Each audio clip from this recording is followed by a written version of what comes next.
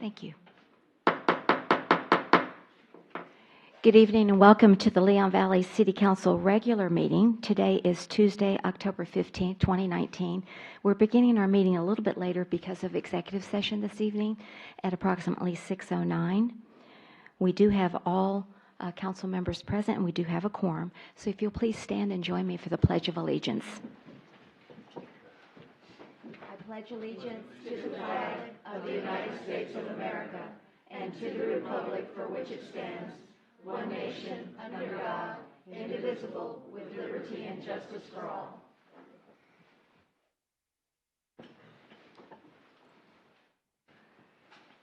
Okay, just want to welcome everyone here, plus the people who are online. But before we begin, I have a few particulars that we needed to go over. But I wanted to begin tonight's meeting by apologizing to my colleagues, the citizens and staff, and our online visitors for not handling an outburst at the last meeting. It's difficult to see and hear what's going on in the chambers, but with that said, I am implementing a zero-tolerance approach to keeping order in our chambers. So if I hear something, we're just going to have to ask you to please leave. So we've gone on and on about this, and I think that's the best way to handle it.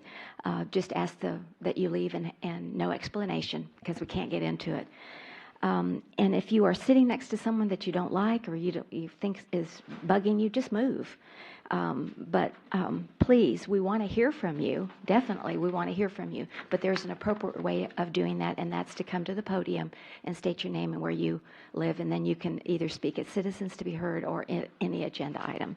So I really appreciate your understanding of this.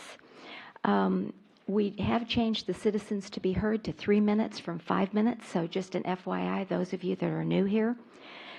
Cell phones, please silence them. And again, no talking. If you need to talk, just go outside and talk. Don't even start the conversation in the chambers, okay? And again, you can speak on each agenda item. Raise your hand. We have a staff presentation and then council discussion, and then we want to hear from you. It's a true partnership in getting feedback from our citizens, that's for sure. So thank you for that. All right, moving then to presentations. Agenda item number 2.1, presentation of the Good Neighbor Award to Mr. Craig Farrell. Mr. Farrell, are you here? There you are. Thank you. Come on down.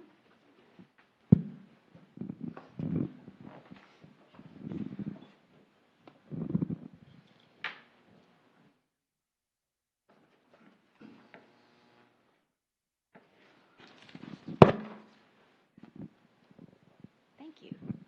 Good evening and welcome. We're so glad you're here.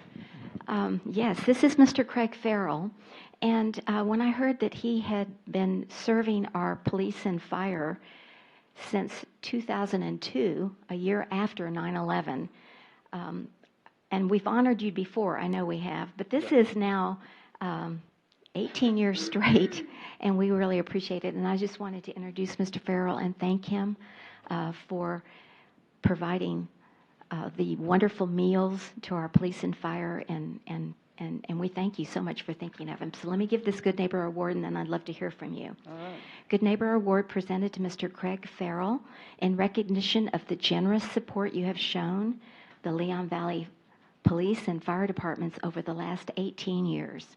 We sincerely appreciate your commitment to our cause, as well as your continued support of our first responders. Signed by my hand this 15th day of October 2019, Mayor Chris Riley. Let's give Mr. Farrell congratulations. Yes, thank you. Well, I don't want to go too far into it, but I definitely love this community. I'm very happy with the police and firemen. I've known quite a few responders myself personally. It touches my heart to do it, and I will continue to do this as long as I physically and mentally, whatever it takes, can. So plan on it again next year. Appreciate it. Thank you, Mr. Farrell. All right, we'll see you next year. Okay, let me give that back to you.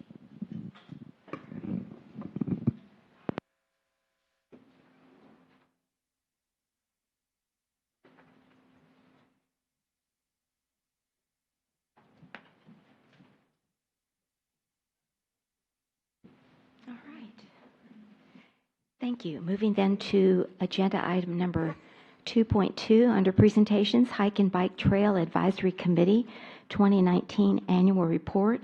It's a great honor to have Henry Deeker, Vice Chairman of the Hike and Bike Trail Advisory Committee, here this evening to present, along with Melinda Mortz, the liaison to that committee. Good evening, Henry, and welcome. Good evening, Madam Mayor. Yes.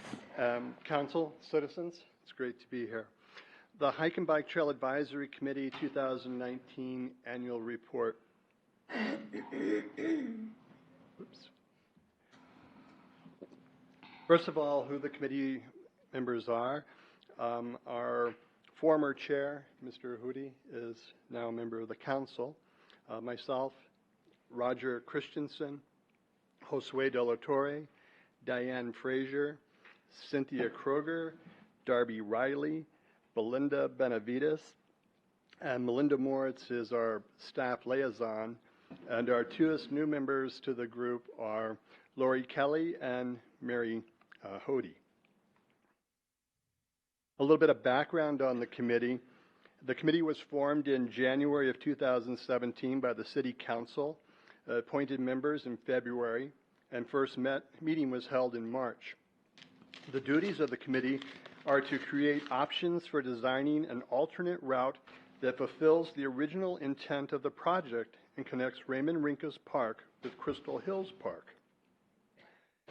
They were to then bring the recommendations to the City Council, and that has been done. The committee meets at the call of the chair. Currently, we're meeting on a quarterly basis.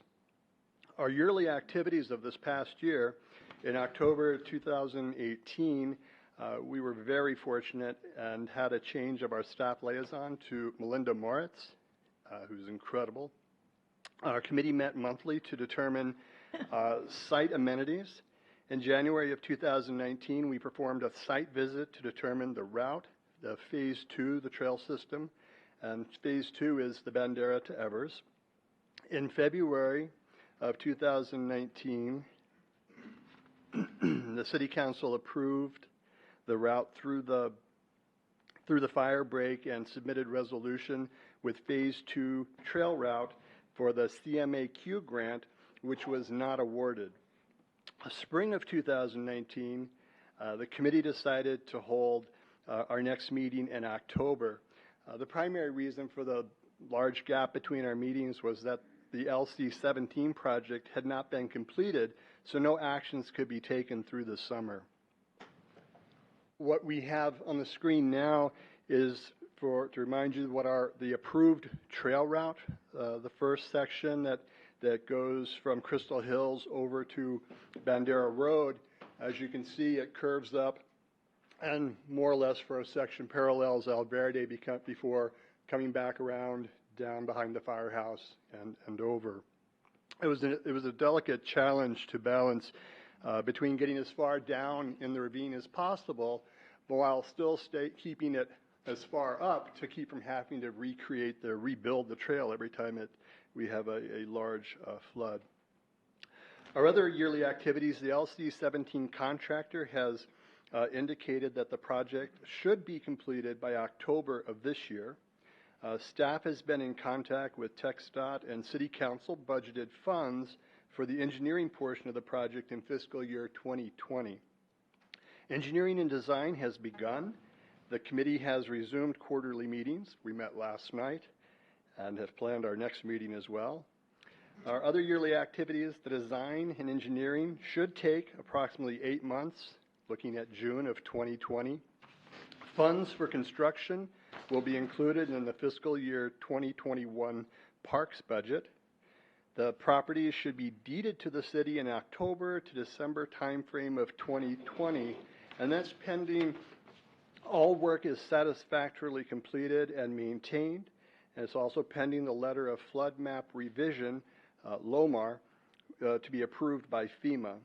Construction should begin once the property is accepted by the city. And again, that is expected to be at the end of 2020 or possibly early 2021. And that is the Hike and Bike Trail report for 2019. Okay. Thank you very much. Let me open it up then for some questions. I just had a few. I thought we had a grant from the AAMPO for this trail. So when it said park funds, we actually are getting reimbursable funds from the Alamo Area Metropolitan Planning Organization for, I'm sure not all of the route, but for some of it.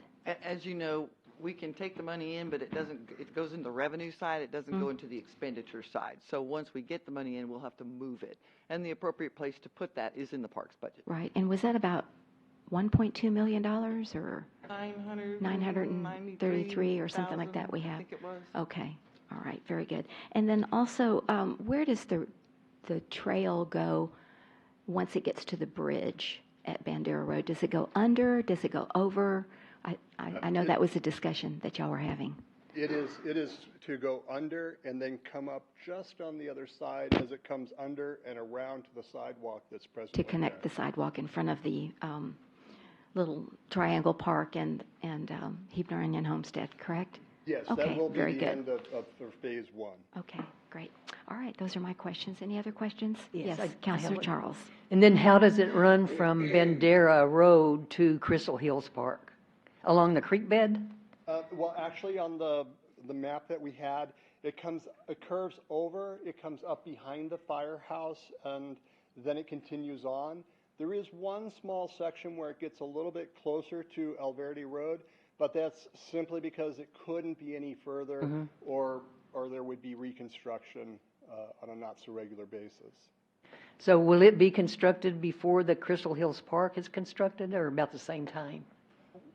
Not really certain when the Crystal Hills Park will be completed, since that's the San Antonio project. But since we're looking at early 2021 or end of 2020 for groundbreaking on this piece, we're hopeful that that'll be in place. Okay, thank you. All right. Any other questions for Mr. Deeker? Thank you so much. Really appreciate it. Thank you. And appreciate the committee's work as well, and Ms. Moritz.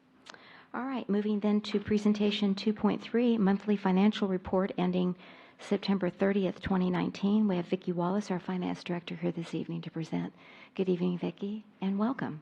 Good evening, Mayor and Council. You bet. You have in your packet, I tried to get this updated so that you would have the latest and the greatest. So the report that you have in front of you, it says updated. We now have the October sales tax in there, so we only need one more sales tax. Sales tax, great. And we had one more AP we did this week, and that would total to $246,000, but it's not reflected in here because the AP was due to us by the 10th, so we did not get it processed in enough time for me to get this done to get it updated. So basically, there's going to be some journal entries that we have to do, but the one thing I did want to tell you, Mayor, is that basically looking at red light camera, there are a few expenditures that happened this week that I don't have in here, but it looks like the amount that we're going to have to pay the state is $718,493. It looks, and again, not with the expenditures that we have, so we're going to reserve, we did a budget adjustment of $75,801. We also did $100,000, but we did not use those funds. So I'm basically reducing, what I would have booked was $338,000 reserved for the traffic safety, but I'm going to back off that $75,000 that we budgeted for. I think it was, what was it? Yeah, it was Melinda. So we did for Melinda. So What was it? What was the 75 for? I'm sorry, I didn't hear that. The crosswalks. The crosswalks, Yeah. that's right. And we're trying to get 3 of them, right? For the cost of 75. Okay. So- And the 100,000 is for what? The 100,000 was for another crosswalk. Another crosswalk. So, out of your net, you're going to save Well, we're gonna- 175,000? Yeah, we're gonna book approximately 262,000. We had a reserve last year of 211. So at 9/30/19, it'll be about 474,000 in our traffic safety reserve. However, Miss Melinda has already gone back and got a budget adjustment for 240,000 to come out of that. So that'll leave us about 234,000. Okay, so that'll be our year-end balance from the red light camera, But 234. in 20, she's already got the 240 budget adjustment. Okay, all right. So that will change ever so slightly. There were a few expenditures that came in, but all the revenue is done. We're done with all of that. There's nothing else to put in for that. Okay, very good. And did we last year for 211, did we also have other reserves set No, aside? that was our first year. That we was had a our reserve. first year, Yes, which ma'am. is 211. So this year, it's actually 262, but 62. we have 175,000 plus that's No, we have already 175,000 we have to take away from the 300, it is going to Right. be 338, yes. 338, right. Okay. So, all right, thank you. 338. So, this particular one, if you can see, that look at the ad valorem taxes, we are done with that. The only thing that I have to do is I get a report that's considered a TC 168, and when we get our ad valorem taxes in, we break them up between M&O and INS, maintenance and operation, and interest and sinking. So when we get that report, that number is probably going to change just a little bit. We have sales tax. We only have 1 month left now for sales tax, so we're sitting at 2.58% year to date. We have franchise fees from CPS that is still left. We're done with fines and fees. We're done with miscellaneous. So basically, we have just a few more. So you were looking at, we look very, very well on our revenue. Now, this sales tax is through October. October. I went ahead and updated it. Okay, because you we got did. it in Okay. Friday. And how does that, how is that relating to what we actually budgeted for? Are we right on target? Are we a little less, a little bit more? 2.58 above. 2.58 above? Yeah. Okay. So we're right. So we have 1 more month left. 1 more month. But is that what we also said, is that what we budgeted for, the 2.58 increase? Sales tax? Or did Last we? year, I think it was only 2. This year, we Yeah. did 2.5. In 2020, we did 2.5. Okay, so we're a little bit ahead of what we said. Okay, that's what I was wondering. So Thank you you. look at your expenditures, there's not a story there. We're pretty much done, except for the 246 that we did, which is among all the different funds, and some of it's out of the street. If you look at the water and sewer, we only have a half of a month left to bill for. The expenditures she did have some expenditures out of the one that we just did this way, so that one's pretty much done. We have already taken care of the impact fees and so forth, reclassed them, because there's a lot of reclassification that we do once the year is finished. So that's why you see that miscellaneous. A big portion of that is the impact water fee and the sewer fee that development collects. Very few of these are at 100% expenditures, if you'll notice, really. I mean, hardly anybody got to 100%. Well, one of them did, other sources. Revenue. Yeah, but the revenue is higher. Yeah, but that's good. That is good, especially, The community center fund, the hotel tax, the only thing I need to still get from it is the 2 hotels on the highway, the suites, and the one at well, I still call it the Super 8. They have now gone to paying every month, so I need to get 1 more for the quarter. They have to the end of the month to pay that. okay. Not too for sure how that's going to turn out. So that kind of distorts that picture, because there's 2 months in there that's not really in that 66,643 in fiscal year 18. All right, so you have 19,000 of miscellaneous revenue? Yes. Okay. What is that from? That is from when she has cleaning fees, we collect them. And Okay. we used to pay Public Works to go out and clean it, but now that they work on the weekends, they do that. So basically, we just reclass it to miscellaneous revenue, because it's not rental revenue. Okay, all And right. so we just sort of cleaned that up, got with Maribel, we cleaned it all up. Whatever we didn't have outstanding for a deposit for cleaning, we moved it over to miscellaneous revenue. So that's what that is. Thank you. And her expenditures are done. So we're at 68.5.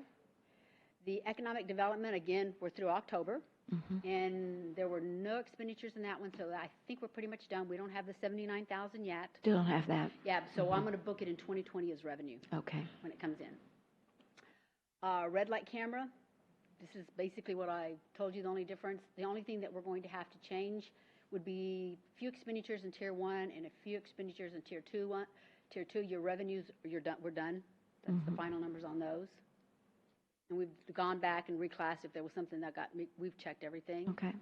On the impound lot, those revenues were done, that's final. I'm pretty sure there was no expenditures, so we're done on the expenditures.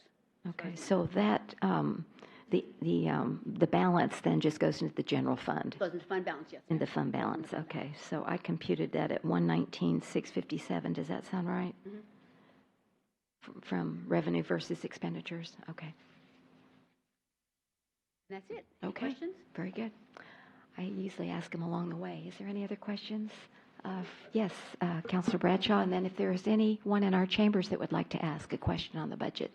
Yes, sir. Could you go back to the water and sewer fund slide? Because I've been getting a lot of questions from citizens about the water rates lately.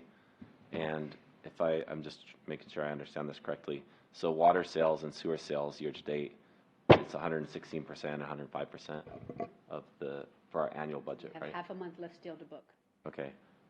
But our expenditures are 63% for water and 99% for sewer. Is that correct? Yeah, and the thing with any utility, whether it be electric, whether it be water, whether it be sewer, it doesn't matter. A lot of it is gauged on the weather. So you can do your best guess and you can put in all your numbers, but if you have a really dry season or you have a really wet season, that's going to affect that number. Right. That's gonna. So I understand. So we Had a dry budgeted, summer, we yeah. guessed what we thought we were going to use, and we've actually received a lot more revenue because people have been using water. But I guess my point is, aren't the sewer sales and water sales like a pass through? The sewer.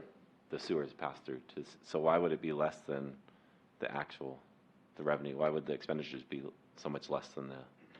I revenue don't know if taken in. she's paid, I think she's paid all of her bills and her water and sewer. So one bill left. It didn't come in already. Okay, well, guess she's Okay. got one bill left. Okay. All right. Thank you. All right, thank you. Any other questions from anyone in our chambers this evening on the budget? The year-end budget, this is it, FY19. It'll be a little bit But I mean, changes, for the and we're most part, still- it's yeah, done. we're still working, but Yeah. it's closer, it's a closer number than what I originally did because it was That's right at right. the end of September I did it. So I thought, let me do one that's pretty much closer to where I at least have October in there because I still have some receivables. Barring like a big expenditure that comes in, we're done with AP, but if we get something that we consider material, we're going to pay Okay. it in fiscal year 19, which very well could Good. happen that we just didn't realize was out there. All right. So seeing no hands, then we will say thank you for your budget presentation this evening, Vicki. Thank you again. Moving then to presentation number 2.4. Is that going to be you, Ms. Kinsler? Okay, it didn't have a name. Presentation and discussion on the options for legal service providers to the City of Leon Valley, and Kelly Kinsler, our city manager, will be presenting this evening. Thank you. So as you all are aware, in the Home Rule Charter, it is the city manager's responsibility to hire the city attorney. And so we actually did the RFQ, and in the RFQ selection process was Crystal Caldera was in there, Melinda Moritz. Brandon? I can't find, oh, there he is, and Brandon Milland. Am I missing anybody? No. So- Sandra. And Sandra. So anyway, two of the firms we did not feel met the qualifications, but three of the firms did. And as you know, in the past, I've always asked for your help and your guidance in selecting a city attorney. So we're down from 5 firms to 3 firms. So we have invited each of the 3 firms to come and do a presentation to you. I can't remember if you told them 5 or 6 minutes, Sandra? 6. I Six. told them 6 minutes. 6-minute presentation. And then I would just like to listen to your questions and the answers from the firms so that I can get your input as well. Okay, so who's going first? Who do you have to go first? Crystal, do you have Whichever a... order you would like them to go. We have Denton, Navarro, Rocha, Bernal, and then we have Fort Messer, and we have Alan Borges. Let's do it in alphabetical order. Okay. Alan?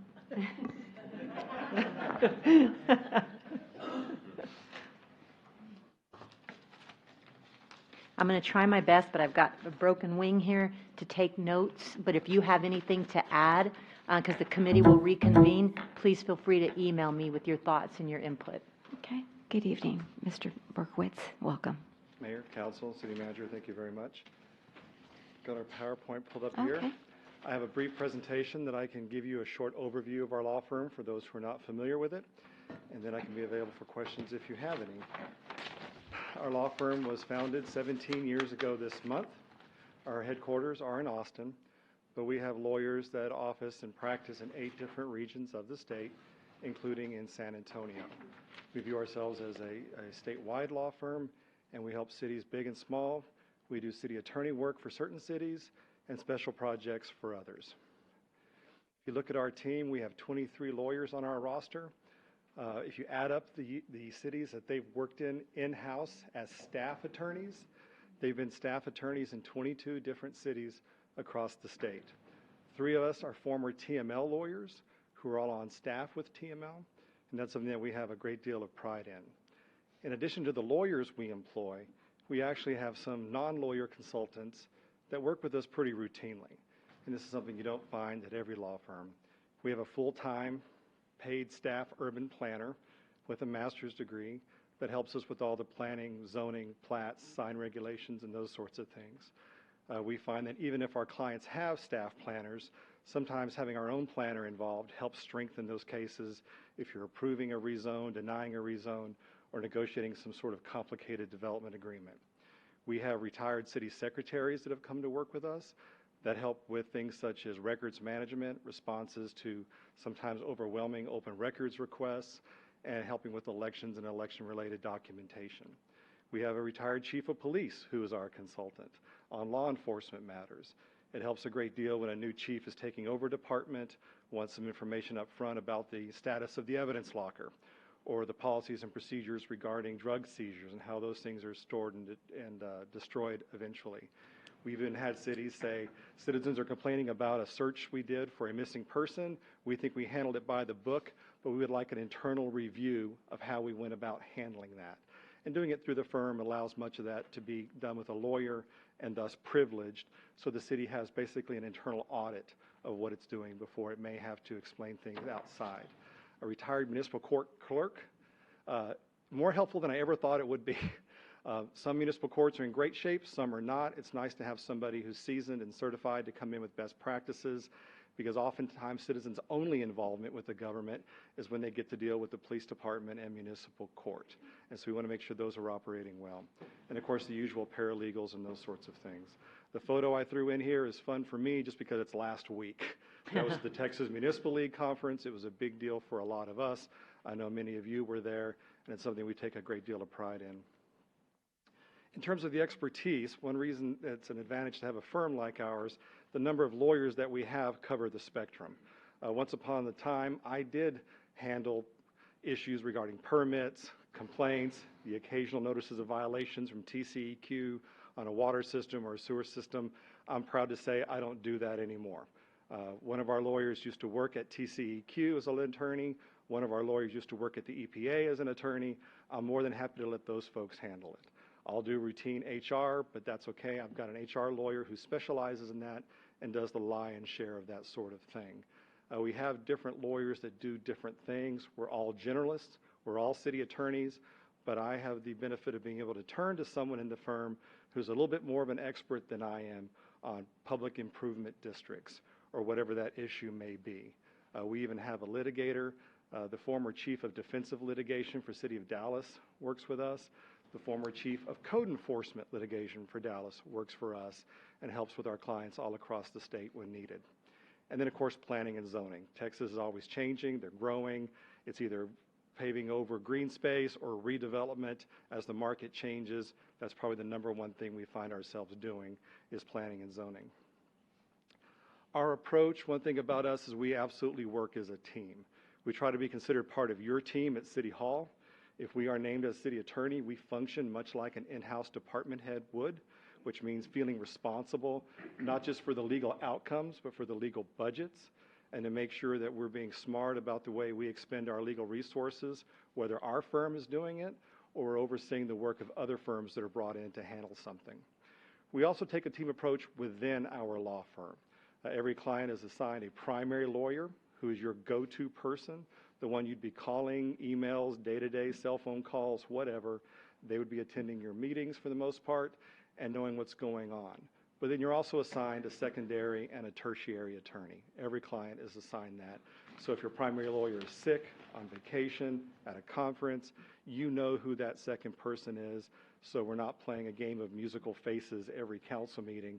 You know who your team is at the firm. We pride ourselves on being prompt, and timely when we turn around product, whether it's an ordinance, a contract, a policy, helping with an employment decision. When you engage a firm like ours, the city attorney's office is not a place where good ideas go to die. We are committed to that kind of turnaround and being prompt. We're staffed to do so. And the other thing is that we absolutely are champions of ethical conduct, ethical behavior, and ethical education. It's a way we try to practice, and it's something we help our clients do on a regular basis. You have seen training sessions before. You know that I and other lawyers at the firm are out there on the front edge of helping Texas city officials gain that trust back of their citizens. And on that note of training, this is a photo. If it looks familiar, it's this very room. Not so long ago, you engaged me to come in and conduct training for your staff, volunteers, employees, and council. We talked about your code of ethics, state law, and ethics in general. And you're the only city I've ever represented that has compelled their entire team to do that. And thank you, Denise, for making that happen. You had a morning session and an afternoon session. That particular session was unusual because of how many people you compelled to show up, but training is not unusual. Our mantra at the firm has long been that we advocate training because informed officials make better decisions. We would rather spend a little bit of time with you on the front end, making sure you and your team and your volunteers understand the law so you can make wise decisions, instead of you spending a whole lot of money at the back end having to clean up a mess. And our methodology in that regard works pretty well. So our commitment is that we stay on the cutting edge of municipal law.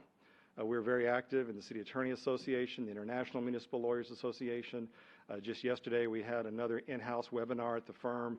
We all share information to make sure that every member of our team stays caught up on the cutting edge. We help our clients achieve their goals. Your policy choices are your decisions. How to get them effectuated, if possible, within the law and ethically is how we help you. If you talk to any of our clients, and we provided you our roster of city attorney clients, you will not have a single client comment that we play games or politics. We don't pick which members of the city council are our favorite, which department heads are our favorite. Our obligation is to serve who the voters gave us or resign and walk away. Those are the only two choices we really have. And finally, we're responsive. We put that in there again because it is a big deal to us. It is how we are designed. Let us know your deadlines, let us know your goals, and we will work to get those ordinances, contracts, and resolutions turned around to you in time to understand them and then make intelligent, informed votes about how you want to handle that matter. And so that's it for the presentation and my prepared remarks. If I can help with any questions, I'll do my best. All righty. So we'll open it up for any questions right now, or did you want us to email those to you? I wasn't sure. Sorry, I would love to hear Okay. council questions Didn't know. and answers, however long you allocate, Mayor. Okay. And there's two questions, if, with your permission, I'd like to ask Sure. of all three firms. You bet. Go right ahead. My first question, Mr. Bojorquez, is who would be the primary attorney assigned to Leon Valley that would, like, for instance, sit in our council meetings? Well, normally the process is when we are retained, we meet with city staff, senior leadership, find out what their priorities are, what their primary goals are, and see which attorney would match them the best. In this case, knowing what I know and being here in this area, I would recommend John Kaplan, a lawyer with our firm. He retired from City of San Antonio and came to work with us. He helps us with general city attorney work, but also is kind of one of our specialists in IT and intellectual property, and did those sorts of things for San Antonio for a long time. Okay. And then my second question is, if we were to use attorneys out of your Austin office, for instance, would the city of Leon Valley be charging mileage? That is standard. It is standard to pay mileage. That's what all of our clients do statewide. If it was a reoccurring commitment, we could certainly talk about some sort of flat fee or package deal. We have a few of those. Those are negotiated client by client or project by project. We are city attorney of Chavano Park, and we have a certain arrangement with them regarding meetings, and that was something they specifically asked for after designating us as their lead law firm. And is Mr. Kaplan in San Antonio? Yes. Okay. He resides less than 5 miles away. Okay, thank you. Those were my questions. All right. Thank you. Anyone else have any questions? Yes, Counselor Alcacer. I noticed by the material we got that you have either even, pretty close men and women. Is that something, as your attorneys, is that something you work at? Is that true? I think that overall it's true. If you look at all of our full-time, part-time, and of-counsel lawyers, it's true. No, it is not something that I work on. I will tell you that my mantra in the 17 years that I've been the owner and manager of the law firm, my challenge has been to find the best and brightest who want to do this kind of work, because this is not for everyone. Being at a law firm, nighttime council meetings, driving is not for everyone. I am open to anyone regardless of what demographic they may represent. The result of that has been the law firm has been predominantly female over the years. I've employed more female lawyers than male, and the ethnic and racial diversity has run the entire gamut. We have had folks of African American descent, Chinese, Vietnamese, Thai, to folks that trace back to Puerto Rico, plenty of Mexican Americans, and it's a plus and a strength for our law firm to have that kind of diversity. I would love to take credit for it, but I don't deserve that credit. Those are the folks that have applied, and the top rose to the top of the list and got employed, and we're lucky to have them. And I noticed that one of the other law firms that's here said they were part of your law firm in 2010, or you were part of theirs, and I was confused by that because of what you had said about the 17 years, and that falls within that time frame. Is there another person with your name in the state that you're aware of? It's pretty rare. It's Okay. I don't know what that was. Was that? I know that I had a law partner 17 years ago that left the law firm after 4 years and is now part of one of the law firms that you're with. That may be what you're talking So about. maybe they were just off on the date. Sure. That must have been it. And the term consulting, you were saying you had these in every field. In one of the slides, you also had the term consulting. Are consulting actual members of your firm, or those are the ones that you say you contact for extra needs? The consultants that I listed and that are in the written materials are not employees. They're independent contractors who have signed arrangements to serve cities through my law firm. They are treated in all regards the same as a regular employee would be, other than the fact that they're not full-time, they don't get paid a salary, they're not on the health insurance. But some of them have been with me 5, 6 years or longer. I'm the only firm they work with. All their work for municipalities are through us and supporting our legal clients.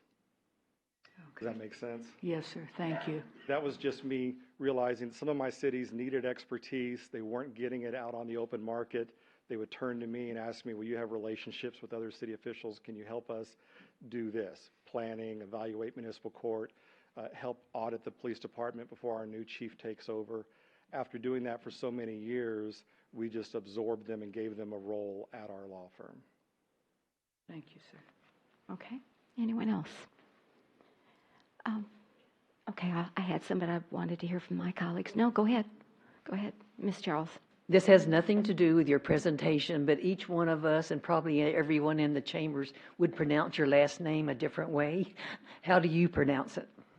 I grew up with split pronunciations. And so my father being from New Mexico, Spanish being his first language, when we were around his family and out in Albuquerque or somewhere, it's Bojorquez. The J is an H, you roll the R, Bojorquez. But when he got his degree after Korea and moved to Texas, he magically changed it to Borquez. And so the unfortunate answer, and he told people he was French, but that strong French tradition in the hills of New Mexico. So I actually grew up with people saying it both ways. In Austin, where we turn everything into an Anglo term, German, Czech, or otherwise, most people just say Borquez. But for those who want to, it's Bojorquez. Okay, thank you. Okay. Mayor? Yes, you said you had two backups to the primary, and who would those be? I have not designated those Okay. yet. What I, Would they be this- local, though? Local They would be attorneys? from Austin. Oh, they'd be from They Austin. would be from Austin. Okay, so you just have one Just attorney one. here? Yes, ma'am. Okay. And so I know you were hired as our ethics review board attorney, so that's separate from this city attorney. Is that right? I just wanted to clarify that. Yes, I was engaged 2 weeks ago to serve in the capacity of temporary ethics compliance officer. Okay. So last night I met with your board of ethics review. Okay, very good. And then also, just does Mr. Kaplan is here, but he works with everyone in Austin? Is that how that works? I mean, is he independent, or do you know? I'm just trying to the relationship between the Austin He and the one resides firm here. Sure, he resides one man here. here. He works primarily from here. Uh-huh. His practice is statewide. Wherever someone needs him, he's available to do that. But he interacts with our Austin office. That is the same case. We have 3 lawyers in El Paso County. Some have been with me 7 years now. Mm-hmm. And while they tend to our clients, we have 3 clients in El Paso County that we are city attorney for.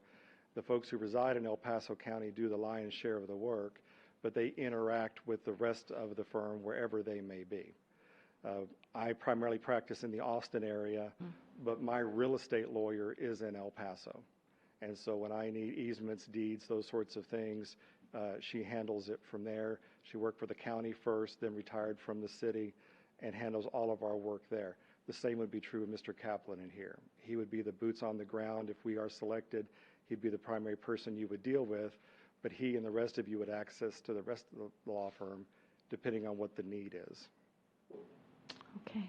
I'm just wondering if y'all have like these big, huge conference calls with everybody phoning in on status of business. I mean, because it sounds like it's rather large and spread all out. So We occasionally do that. I mean, yesterday it was an in-house video conference on the topic was real estate law. So it was Bertha from our El Paso branch providing that.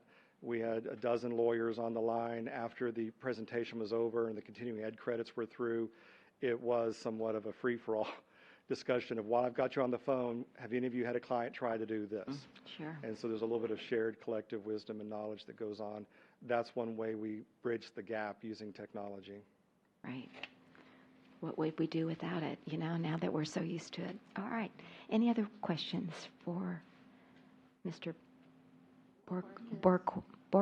Borquez is what I'm going to say. That seems to be easier for me. I'm not a very good linguistic person, so. All right. All right. Thank you. very Really much. appreciate your time. All right. And Crystal, who would be next? Denton Navarro. Okay. We have. Good evening and welcome. I know Clarissa. You. and- Yes, you don't know me. No. Good evening, Mayor and Council. Yes, sir. Ms. Councilor Dan Santee. Hi, Dan. Along with Clarissa. Up Okay. here, Clarissa. We're partners in the San Antonio office of Denton Navarro, Rocha, Bernal, and Zech. We also have actual offices with actual attorneys in Harlingen, Austin, and down on the Texas Gulf Coast region is our newest office in League City. And so I was told we had 6 minutes to tell you what makes us special. Attorneys aren't known for either their humility or their brevity, but we're going to do our best. And really to do that, I want to illustrate why I joined this firm, because I'm kind of a newbie. I've been with the firm 4 years. I just had my 4-year anniversary. Prior to that time, I was the in-house city attorney for the city of Abilene, Texas, a town of about 120,000 out west. And when I decided I was ready for a new chapter, I had options, but this was the only firm I spoke to because I had been a client of the firm and was familiar with the way this firm did work and with the integrity that they approached their work, the fact that the primary shareholders of the firm are all former city attorneys for large communities, and also the collaborative spirit. If you've ever been to our Hog Wild presentation, and you're familiar with that, you understand what I mean by that, the way the attorneys work together. But what I want to focus on, as far as what makes us special among each of the 3 firms that you're speaking to are all fully capable of providing the services that you seek. They're all excellent municipal law firms. But when we talk about what makes us special, in addition to just the people within the firm, is the fact that this is our largest location, is here in San Antonio. And the attorney that will service this account primarily is Habib Khan. And Habib is one of, I call him my Obi-Wan, because I thought I knew a lot about municipal law until I met Habib Khan, and I realized that I was a young Jedi, and he was the master Jedi, particularly in the areas of land use development and planning and zoning, and in that area, and economic development. Felt like he was the best fit for Leon Valley because he's been assisting you on many issues already. We're special counsel for Leon Valley. We do a lot of work for Leon Valley already in the areas of planning and development, and also as fill-in when we've needed to fill in for Ms. Frederick, and for municipal court prosecution as well. We have 8 attorneys in our San Antonio office, including 2 municipal court prosecutors, and we handle both litigation and general counsel work out of our San Antonio office. But we access the knowledge, as Alan does, of all our locations. In fact, one of the things that we strive to do, that's how we provide benefits to all of our clients, right, is each week we try to have all of our city attorneys together in city attorney meetings. The other locations can call in, and we use that time to collectively talk through issues that we have pending in our 41 plus city attorney client cities, not counting general counsel, special counsel, and prosecutions and economic development corporation cities that we represent. That's at no cost to all our clients, because the idea is to get the best answer, wherever that answer comes from. We have attorneys in the Valley who might see things or deal with things before we have to deal with them here in the San Antonio area. Same with Austin. I mean, that's the beauty of it. Our clients stretch across the state, like most do. We represent the city of Sweetwater, Texas, if you're familiar with Sweetwater, and Tye, city of Coleman, all the way down to, Rockport, La Faria, Rockport. Yeah, so it spans the entire area. It spans the spectrum of city attorney services. You have our RFQ, so I won't bore you with all the details of what each separate attorney does. But the real benefit, I think, comes from the collaborative spirit and the fact that we come from different backgrounds. We, too, have, not as a consultant, but one of our attorneys is a former peace officer, Scott Sherhart, does a lot of good work in our litigation area, does a lot of work in the area with police defense and police officers.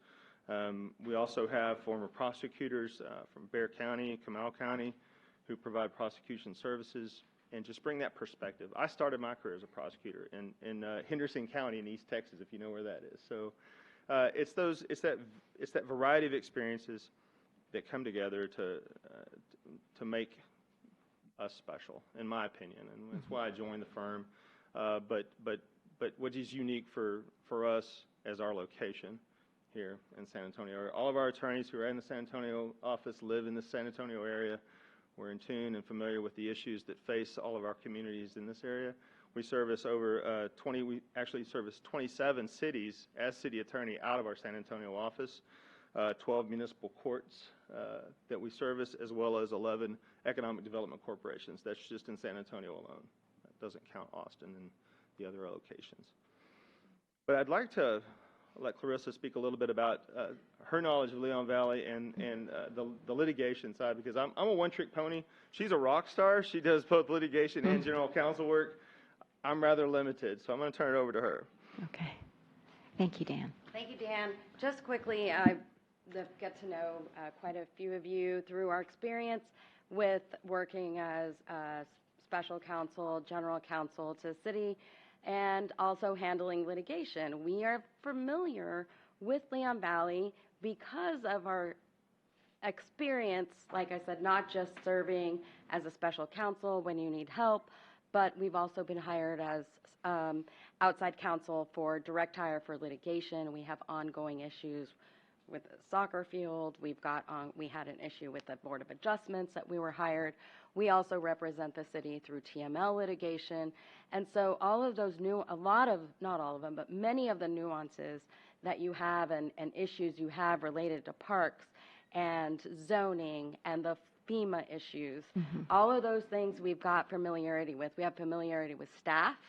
We've had the fortune with working with staff through different things on HR as well, a multitude of things with city manager from the range and council and Denise as well.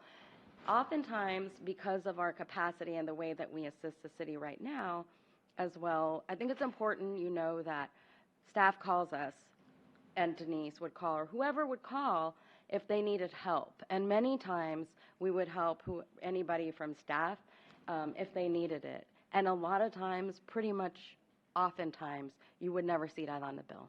Pat Bernal would field calls all the time, right? And so would Habib or myself or whoever, and you haven't seen many of those things on the bill.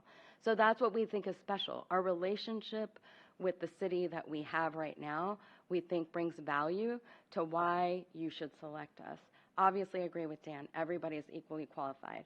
But we're here in San Antonio. You have multiple lawyers available to cover meetings as necessary.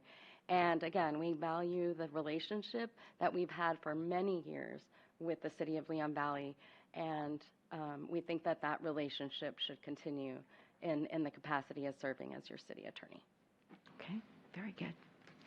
All right. Anything else? All right. Ms. Kinsler had the two questions.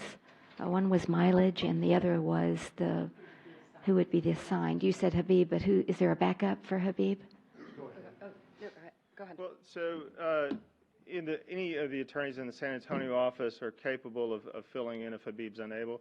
I would probably be the primary backup because I sit on the dais as much as anybody, and I'm available here in the San Antonio office. They don't have litigation that can pull me away unexpectedly. So we also have Cynthia Trevino and Matthew Longoria and Adolfo Ruiz, who are all available and can assist you. Okay.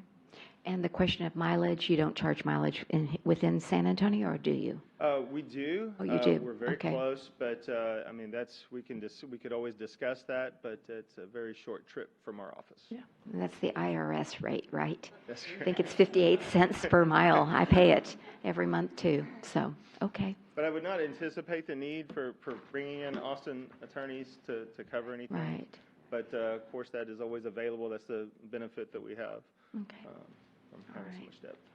All right. Let me open it up to any other questions from our counselors. Yes, Counselor Alcacer. I had a couple. I guess neither of you did the report because I'm pretty sure I read in the report that you'd said our attorney would be Zek, but maybe. Okay, so let me explain that that. too. So it's Charlie Zek is the primary shareholder. He's an owner of the firm. So our process is to always have a shareholder named as the city attorney, and the other attorneys listed as assistant city attorneys.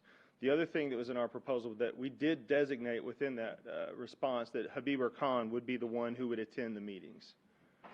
Okay. And then can you explain how you get representing an EDC, a court, and like a variety of things within a city but don't represent the city? How does that happen? Well, so it's kind of preference of whatever that community has. That does happen on occasion. Currently we represent a few EDCs where we're not the city attorney. Some cities prefer to have different legal counsel, just like you have Mr. Bjorkes for your ethics commission. Sometimes it's not a bad idea to have different attorneys. We have several cities where we are the city attorney, but because of distance perhaps, they choose to hire a local attorney to do the municipal court prosecution. And with EDCs, EDCs are great because you have municipal development districts, you have type A, type B. They're all so different, and some of them are incorporated with the city in the sense that the executive director is a city employee. Those are more inclined to use the services of the city attorney, while others are completely separate and apart, the way they're established and set up, and they're probably more inclined to hire someone else. But it's actually not that unusual. It's just a preference, local preference. And Mr. Zach, that you mentioned, he's currently assisting the city with the charter review and update. That's correct. But he was unable to be here tonight. Okay, just wondering. Thank you. Anything else? All righty. Thank you all very much. Really appreciate it. Thank you. All right, and Crystal, our third law firm, please. I'm sorry, Fort? Right, okay. And they're also from Fort Worth, right? Frisco. Okay, I knew it was up there. Okay. Hi there. Hi. Sure, we'd love to have. I hope that's not part of our 6 minutes. No, not at all. Okay, good. You know what, I'll just put it on. Good evening, Good Mayor evening. Riley, Uh-huh. counselors, members of the staff, and the community. My name is Brenda McDonald, and we are honored to be here this evening to tell you about our firm, Messer, Fort, and McDonald. And with me, I have Andy Messer, my law partner, and Will Trevino, one of our senior associates with the firm. And this is not sucking up, please. Bear with me. We don't know you well, so we did some homework and we read all of your bios. Oh, boy. And I just want to acknowledge each of you for your service to the community. I've never seen that on a council. And it's something that our firm thinks is very important and that we do as a firm. And I just wanted to acknowledge you. Not only do you serve on a council with no compensation, and it is not an easy job, but then you go further and you volunteer in the community, and it's very impressive.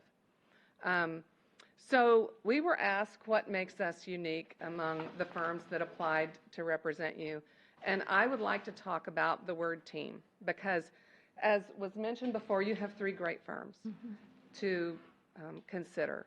But when we say team, it's not just language and words. We put that into action.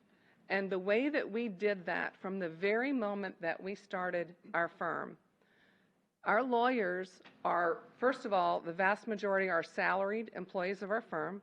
We have a defined benefit plan for them. They don't have to contribute. We contribute 3% of their salary into a deferred retirement plan. But more than that, our lawyers are not compensated based on how many cities they represent, how many cities they bring in. So we foster a real team approach. There's no territorialism. So we're all working for the benefit of the firm as a whole. And so if we need help from one lawyer, they're not thinking, well, I don't want to work on your client because I get paid more if I work on my clients. And we did that intentionally so that we can better serve our clients. And so when we say team, we mean team.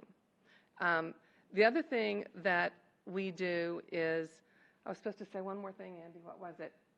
We talked about this. What was it? I can't remember. Well, let me introduce Andy. This is my law partner, Andy Messer, and he's going to talk to you about why we're here this evening. Okay. And a little bit about why we're distinctive. So we interview across the state for cities. We represent cities in a wide ranging of areas. We probably represent about 60 or 70 municipalities as general counsel. But you asked a very telling question that I have never seen asked before. And I think it's a compliment to you. You asked, what makes you different, distinctive? And so let me just address that briefly with you and kind of tell you a little bit about our firm. The first thing I think that makes us distinctive is the partners in our firm, the senior attorneys in our firm, we act together as a team, and we give speeches across the state to teach other municipal attorneys about municipal law and the experiences that we have that are practical so that you can navigate the difficult decisions that you have that I know y'all are facing. And so one of the great expertise that we have is Brenda. And so Brenda has written a treatise that's recognized by the courts on land use and zoning, and it's a published treatise by LexisNexis. There's no other firm in Texas that has that type of resource on land use and planning compared to Brenda. And she's also got a planning degree, besides her expertise and what she does on a day-to-day basis in land use. Second distinctive item for us is my other partner, Julie Fort, was a contributing author to the Texas Economic Development Handbook. And as you may know, the Texas Attorney General's office and their local government section used to produce that book statewide. Well, they disbanded that section several years ago. The Texas Municipal League thought that was a great resource for attorneys across the state on economic development, and so they asked 2 lawyers in the state to contribute to that. And Julie Fort, our partner, is one of the 2 lawyers across the state that helped write that handbook. And so that handbook's available for everybody as a resource, and Julie daily works on all kinds of economic development programs, from public improvement districts, TERSs, MDDs, every single type of economic development tool you can think of, she practices on a daily basis. Third thing I think that makes us a little bit unique is we have 2 lawyers in our firm, myself and another attorney, Kevin Curley, that are on the approved panel list to do litigation for the Texas Municipal League Risk Pool. And they take that obligation very seriously. Risk Pool has been a very long-term client of our city. We represent cities all across the state. We speak to other attorneys about municipal litigation. I was asked by the State Bar to be the course director of their annual Suing and Defending Governmental Entities course. Our attorneys are on the faculty of the UT Land Use Law course for many, many, many years. Same with the State Bar course. So those are some of the things that make us distinctive. We have approved Attorney General training on open government. We regularly have courses with local attorneys and district attorneys that speak on that to bring the public in, or the citizens in, and the cities in, so that y'all can be trained on those cutting edge issues. And we also have dedicated parts of our firm. Like we have a part of our firm that only does employment law. And that's very complicated federal law if you don't keep up with it. And we have 2 lawyers that are dedicated, that practice that exclusively every day. If you need, your HR department has complex employment issues, we have the resources to be able to handle that. So I think those are just some of the distinctive features that we have. I will mention one other thing. I saw that y'all have a derby that y'all recently had, and our firm, as in part of our community involvement, we get involved in our communities, run 5Ks, dunking booths, et cetera. We won the derby for one of our cities a couple of years ago. We actually have a car and raced really? it, and so we're really familiar with that. So with that, I want to introduce y'all to Will Trevino. You didn't He will. do the most important part. Okay. About why you're here. Well, we're here basically really to try to earn your trust, be a long-term resource for you, and we take that obligation and that dedication very seriously. But I want y'all to introduce you to Will briefly. He's a rising star, recognized by the TCAA last spring in local government. I've worked with him on a daily basis. He's in our Austin office. He will be your primary contact if you all so choose us. And then Monty and Patty Akers would be the secondary contacts out of Austin. And so I wanted you to just briefly meet Will and talk to him if you want to introduce yourself. I was just going to say the rising star. Don't let that fool you. I'm an old soul. And but usually rising stars are young. So I'm hip. I'm not hip. And I will prove that up by saying my favorite pastime when I'm not at a meeting is watching my other colleagues at their meetings. So we can discuss later. And my wife always says I'm a municipal nerd. It is terrible, but I enjoy it.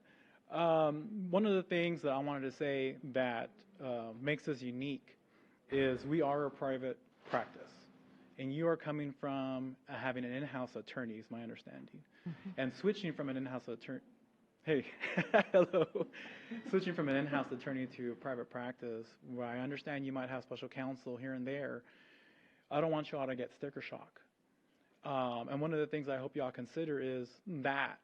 And one of the things that makes us unique, and one of the reasons why I have stayed with these people, is because not only is it a team, but they really do have a passion for municipal law, and they have a passion for helping the client.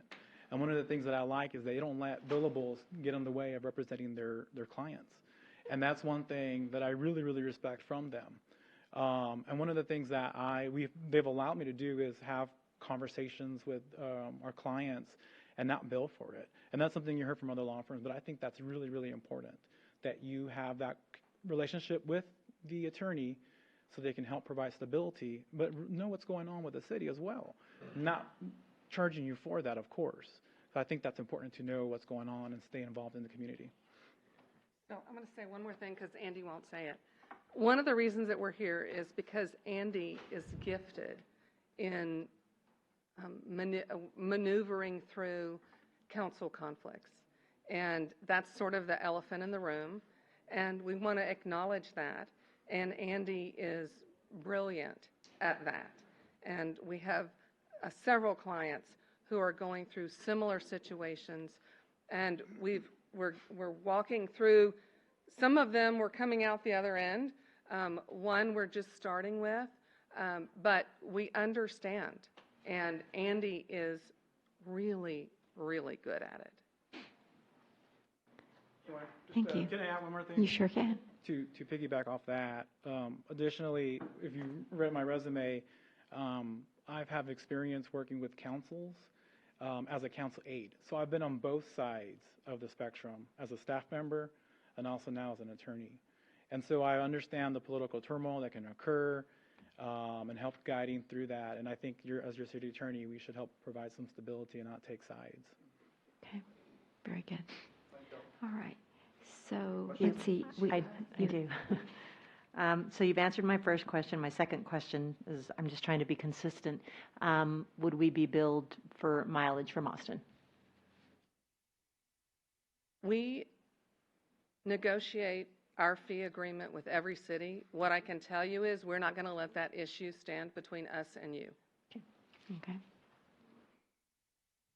One city, I can give you an example. One city that I serve is we have a significantly reduced just stipend to attend the council meeting, however long it is, and the council meetings have been 6 hours or so. That's about average. And we drive yeah.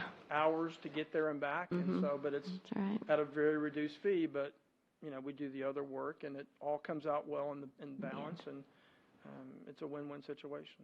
Okay. Thank you. All right. So you don't have any local attorneys here. It's the closest is Austin. That's Will's. Okay. But it is a short drive. Oh, yeah, sure. When you get stuck in that traffic, though. And so you all will know, Will just moved down from our Frisco office to Austin, and he has availability because he has not established a lot of cities yet. So you can work him, right? Yes. Okay, very good. All the time, actually. All right. Yes, Mr. Bradshaw. What part of Austin? Cedar Park. You try. Anyone else? Yes, Councilor Alcazar. I did see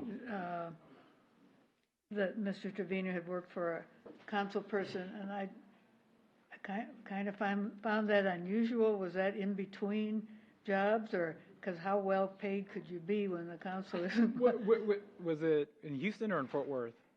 Either one. Either one. While most of my colleagues were working in personal injury law firms, the thought of working with 18-wheeler accidents bored the hell out of me.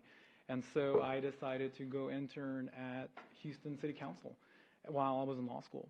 And so that was my legal. I helped a council member write ordinances. In Houston, they write ordinances and they push it through. It's a little bit different form of government. But and then also was getting my LLM. When I was in Fort Worth, I was getting my LLM in elder law, not for practice, but so that I do volunteer work with for Wilson Trust and well, not trust, but for elder law issues and wills.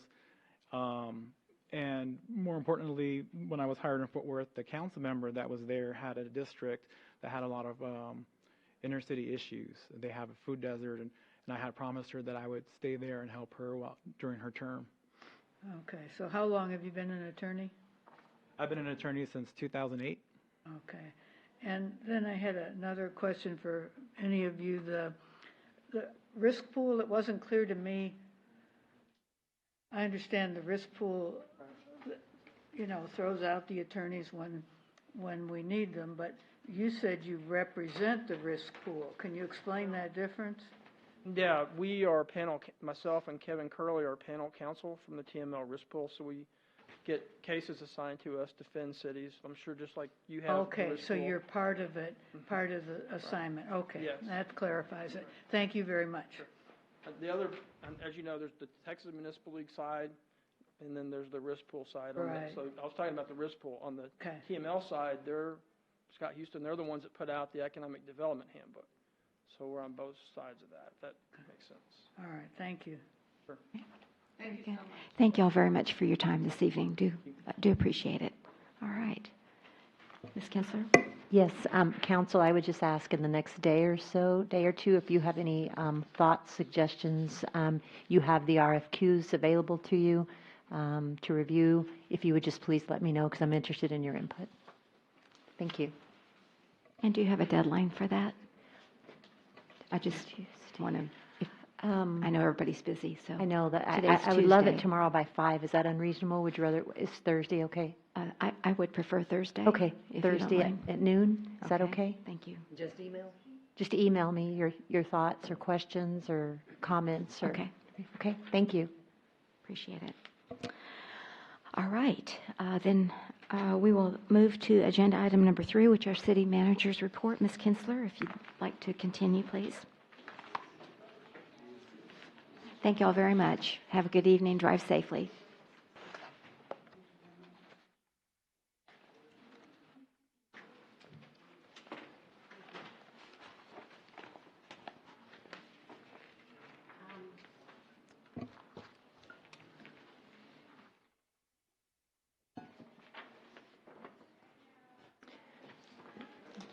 So the first thing I wanted to mention is thank you for wearing pink.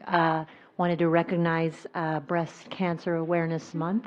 We recognize it at the Soapbox Derby, and our Leon Valley Fire Department actually raises funds during this month, and we have breast cancer awareness T-shirts available at the fire department for $15. I would encourage everyone to consider either donating or purchasing from the fire department, as probably everybody in this room has had a friend, a mom, an aunt, some family member that has been affected by breast cancer. So, Ms. Kay, I paid 20. Was I overcharged? I paid 20 as well. And I'm going to give more, so. The Public Works Department has ordered the shade coverings for the smaller parks and expects delivery and installation by January of 2020. So that's phase 2 of the shades. The Raymond Rimkus Park Rain Garden contractor has started construction and expects to be finished within 8 weeks. Public Works accepted delivery of the mid-sized dump truck that was authorized by you, this council, and the water crew is very excited and very thankful for their new dump truck. The old one was really old. It had a standard transmission, and there was no air conditioning. So you have made some water people at the Public Works Department very happy. Thank you for that on their behalf. The annual Texas Municipal League Conference was held last week, and there was so many events that happened. Those of you that went, I tried to make sure I invited you to everything. I know some of you got to some of the after-hours events, some of you didn't. It was unfortunate that Councilor Bradshaw and Mayor Riley missed this event because there was lots to learn and lots of events afterwards. So we missed your presence. I think you would have learned a lot. But the councilors really did try to spread out and go to different courses. And then we kind of reconvened afterwards and kind of talked about what everybody went to. So that is another year ending the Texas Municipal League Conference, and I wanted to thank the city for allowing us all to attend, because we also had about 4 or 5 staff members there, and we all go different directions for classes, but we learn a lot, and we even learn a lot at the after-hours events that we get invited to. So I want to thank Mary Bell Mendoza and the staff for the Soapbox Derby event that was held last Saturday. The event went off not only without a hitch, and everybody had a good time, but the cars moved down the track in such an orderly manner, in such a faster manner than they did the year before. And one of the reasons was that track that you all purchased. It was a huge benefit. It was a huge help. It made it so much easier. Plus, we knew how to do it this time. So wanted to thank you for that. That was a one-time purchase, if you remember, in your budget. Maribel is going to be providing you with an update on the event at the November 5th meeting. But in the meantime, you know, not only is it staff and so many of our families that volunteer for this, but I don't know who's in the audience from any of these clubs, but if you're here, thank you. The Marshall High School Police Explorers. Our police department had them out there blocking the streets to make certain that, you know, no cars got onto the track. We had numerous volunteers from the Church of Jesus Christ of Latter-day Saints. We can always count on this church to help us in events, and we are in debt and very, very grateful. Thank you. J.B. Wolf Sheds, another, Mr. Wolf was here every practice, helping with every car. He literally had a grandbaby that day. No, the following morning. She was in labor that day. So the wife went ahead. He waited until the race was over and then left so that he could finish up what he started. So Mr. Wolf was a huge help. Bannis Towing, they always are a huge help. Both the Bannises were there and were a huge help to us. Billy Ward Auctioneers, they volunteer their time, their resources, their equipment. Miss Beth Federico, who is with the National Soapbox Derby Association. Rudy Pena from Pena Brothers. The dojo guy, Chris Moreno, this was his first year. He did a wonderful job. And also a very special thank you to the American Legion because they post for us. And I wish I could remember the young lady's name that sang the national anthem, but I can't remember it. She did a good job, and if anybody knows her, tell her thank you. She did a wonderful job. Do you remember her name, Mr. Garrity? Sang the, yeah, I don't either. Okay. Yes, the voice of an angel. There you go. That's what we'll call her. She told me the baby kicked big time when she tried to hit the high note. Yeah, she was very pregnant. That's right. So thank you all for all the council. Every council member, I believe, came out, except Mayor Riley. And I know Mayor Riley was out of state, so she was unable to.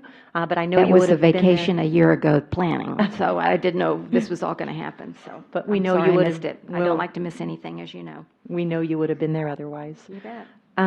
So also a reminder that next Saturday is the coffee with the council. I have just passed out an agenda to you all that Sandra generated.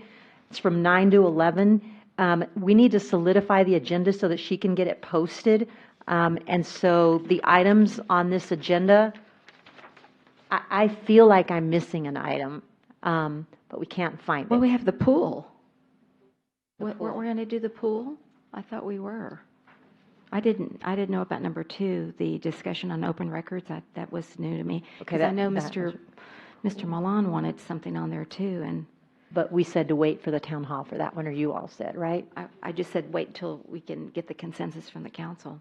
So I wasn't sure. Go ahead, Melinda. Excuse me, Mayor and Council. Yes. I'm not sure that the pool discussion item is going to be ready. The Okay. pool advisory committee meets tomorrow night. Okay. But I'm still waiting on some quotes to get them some accurate prices. Mhm. So if it's possible, if we could put that off, we'll delay it till November the 5th meeting. I know you wanted to get it on a Get copy some with more- the council, get some but more I'm input. just not sure that I can have the Okay, sure. cost. I mean, that's. We have a coffee for the 5th.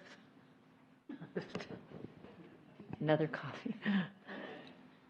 So what am I missing? What are we missing? Sandra and I, but Melinda Well, just she said said, it's not gonna be ready. Melinda said the pool can't be ready. I thought that's what we had for sure, was the pool and the demonstration of the new voting machine. Right. Number 2 is new. That we had not talked about that yet, the presentation No, that and was a discussion on request. open records. I think did that come in? I don't know when it came in. Over the weekend, Yes, Ms. ma'am. I Possiley got said. that today when I came in. Oh, okay. I did not know.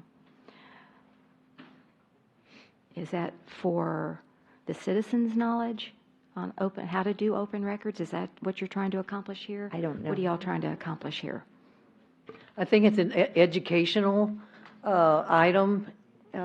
That's what we intended it to be. So you'll need to work with staff on that so we can know what we can do to support you. You mean how to file an open What records? is open records, how to file for open records, what can be filed, and on and on. Okay. Okay.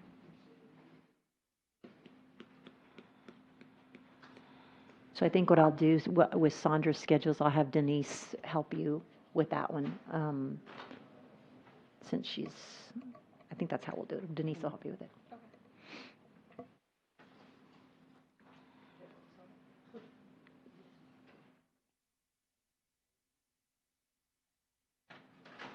Mayor. Okay. Somebody over here. Oh, I'm sorry. Thank you. Mr. Hody. I just wanted to ask if when we get to the section on the, what was it? The meeting that we have at the beginning of the year, town hall. Yes, sir. That there's quite a few on there, whether we would want to steal something from there for the coffee. Okay. I have that presentation forthcoming. Is there something that you saw on that list that you think would be appropriate for this Saturday? Is that what you're saying? I thought, for example, like the Census 2020, something like that. Just something that is not going to take a ton of time to prepare for this Saturday. Yeah. And I saw another one about the attorney contract. That might be appropriate. That would be appropriate, and it would be easy. I don't know whose idea that was. It was one of the counselors. I don't know. It wasn't one of my ideas, but changes from the in-house city attorney to contract attorney might be appropriate. What that means? For this, Okay. What do y'all think? Thank you, Mr. Hody, for that suggestion. The Census 2020 education, I think, is going to be ready more appropriately for the town hall meeting, because we're going to be ready to launch it then. We've been meeting on a monthly basis, but we still have our ducks to get in lined up, and then also we're waiting to see if we got a grant from the Hog Foundation. Right. We haven't heard from them. Right. So, thank you. Okay, so if that's the consensus of the council, we'll add that one more agenda item. We can do that. And would you like me, number 3, item 3, 3, and 4 seem to be duplicative. Would you like me to remove one of them? Right. I mean, citizens to be heard is Other issues issues from from citizens. So yeah, So I don't I think removed- I don't think we need to have both of those. What do y'all think? We just want to hear from the citizens and their concerns. Exactly. Okay. So we will replace number 3 with changes from full-time city attorney to a contract city attorney, and what that means. Okay. And that should be a short presentation. There you go. You have it. So I'm going to go ahead and let the city secretary know that it's okay to post. Please do, because I know you've got your deadline. Thank you. Okay. So I got that one finished. I just want everybody to know there's a lot of construction going on at John Marshall High School. We have a meeting, I can't even remember, I think it's Thursday, where in particular, our police department and our fire department are very concerned about the traffic situation there. And so we are not only working with them on the new construction permits, but we're also working with them because there's been some accident, I think 3 accidents already. And so we've called a meeting to voice our concerns with these accidents. I think it's Thursday. And we have our traffic engineers involved as well, trying to come up with a solution for John Marshall. So I just want everybody to be aware of that. If you hear any complaints from citizens, or if you have anything that you want us to know, please let me know, because we will be having that meeting with a representative from the North Side School District, several representatives. Also, I just think we should make certain that our thoughts and prayers are with the San Antonio Fire Department firefighter who died in the line of duty today. His name was Greg Garza. And so I would just ask that everybody keep that family and that department in your thoughts and prayers. Okay, thank you. All right, any questions for the manager on her manager's report from either the counselors or anyone from in our chambers that had a follow-up question? Okay. Thank you, Ms. Kinsler. Do appreciate that. Move then to citizens be heard, agenda item number 4. Is there anyone in our chambers that would like to address the council? Please come forward, state your name and where you live, and you have up to 3 minutes to speak. Good evening, Mr. Garrity, and welcome. My name is Walter Garrity, private citizen, although I was on the city council and mayor pro tem. And I enjoyed that time. I learned a lot. I'd like to compliment the soapbox derby and the cleanup that went off very smooth. Public Works, Melinda, I don't know, maybe she left? Maybe she's working. She has to be working. Anyway, I drove by there and it was cleaned up very rapidly. Very nice, smooth operation. You missed a good one this time. The cars did seem like they were going a little bit faster. And second heat, the girl hit full speed into the hay bale, but she was okay. But she was a little terrified. But it was a very, very good contest. So I'd like to compliment her cleaning up the area. The American Legion has a trash pickup October the 26th. This is our semi-annual pickup. We did it in April, and we're going to be doing it on Leon Valley, Audio Murphy Memorial Parkway, better known as Evers Road. We'll start at Pavona Place going east to the city limits up by Prentice on both sides of the highway. Last time we had about 20, 25 volunteers. A good thing is that if you show up, we have free breakfast tacos for the people and drinks, so that'll be pretty neat.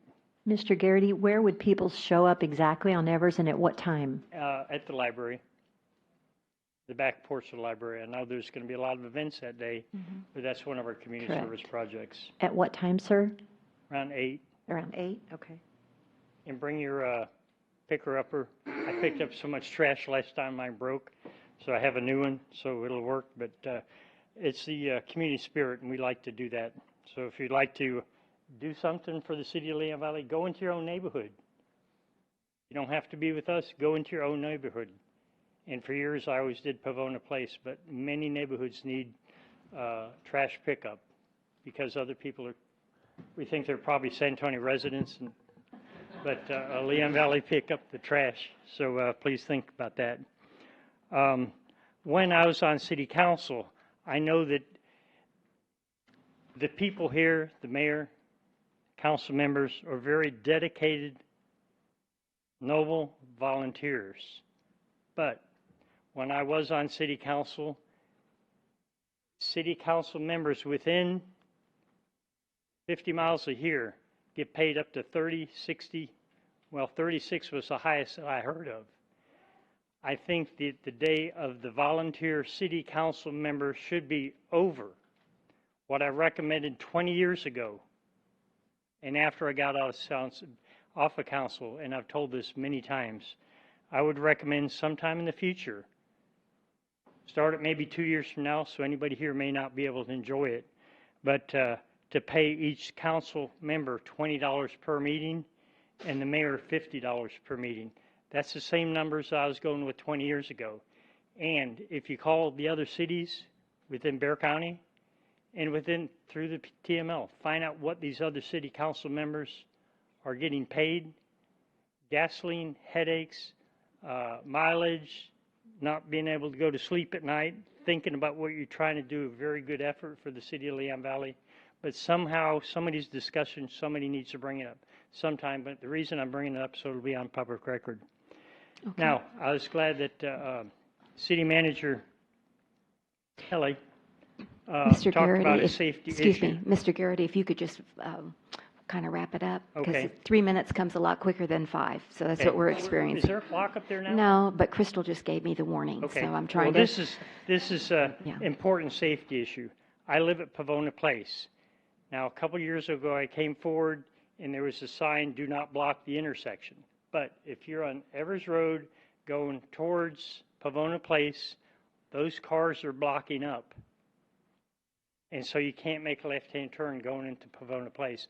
I'm worried about a car accident, something that maybe the traffic or department could be able to just paint either those little buttons on the street so that the people realize they actually are blocking that intersection, preventing people from making a left-hand turn into Pavona Place. Okay. We'll or either paint or those little, the little turtles. So it's a lane issue, not a signal issue? Right. In other words, okay. There's no signal They're there. not supposed to block the intersection, but every afternoon they block it. So that they can go head straight? Into Pavona Place. Okay. And that would be Public Works, a little bit of work for Thank you for bringing that to our attention. Do appreciate it. Okay. Thank Melinda you, Mr. heard it. Garrity. Okay. Thank you. Anyone else like to address the council at this time? Please come forward, state your name, and, well, we got a couple people here. Mr. Johnson, you want to go first? That'd be all right? Thank you. So he was up first. Good evening and welcome. Good evening, Mayor. Councilor William Johnson, Forest Oaks, Canterfield. Mr. Garrity, I'm on the Charter Review Committee, and we have just had a discussion on that matter. We would certainly elicit your comments. I'm sure that the chair, Mr. Jordan, would reopen that section for discussion if you would bring those comments to the Charter Review Committee. Right. And that goes for anyone else that has input on the way the city is run by charter. Please, we meet Mondays, 6:30 to 9:30, right here in this room, and it's televised live or whatever. Live streamed. I received the Lions Roar in the mail today, and it has the information on the Derby that was held this past Saturday. Oh. And that's like the fourth time in a row that the information in the Lions Roar is not timely. And I'd just like to raise that issue. Is there some other way that we can do this so that the information comes out before the events?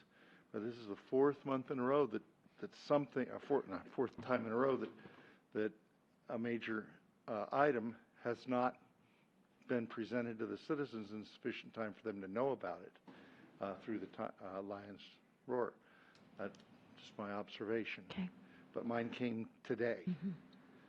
Thank you very much. Thank you, Mr. Johnson. I do believe everyone did get a postcard, though, about the Derby a couple of weeks ago about the street closures. I hear what you're saying. I agree. I don't like things not to be timely, but we did notify the citizens about the Derby and the closures. So it wasn't like they didn't know anything about it. And it's in the e-news for and weeks. It was in e-news.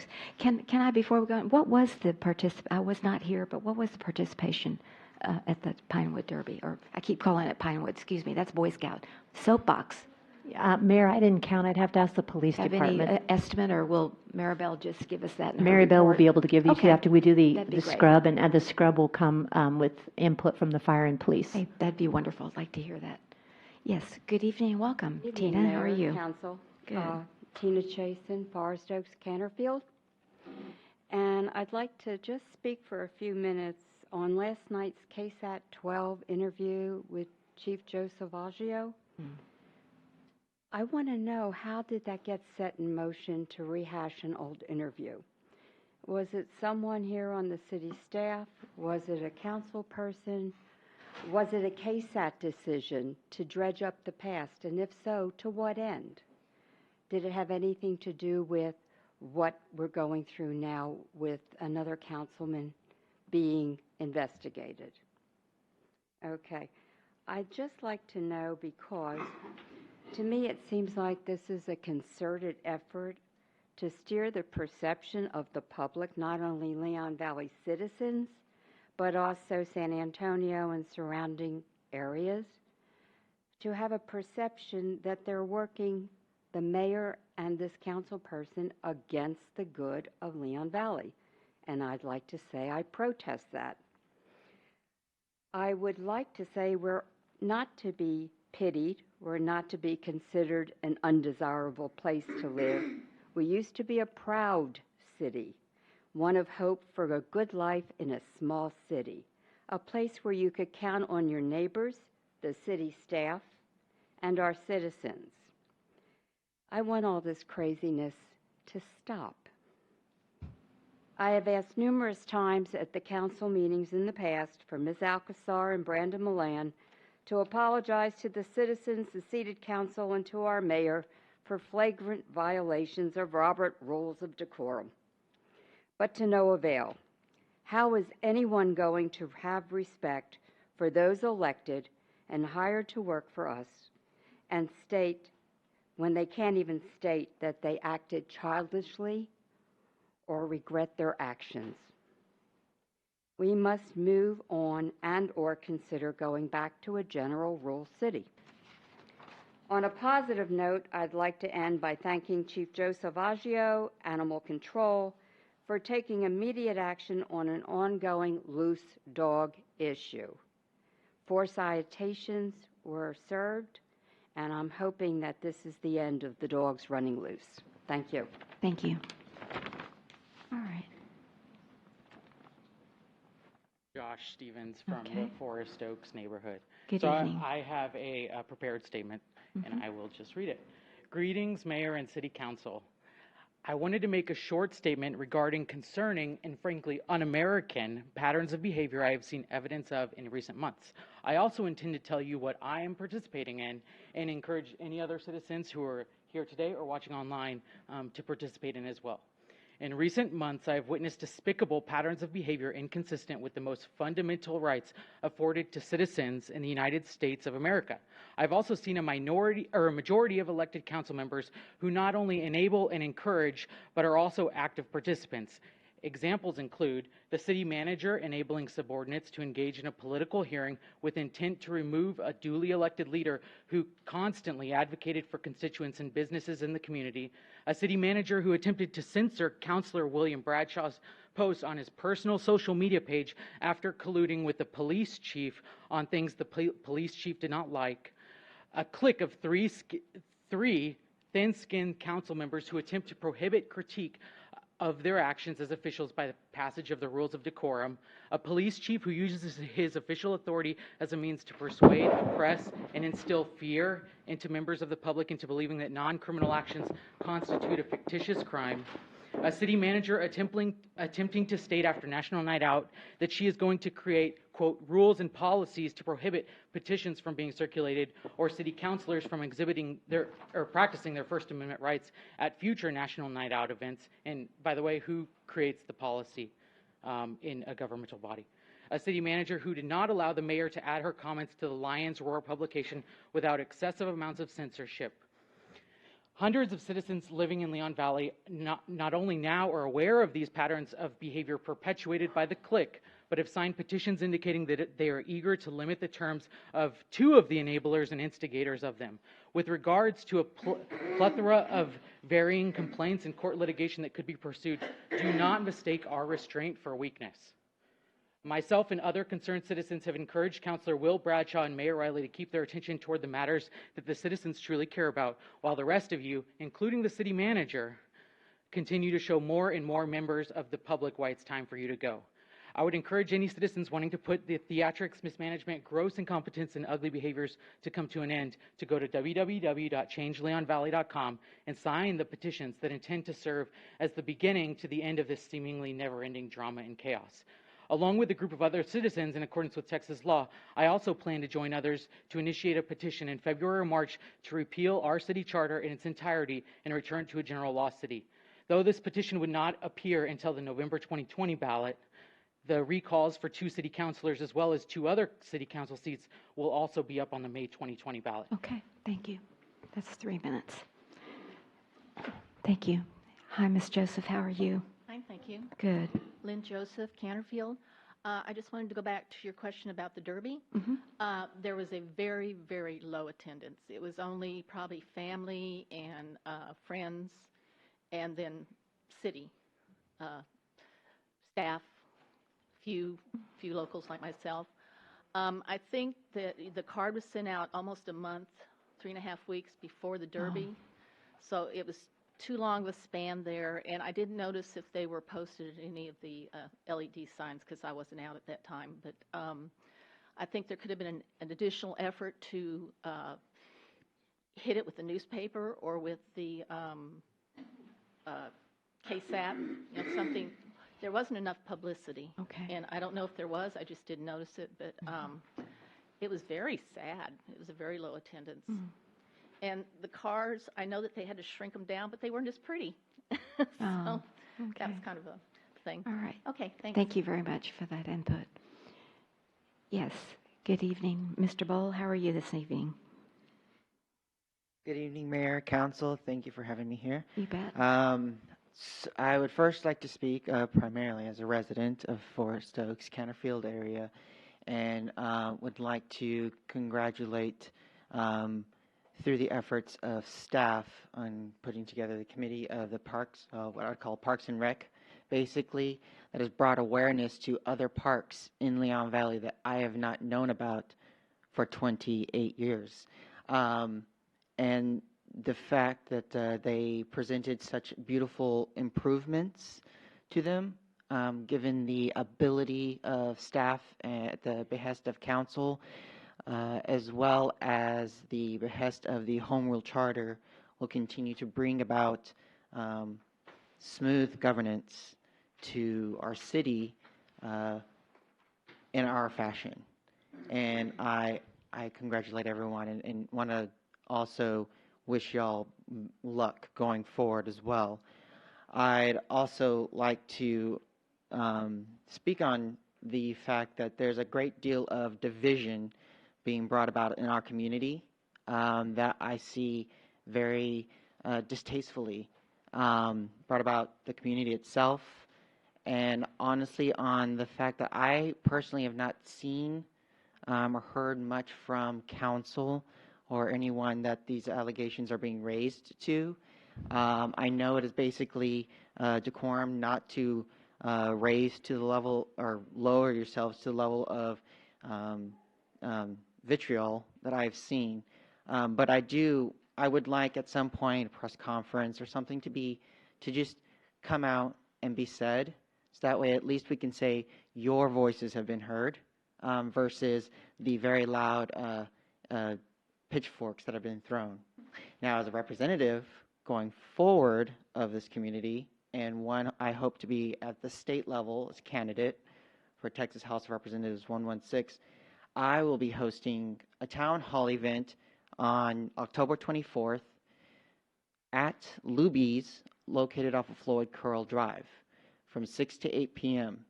We will be showing off the new voting machines that everyone will be having to use going forward from November, or the early voting time of October 22nd going forward, and every time after that. We will talk about the 10 propositions that are going to be on this ballot, as well as we will be talking about matters most important to those in the community. And I imagine some of those will be raised about our local Leon Valley area, as I myself will be talking about some of those myself. But I find that going forward from that it's bringing forward fact and leaving out the vitriol to find a reasonable solution to everything going forward. Okay. So, thank you very much. Mr. Bowl. Do You have a appreciate good your night. comments this evening. Trying to keep everyone to about 3 minutes.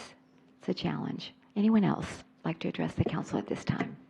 I have one sent to me whenever we're finished. Sure. Unless there's any others in our chambers, all right. Ms. Kinsler, if you'll read that one, please. Yes, Mayor and Council, the last council meeting I attended on September 30th. Excuse me, who's it from? Just so we can make a note. Esther Rodriguez. Esther Rodriguez, okay. The last council meeting I attended on September 30th, I experienced Mr. Mata and the new modeling of a shirt he and his team were exhibiting. I must say his behavior overwhelmed me to the point that I called Mr. Mata out, and I should have refrained. Chief Salvaggio told me I should have refrained. I apologized to Mr. Mata when he and his group crashed mine and my neighbor's consolidated National Night Out party. They were definitely uninvited, and they were soliciting signatures that they mentioned were sanctioned by Mayor Riley herself.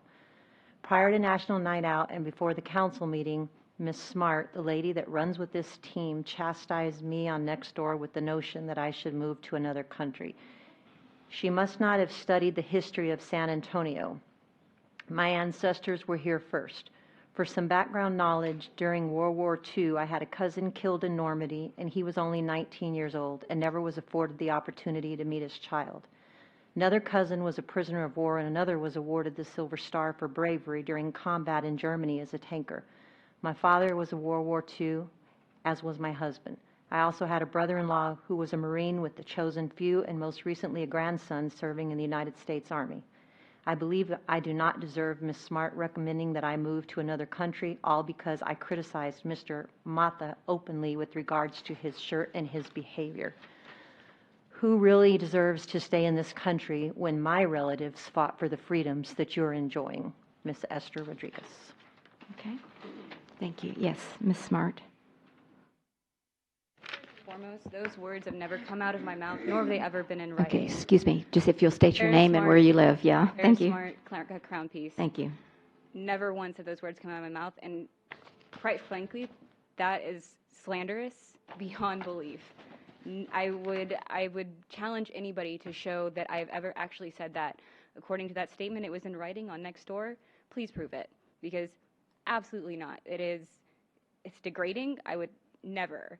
And it's kind of sad that I have to be up here defending it in a public forum. I really wish that somebody would do a tiny bit of fact checking before they take somebody's name and run it through the mud. Thank you. Okay, But thank you. no thanks. Yes.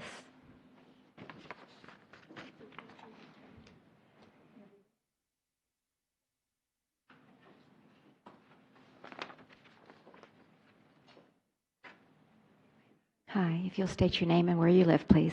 Kimberly Bowl, and I Yes. live in the Forest Oaks, Canterfield area. First time speaking in front of Leon Valley, getting involved. I just want to say the only other time I've spoken in front of a council is San Antonio, and that was on a animal care services thing where a dog was unjustly imprisoned over at ACS. But I just want to say, I echo the sentiments of Tina and Josh, who came up here. Will and the mayor, I back, especially Will, because I think he's going to do great for Leon Valley. And I don't appreciate what I've seen, the divide, the bickering, and that email is awful. And that's how I feel. Will, Miss Mayor, you have my support. Everybody else, I don't know Mr. Hody, sorry. But everybody else, sorry. I don't appreciate the way they're acting. And I wish it would stop. Thank you. Thank you. All right. Anyone else? All right. Thank you. Then we will move then to announcements by the mayor and city council. Ms. Charles, if you'll begin, please. Yes, the TML conference was very good. There was a lot of great classes and presentations.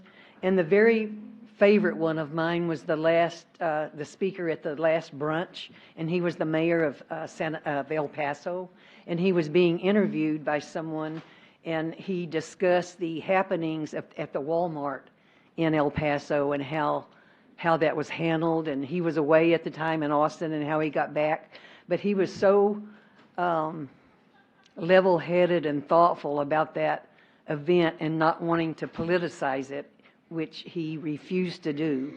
And I just appreciated him so much for being the thoughtful person that he was. Thank you. Ms. Rodriguez. Just want to say, regardless of the comments, Soapbox Derby was really awesome. It was a lot of fun. It was great to see my council peers there having a good time. TML also was awesome. Lots of interesting classes, lots of good information. And I'm just going to second Ms. Kinsler's comments about keeping our fire department, or San Antonio's fire department in mind in thoughts and prayers, as well as our blues and our reds here. Thank you. Thank you. Councilor Harkisser? Yes, the Fire Chief Hood was in tears as he was talking about it today. But I missed a couple of days of the TML conference because I had some pretty bad reactions to having 3 shots at once. If you ever do that, don't. If you ever think of doing that, don't do it. I agree, the Soapbox Derby was delightful. There were many non-family members there. The people who were there had a terrific time, and the food vendors were wonderful. The Kona Ice switched at their own accord to hot chocolate, and they never sold a single ice, but they sold a lot of hot chocolate, so it was a smart move. The city staff was outstanding. Public Works, the fire department, the police department, The competition was really good. Two of the top three winners were girls, so that was nice to see. So go with girl power. It works. And the one thing in all the talking, people seem to forget, be kind to one another. We're all here for the same purpose. The vitriol is not coming from this side of the fence. Thank you. Thank you, Ms. Alexander. Mr. Hody, Councilor Hody. Welcome, everyone, and I mean everyone. Thank you all very much for taking an active interest in our city. Also, sympathies to the fallen fireman's family, and there's a lot of other people that we don't know about that are going through medical issues or family issues, and I'd just like to say, you know, keep them in mind too. The Soapbox Derby was a lot of fun. I don't like cold weather, but I stayed, but it was a lot of fun. I was already griping about it. You know, it's been hot all summer, hot, and that one day I was already miserable about it being winter. Cold. Yes, even though it was only one day. I did enjoy what I learned at the TML conference. Councilman Bradshaw, I missed you. I would have liked to have one of the dudes there too, but I know that you just started a new job, so that's I completely understand that. And just remember, everyone, and I know you do, selflessness, not self-serving. That's one of the things I heard at the conference. Come on, rain, and go Astros. There you go. I think we'll all agree on that. It was supposed to get rain tonight, by the way. So, yes, Councilor Bradshaw. Mr. Bradshaw. Yes, I'd just like to echo the sentiments of the rest of the council that thank everybody that braved the cold to come out to the Soapbox Derby. It was cold. You know, last year we complained that it was too hot, and then this year it's too cold, so hopefully next year will be just right. Isn't that how it works? And thank everybody for coming tonight to participate in the community. Okay, very good. Just a few things. You know, I am really sorry to have missed TML this year and the Soapbox Derby, but a year ago when I made these plans for a hiking trip to Utah, I was trying to not be here for the first and the third Tuesday, which I was. So it just so happened everything happened on the second week, and so I'm sorry to have missed it. But if you've not been to Utah, put it on your bucket list. Zion and Bryce Canyon are just awesome. I can't even tell you what you're looking at. The expansiveness and the beauty was just unbelievable. But it was very cold too. It got down to like 19, but it was a beautiful blue sky with hardly any clouds, and then it would warm up to about 60. So it was really a nice break. So I really appreciated that. I will, and because I was not able to go to TML, and I'm one of these leaders that love to learn. Fortunately, the National League of Cities, which is the umbrella organization for all of the municipalities across the country, is actually hosting a city summit on November 23rd to the 26th, I think, here in San Antonio, called City Summit. And I've been able to register for that, and so I'm looking forward to learning something from that National League, which I haven't been to in many years. But also, this past summer we went to Cloudcroft, and I just happened to run into the mayor of Cloudcroft, and he has been the mayor there for 30 years, and he serves as secretary to the National League of Cities. So I'm hoping to reconnect with him as well. So that's kind of an interesting connection there. The Soapbox Derby, congratulations to everyone on the event. And do we also have music too? Did it stop at noon, or did it go? DJ. Yeah, the DJ. Okay, because I couldn't remember. But anyway, congratulations. I'm glad I didn't hear who had won, but the top 2 out of 3 are young girls, so I think that's great. Please don't forget the coffee this weekend on Saturday from 9 to 11 at the Conference Center. And also the Leon Valley Historical Society Blue Jean Gala is this coming Friday at the Community Center $40 a ticket, and you can get your tickets online. It's a lot of fun. And then also, I'm just, because I think it's so very important, I want to emphasize, if you live in or around a floodway or a flood zone, I think we listed it in the Lions Roar a couple of months ago, November 16th, which is a Saturday from 10 to noon at the conference center, we're going to have a representative from FEMA who is going to help you educate yourself on how to get or reduce your flood insurance because of a grandfathering clause. Is that correct? So it's so please come. I think that's a major move in that direction because we want everybody to have insurance because we know it's not when we're going to get the flood, if we're going to get the flood, but it's when we're going to get the flood, right? It's just the way the weather is so bizarre these days. So please protect yourself, and hope to see you there on the 16th of November. All right, because our next meeting is November 5th, so I could have announced that then too. Okay, never mind. All right, so that's it for the announcements, and we'll move to the regular agenda, and it's with great honor and pleasure to introduce John Clamp, who's the CFO of ACOG, Alamo Area Regional Council of Governments. That's right. And Mr. Clamp, we've known each other for a long time. You used to be on the City Council of San Antonio, and you were on the MPO with me as well. And so we go back a long way. And I reached out when y'all sent an email out about this program called PACE. And I thought, gosh, this is something I thought would really benefit Leon Valley because we have a long-term goal to reduce our carbon footprint. And this is a program that can assist us. So I thank you so much for coming this evening and for waiting 2.5 hours to present. I'm so used thank to you. waiting, so this is nothing. Okay, This is so good. thank you so much. And thank you, Mayor. It's always good to see you and the Yes. council members here. Thank you for your service.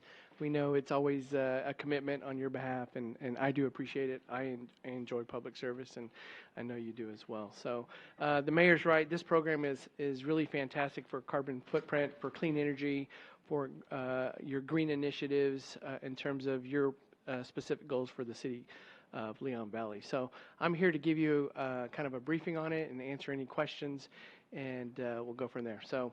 It's only 200 pages, so don't fall asleep on me. I'm kidding. I'll go by pretty quickly because I know it's been a long evening, but I'll run through it very quickly. The first thing you have to know, and I'm going to kind of set the stage, is this does not cost the city 1 penny. There's no impact to the financial statements. There's no liabilities. There's nothing. This is all community property owner based, and the statute, Local Government 399, really allows the local government, whether it's a county or a city, to adopt it and to allow property owners to utilize it for through a third party mechanism, whether it's lenders, contractors, and engineers. So your role is just as an adoption and support. And ACOG, if you choose to select them as your administrator, we take it from there. And so it's really good for the city, and it's very cost effective because it is zero. And I'll get to the punch. The property values with these improvements really actually go up a little bit. So there's some increased. I don't talk about it a whole lot because, you know how that is. So, okay, so here's PACE. Thank you for having me again. Oops, wow, that's a good quick button. So PACE is kind of a new term. It's been in existence under Texas statute since 2013. And it's not the picante sauce, but it is good stuff. So it's called Property Assessed Clean Energy.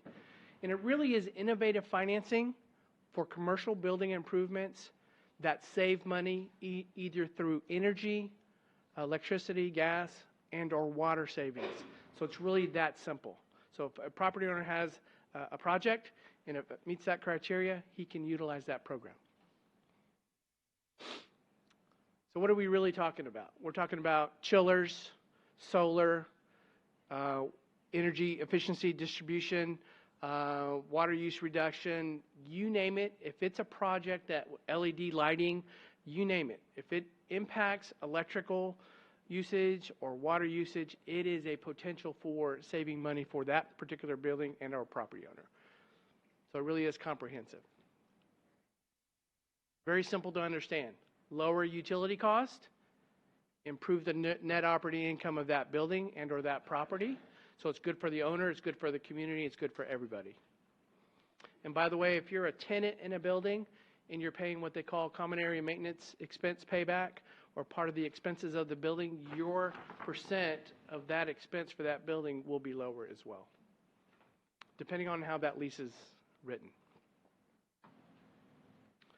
So traditionally, it's very hard to finance these types of projects because they can be expensive. There's no guarantees, and so there's a lot of upfront money. And a lot of times, building owners or lenders really don't want to tackle it because there's not a return on investment very quickly. So the cash flow looks a little backwards. Me being a CFO, this is what I hear. How am I going to get my money back? Being in government, who's going to pay me? So I'm looking at how I'm going to get that cash flow back. So what PACE does is it takes the cost of that project and any fees, engineering fees, all those costs to make that project happen, it can amortize it up to about 20 years. Okay, so it makes it more cost effective for that property owner to do a project and get that payback over time. Okay, and if you remember property assessed, the reason lenders like to lend on this particular project is because there's an assessment on the property that runs with the property. So there'll be an agreement with the county for those assessments. PACE, ACOG will collect those and give them to the lender. So it's basically kind of a wash. We collect, give it to the lender, and that's the payment on the note for the property improvements. So that secure investment makes it more cost effective for the property owner and more secure cash flow for the lender to help lend on that piece of property. Okay? So we're here today is a local adoption. We're doing the resolution of intent right now. It's a development tool, economic development tool, green energy, carbon footprint to manage and reach those goals for your city. It's 100% long-term, low-cost financing. Again, energy efficiency projects, commercial properties, industrial properties, and multifamily over 5 units. Those all qualify. Here's how it works, kind of a big picture look. Building owner finds a contractor, selects a project, identifies a lender because you need a lender. Remember, it's all third-party based. It's nothing to do with the government in terms of selecting of engineers or contractors or who's going to work on that project. They apply to the PACE program, and the owner signs all the agreements with the county and the lender. The lender provides funding. Contractor completes the job. Everybody's happy. The owner makes the payments to PACE, and we make those payments back to the lender. So it really is that simple. Now, don't believe me because it's really not all that simple. It is government. But we work with the Texas PACE Authority, ACOG, and they have all the documents already written up, all the lender agreements, all the agreements necessary are already packaged. So it does make it actually relatively easy, but it is still government. PACE in a box, this is what I was talking about, Texas PACE Authority. Uniform, user-friendly, scalable PACE programs. We administer it throughout. Our ACOG is a 13-county region, from McMullen to the south to Gillespie. In the north, I think it's in the north. Medina County, Karnes County, huge area. So I've been driving around in my little Mini Cooper for the last month for a lot of miles. So it's been fun. This is what you're doing today, local government action. We've posted the report publicly. You'll be asked by the mayor and the city manager to pass a resolution of intent, meaning you want to think about adopting this program, hold a public hearing, and then adopt the resolution that says, yes, we want to offer PACE to our property owners within the city limits of Leon Valley. Now, y'all are being very taking a lot of initiative, because if Bexar County had passed it, you wouldn't have to do that.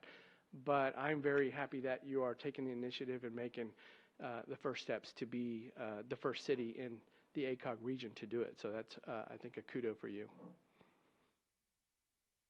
Oops.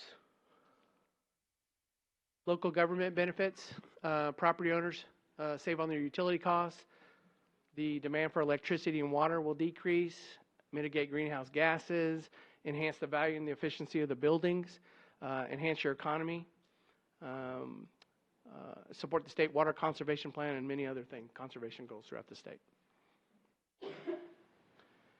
We talked a little bit about risk. There's no financial risk to the city. There's not a dime that you will have to commit, budget for, or any of that.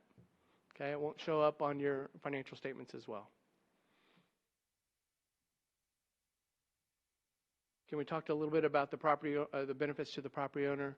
It gives them incentive to do long-term financing and improve their building and improve the look and the actual operations of the building as well. Just a little quick story. We office in a building that continually the air conditioner breaks, and today was one of those days. And it was 90 degrees in my office, so I'm probably going to faint when I get home, but it was really hot. The good thing is CPS Energy offers rebates on these programs, so your property owners can take advantage of that as well. And then if there's another incentive program offered by the city or historic tax credits or any other type of incentive program, they can probably piggyback on that as well.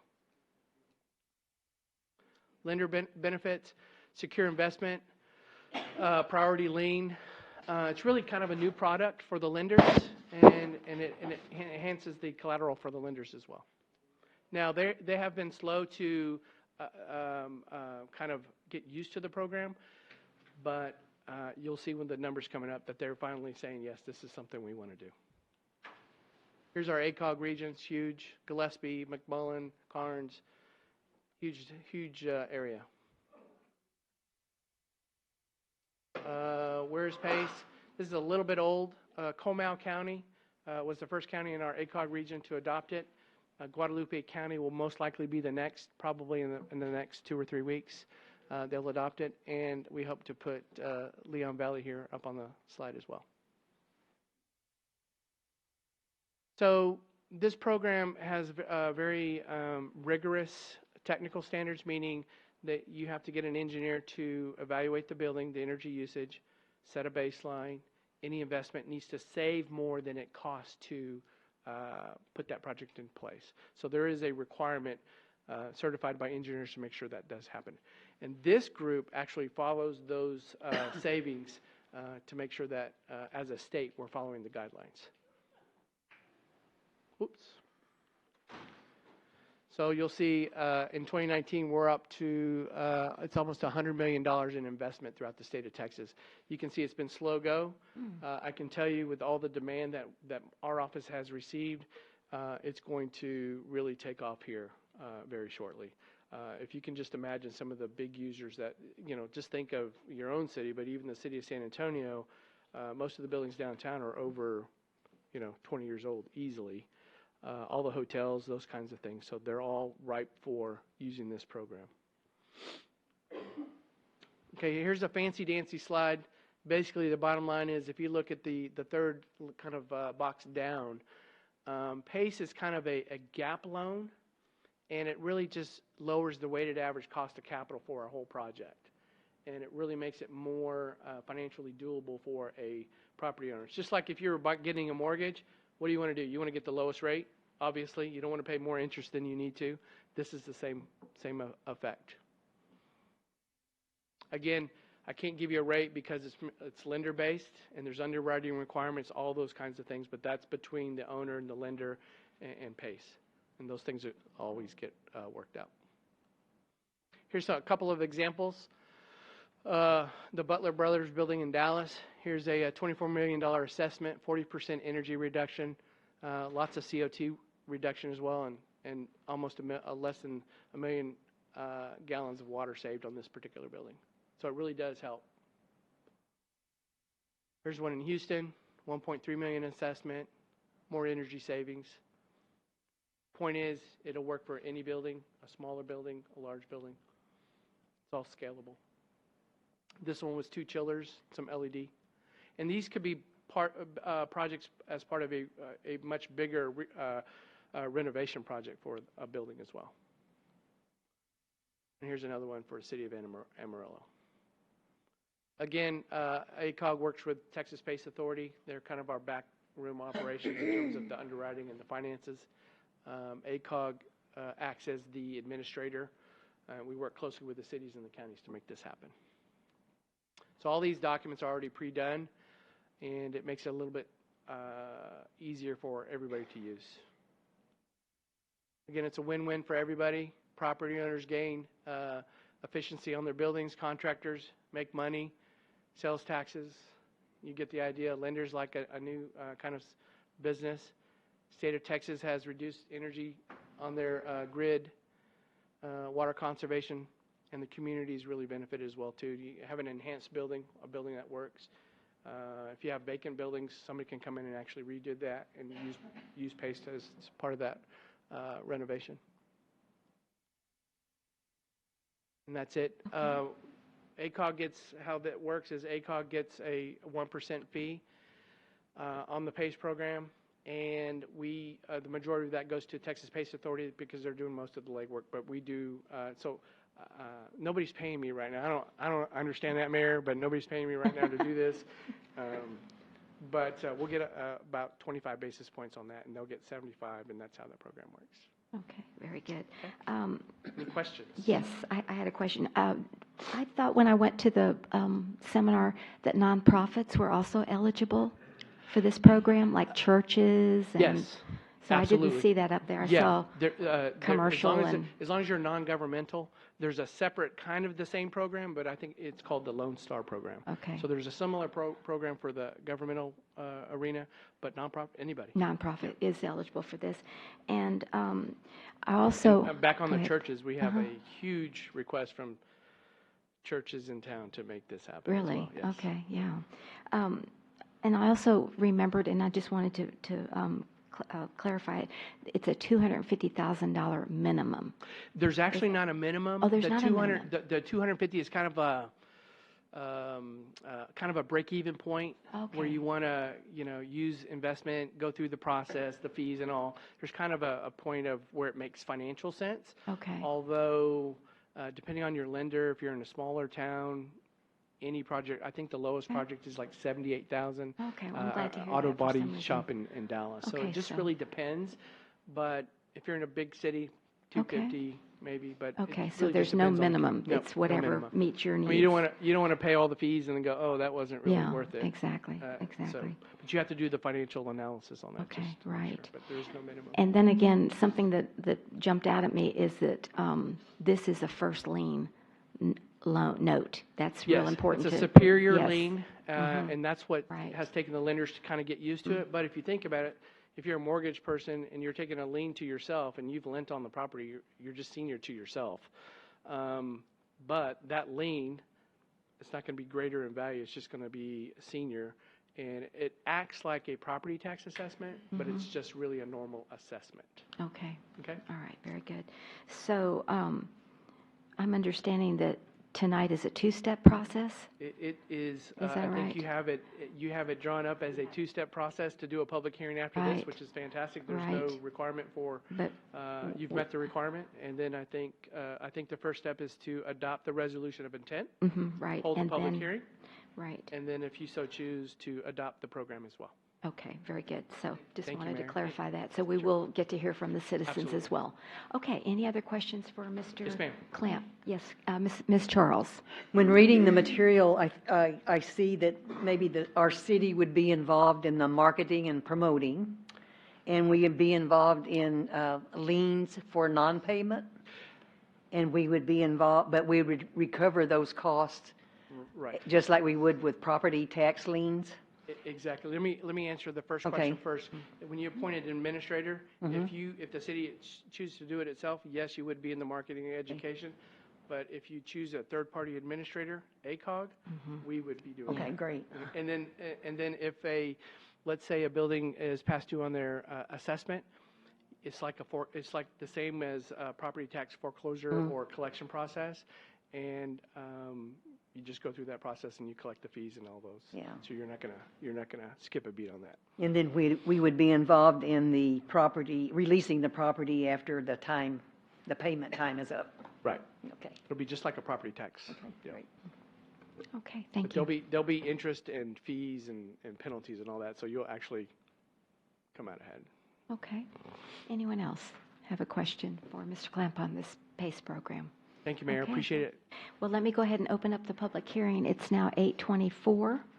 You probably should adopt the resolution. Oh, of okay. It intent says first, yes. presentation, discussion, public hearing, and possible action. So I was just going through the agenda. Okay. So if you want me to, we can I do think it the would public. be safer Okay. to do the resolution and just adopt the resolution of First. intent first. And then do and the then public hearing. yes. That's how it is on the agenda. Yeah, I think that's how it's posted. The resolution of intent to establish. Yeah, but there's a public hearing on both of them. Yeah. And then there's a regular resolution. Yeah. Mm-hmm. But do I have to do a public hearing twice? Or can I just do one? Okay. All right. So are there any, okay. So we'll do the public hearing next. Okay. So then it's at the pleasure of the council if they want to adopt the resolution of intent to establish the PACE program. Is that, oh, there you are. Okay. Very good. So anyone want to move for that? I so move that we adopt the resolution as proposed. Okay. I second. All right. We have a motion by Councilor Alcacer and a second by Councilor Charles to adopt the resolution of intent to establish the Property Assessed Clean Energy Act program within the city of Leon Valley, Texas. Any further discussion? All those in favor say aye. Aye. Any opposed? The motion does carry. Then moving then to regular agenda item 6.2 is that I will just open up a public hearing at 8:25. And is there any citizen that would like to address the PACE program as presented by Mr. John Clamp? Thank you, Mr. Riddle. How are you this evening? Real good. Good. Thank you, Mayor. Philip Riddle on Rusoke Street. I probably missed it, but does this apply to residential at all? No, it does Okay. not. That was it. Thank you. Wish it did. Yeah. Yeah, we're on the record, so I need your comments to be on the record. John Clamp, ACOG. Just to answer the question, no, this particular program is only commercial, but I think there are other residential programs throughout the United States that may come to Texas at some point in time. Okay. That's just a big if. Very good. All right. Wonderful. Okay. Anyone else besides Mr. Riddle? Okay. Then we'll close the public hearing at 8:26 and stand in line for a motion.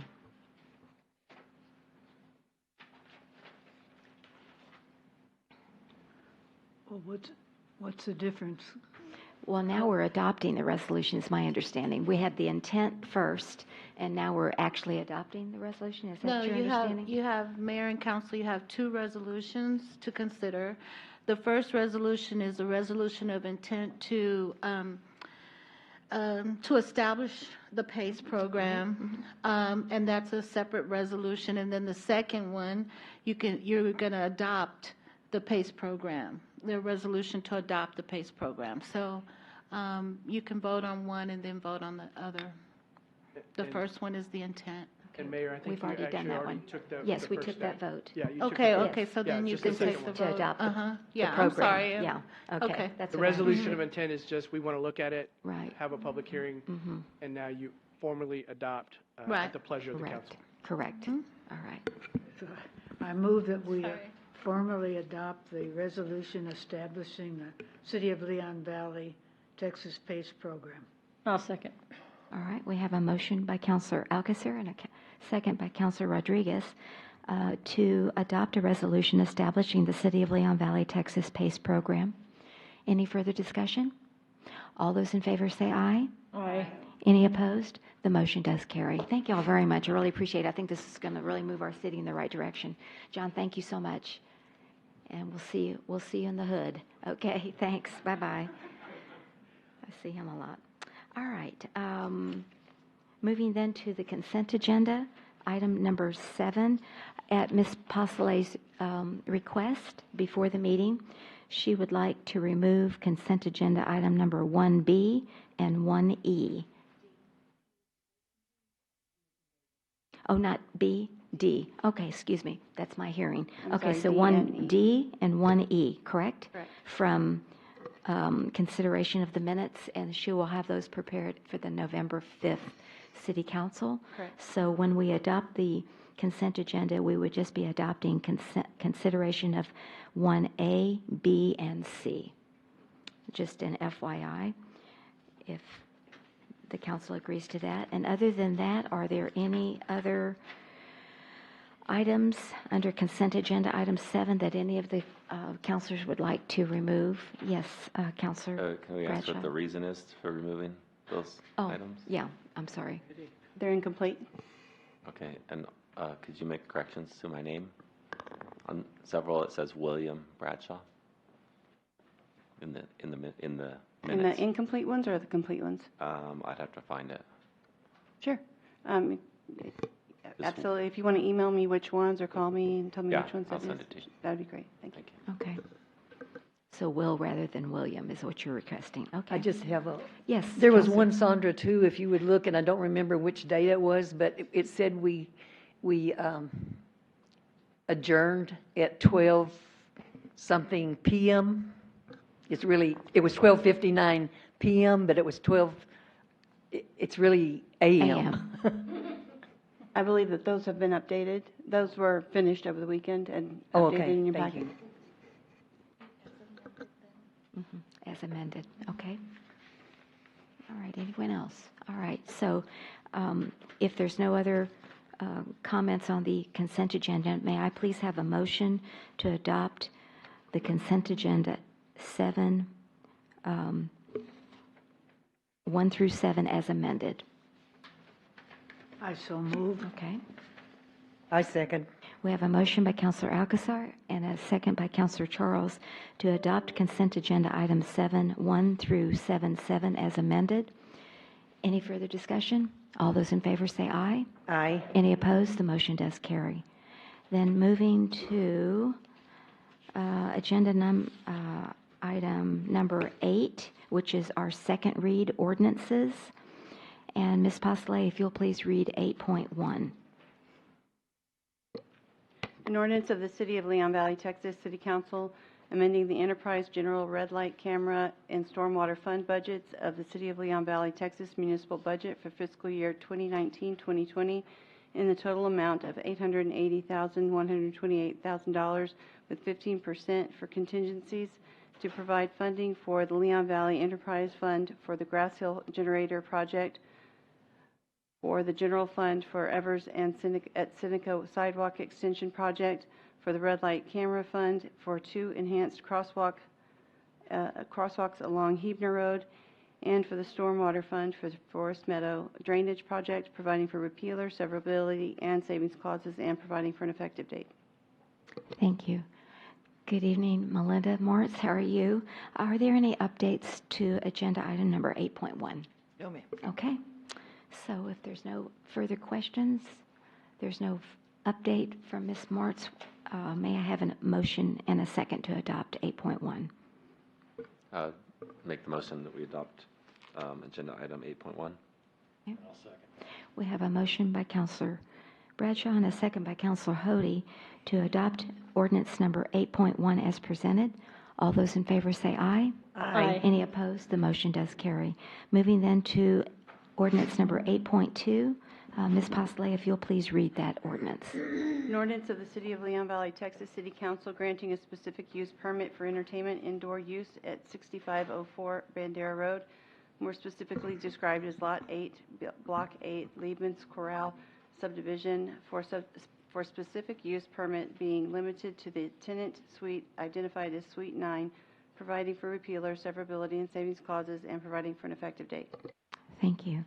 Mr. Milan, do you have any updates? No, ma'am. Okay. Hearing no updates, what is the pleasure of the council on agenda 8.2? I move that we approve ordinance 8.2. I'll second. We have a motion by Councilor Hody and a second by Councilor Rodriguez to approve ordinance number 8.2 as presented. All those in favor say aye. Aye. Aye. Any opposed? The motion does carry. Moving then to agenda item 8.3. Ms. Postley, if you'll please read that ordinance. An ordinance amending the City of Leon Valley Code of Ordinances, Chapter 2, Animal Control by updating Article 2.01, General Provisions, Article 2.02, Impoundment, Article 2.04, Registration of Dogs and Cats, Article 2.05, Dangerous Dogs, Article 2.06, Dangerous Wild Animals, Section 8.07, Prohibited Noises, authorizing an amendment to Appendix A, Fee Schedule, providing for repeal or severability and savings clauses, and providing for an effective date. Thank you. I do not see Chief Savaggio. I think Assistant Chief went to get him. Oh, the Assistant Chief went to go in. Okay. All right. We'll wait a few more minutes.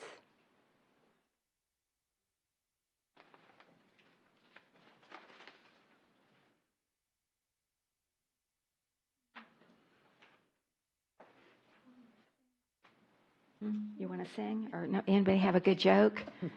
Okay. Here he comes. All right. Okay, it is now 8:35.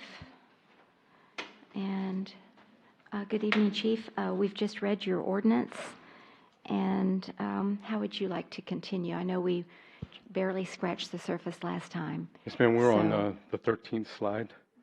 Out of how many, like 700 or something? I mean, there's a lot of them. 85. Okay, so maybe just because of the time, should we maybe go through another third? Tell me when to stop. Well, what's the pleasure of the council? I mean, I'm thinking an hour or 45 minutes. I mean, how much time do you want to give to? Because I don't know if we're going to get done tonight. And you had also said that we could just continue. We don't have to have a second read. We could have a third read if we still needed more information. Sure. So. And didn't you cut it short a bit on this? Yes, ma'am. Okay. There's quite a bit that you're seeing in the actual ordinance where the blue and all that. That's not even on the presentation. Those are things that this is just so I can finish up the ordinance with the data that y'all want, and then come back and try to go through the whole ordinance at one time. These are all the main things that were to be discussed with the numbers of whatever, all of it. So there's quite a bit of stuff that I need to get an answer on which direction y'all want to go so I can finalize the ordinance and come back to you again with a final ordinance. So however long that takes, you'd like to get through all of that. Okay. Yes, ma'am. All right, let's do it. Yeah, but we don't have to go tonight. I mean, Okay. you tell me when to stop. I anticipated multiple nights having to be up here, and 4, 5, 6, 7, 8. you tell me when we're ready. Yeah, we just have about 8 How or about 9. 5 minutes? A second. Yeah, no doubt. Well, Chief, why don't we go till 9? Okay. About 20, and see where you're at. And You're then, probably going to get 2 slides is that all? to 9. Oh, okay. Well, then we'll play it by ear. Based on what we went through before, but I'll stop whenever you're ready, ma'am. Y'all tell me. I'll ask my colleagues what they would like to do as well. So, let me see. I think we were on maybe the next one. We were here? Good. And so I did get some where we stopped here was discussing about in backyards.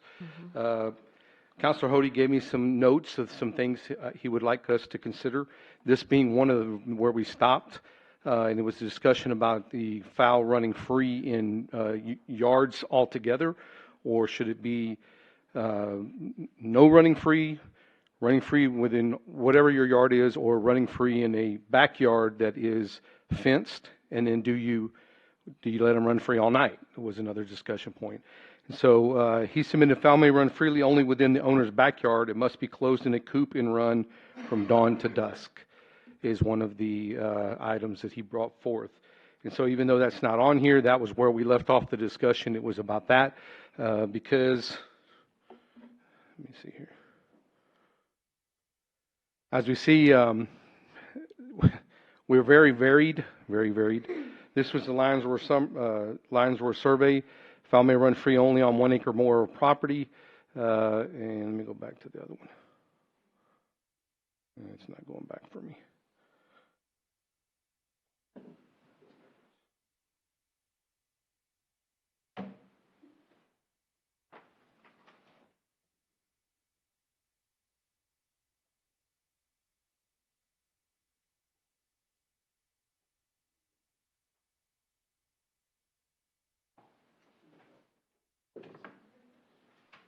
So here, as you see, they said, do Leon Valley residents want to change the requirement for PIN to allow fowl to roam freely? And at the coffee with the mayor and council had 68% just said no, period.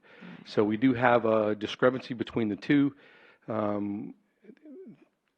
So a recommendation initially was going to do not change the ordinance to allow fowl to roam freely, regardless of the size of the yard. I do,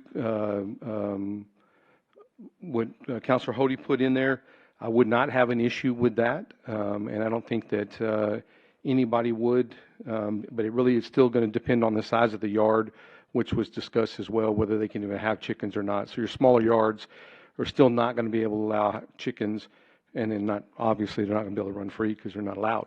So it still does depend on the size of the yard if we go this route. And what is the minimum size? 1 acre? I think we, that's We haven't gotten that far yet. Okay. If you go, Mr. Hody, how large is your backyard? To where you're able to let your fowl, chickens? I guess the backyard would be half an acre. 'Cause Half an the acre, property's an okay. acre, yeah. All right. Yes, Mr. Bradshaw? I would agree with what Mr. Hody suggested, that the chickens or fowl may roam free from dawn to dusk. I think that's a good guideline.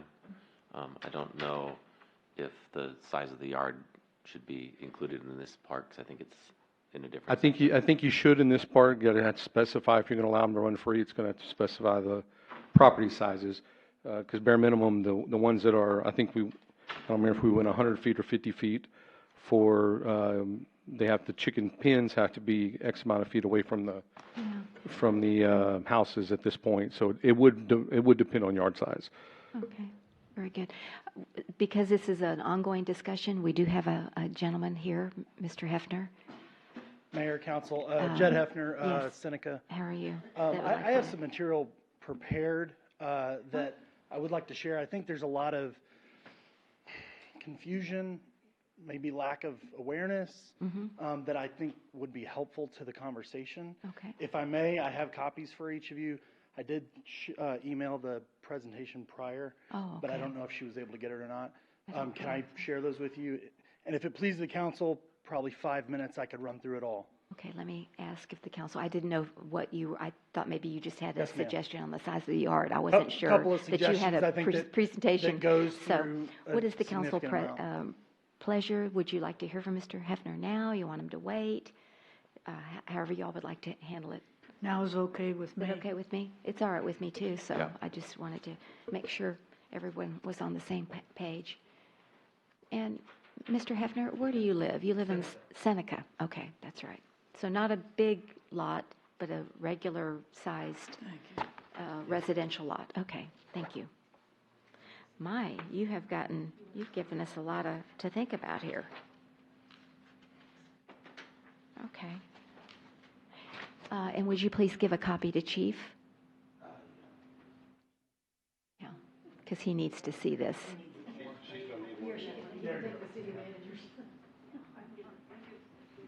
Okay, thank you. I appreciate it. I just think he needs to see it as well. Yeah, of course. He's put a lot of time into this. Yeah, so what I really wanted to share, I do, to your point, Mayor, I do live on smaller property. We've got about a fifth of an acre. And so I don't currently own chickens. My daughters are young, and it's been something my wife and I have talked about. And as we read up on the ordinance, it was something that we're like, well, if this is an ongoing discussion, we want to be part of the discussion so that, we can share that information. And so as part of my research in finding out what does it take if I want to teach my young daughters how to raise chickens or what that's like, that's the origin of this research.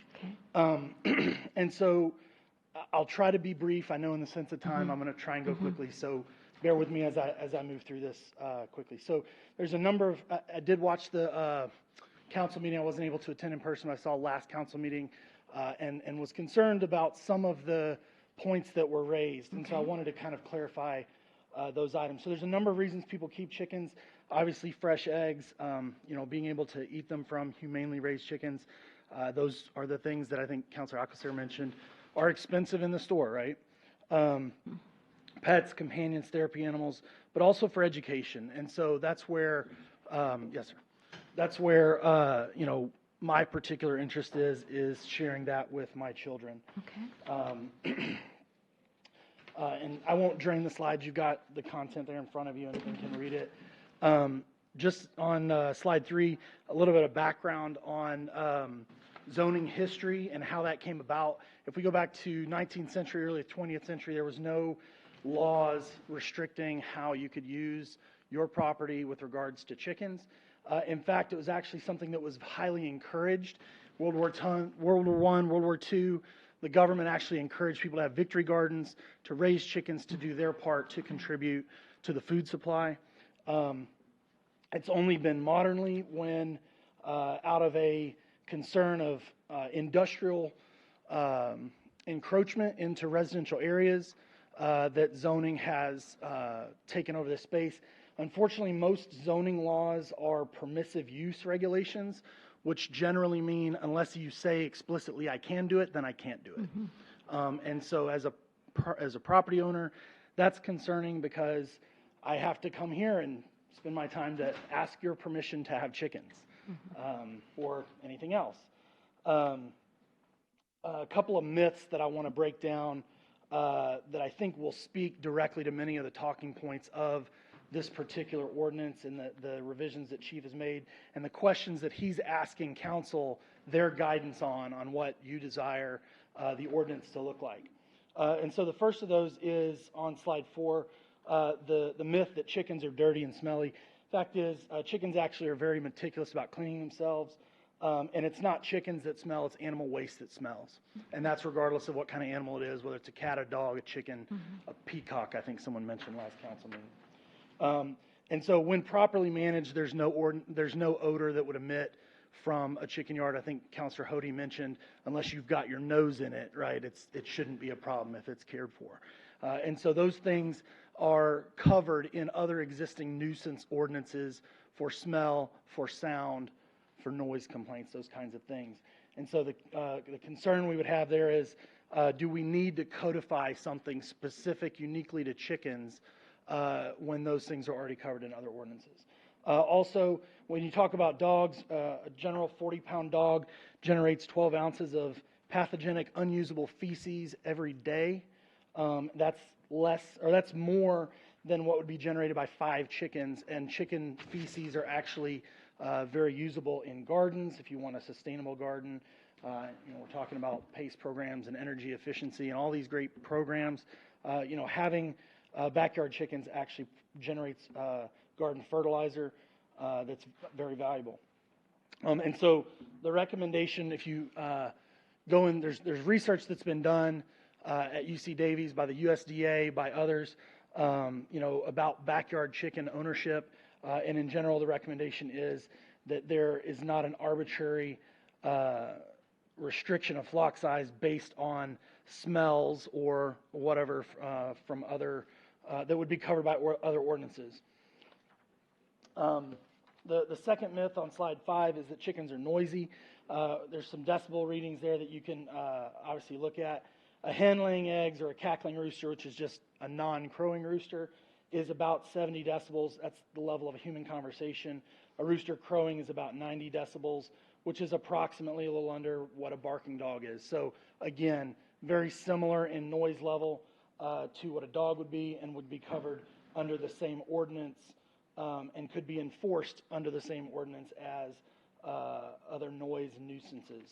And comparatively to a lawnmower at 107 decibels, the general idea here is living in an urban environment, we're not entitled to a silent neighborhood.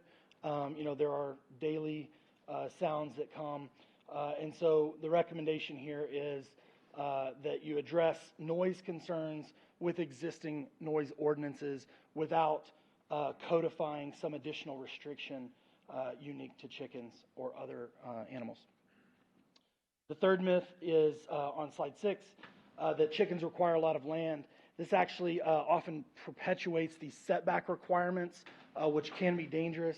The fact is, chickens don't require acreage to be well kept. In fact, residents in major cities in New York, Los Angeles, Denver keep chickens with no acreage at all in condos and other places. Really? And so it is possible to keep a small flock in a very small area and home them, house them, care for them responsibly. In fact, this myth perpetuates setback requirements, requires zone size requirements, which are simply a form of economic discrimination. If I can't afford to own a property of an acre or larger in the San Antonio metro area, I am not allowed to have chickens. And that's economic discrimination. It's unfortunate. And so those setback restrictions and lot size restrictions really are not based in fact. They're simply based in, what the common myth that people think are. And so on slide 7, again on chickens requiring a lot of land, this is a highlight of the dangers of setback restrictions. And so if, like on my property, you require a setback restriction of 50 feet, the current restriction is 150 feet. The proposal is to reduce that to 50 feet. Even on my property, where I have room to keep chickens, I could care for them well there.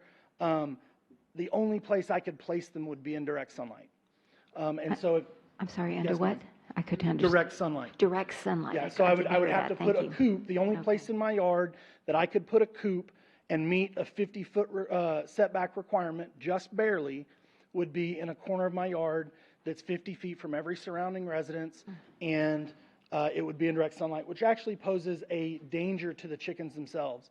And so if you look at dog ordinances, if you look at ordinances for other animals, it's common that you require shade and shelter for those animals. Because in South Texas, we have 110-degree temperature days, and that's a concern. And so I think as an animal owner, those owners should be able to use their best judgment in how to care for their animals. And if that means that I want to put them in a part of my yard that is shaded, and that's where I want to keep the coop, if I can care for them and not run afoul, forgive the pun, of any noise or nuisance ordinances with my neighbors, then I should be able to do so. So the recommendation here is to not have a setback requirement or a lot size requirement. On slide 8, there's a myth that chickens hurt property values. It's actually not true. If you look at the top 10 housing markets in the U.S., it actually shows that all 10 cities allow chicken keeping, and it's a sense of pride, landscaping, and cleanliness that owners often indulge. So the takeaway there is don't punish responsible animal owners, which is the vast majority for the few people who do cause a nuisance.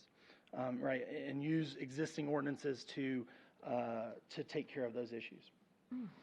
On slide 9, the myth number 5 is that chickens are only kept for egg production. Therefore, limits on flock size should be calculated based on the number of eggs a family needs. There's a lot of reasons to keep chickens, and so I also understand that there's a balance that has to be struck. Right, you don't want somebody. I think Councilor Alcocer, your husband, mentioned he had 200 roosters.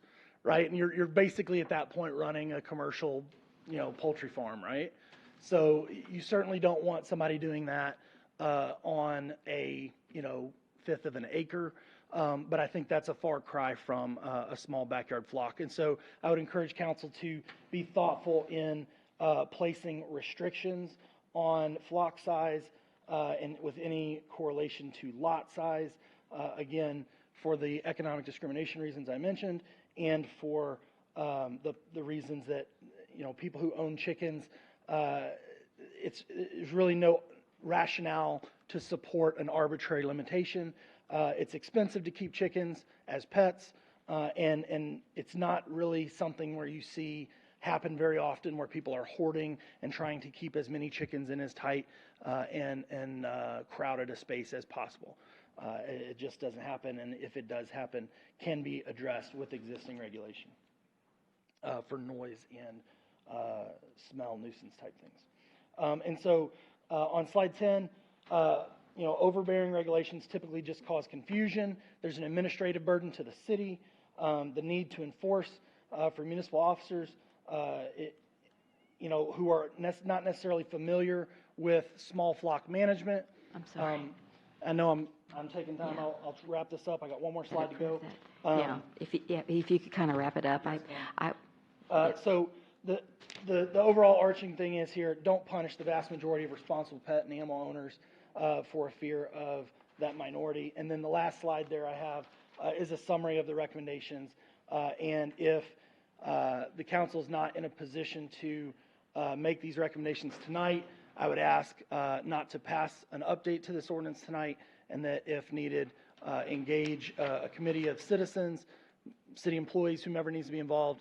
And I'm happy I have folks that I've networked with, experts in this space and backyard chicken keeping in the San Antonio area that would love to come to coffee with the mayor and speak. And I do think that given some of this education, if you look at the metrics that the chief has provided from what citizens wanted, if you then educate those same citizens and re-survey them, I do think that the results will be different. Very good. Thank you for your time. Well, thank you, Mr. Hefner. I didn't realize how much time and effort you put into this packet of information.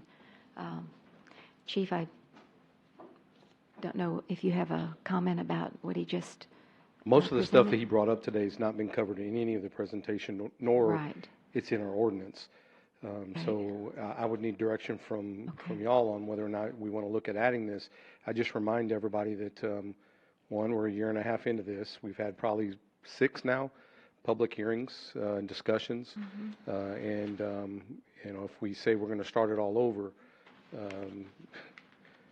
we're going to get some very angry citizens at us, because they're already angry at us because it's taken this long. We still can't enforce a lot of the things that we need to enforce because this ordinance is so outdated.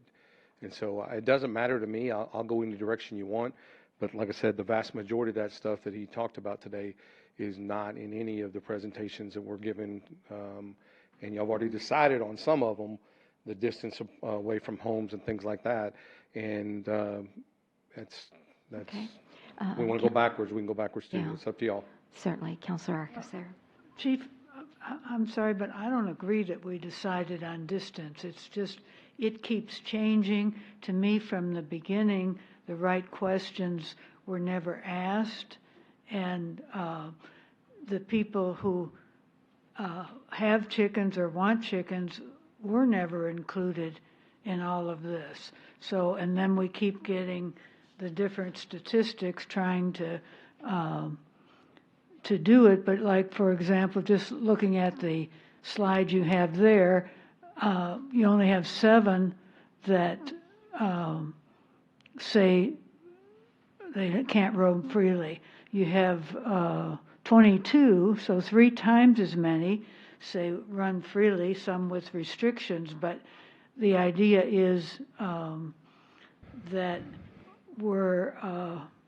my husband keeps reminding me, we're making laws that are unnecessary, and I think that's what Mr. Hefner has indicated. It seems that we seem to also be doing. There's minimal, I know you say the people complain they're more likely about roosters, but people should be able to have, no matter the size, unless they're in are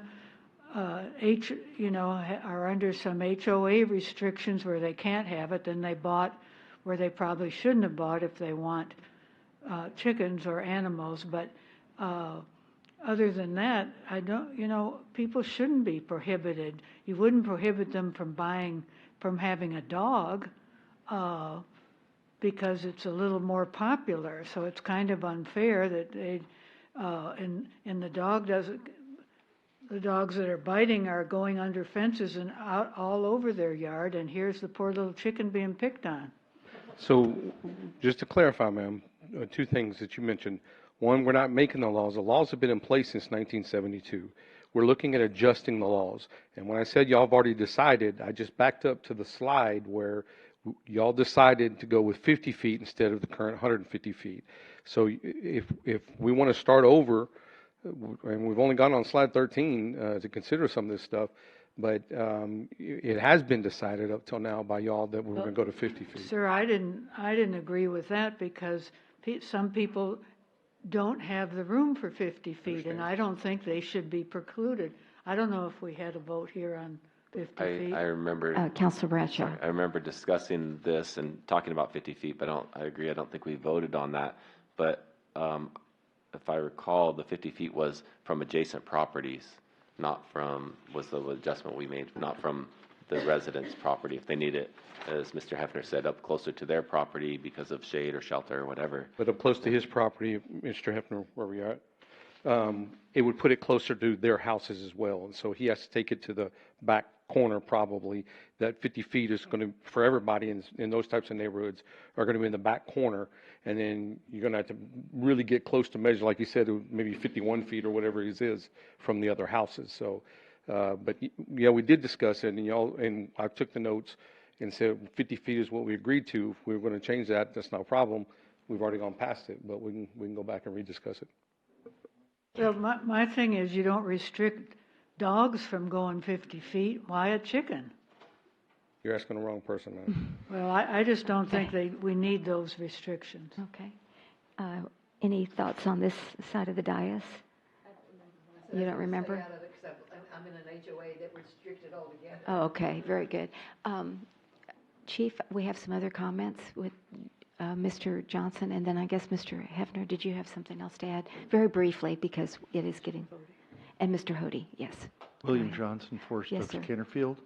Just to frame this setback a little better, most people don't realize the size of an acre. A farmer or rancher can spout it off. It's like 204 feet by 204 feet. That's for a full acre is 204 feet. If you put a 150-foot restriction, which I know we're down to 50 feet, but a fifth of an acre, you're looking at a fifth of that 43,000 square feet. So that's not much space if you start throwing 50-foot restrictions in. It severely handicaps other people. Just to frame the size, the dimensions, a full acre is only 200 by 200 feet. Okay, thank you for that. Yes, Mr. Hefner. And just very briefly, so the point there is, and to Chief's point, if you have a restriction, regardless if it's adjacent property or owner's property, it takes away the freedom of the individual property owner to make the best decision for his or her animals. And so if you're going to place a restriction on dogs and cats that say they have to be a certain distance away from the house for your doghouse maybe ends up in full sunlight, right? And so if you consider the health of the animals and you consider being respectful of property owners regardless of their ability to own an acre or not own an acre, right? And base it in fact and base it in data that you don't actually need an acre or need a quarter of an acre or whatever to keep chickens. If people are keeping flocks of 10 chickens in a condo on the 15th floor in New York City,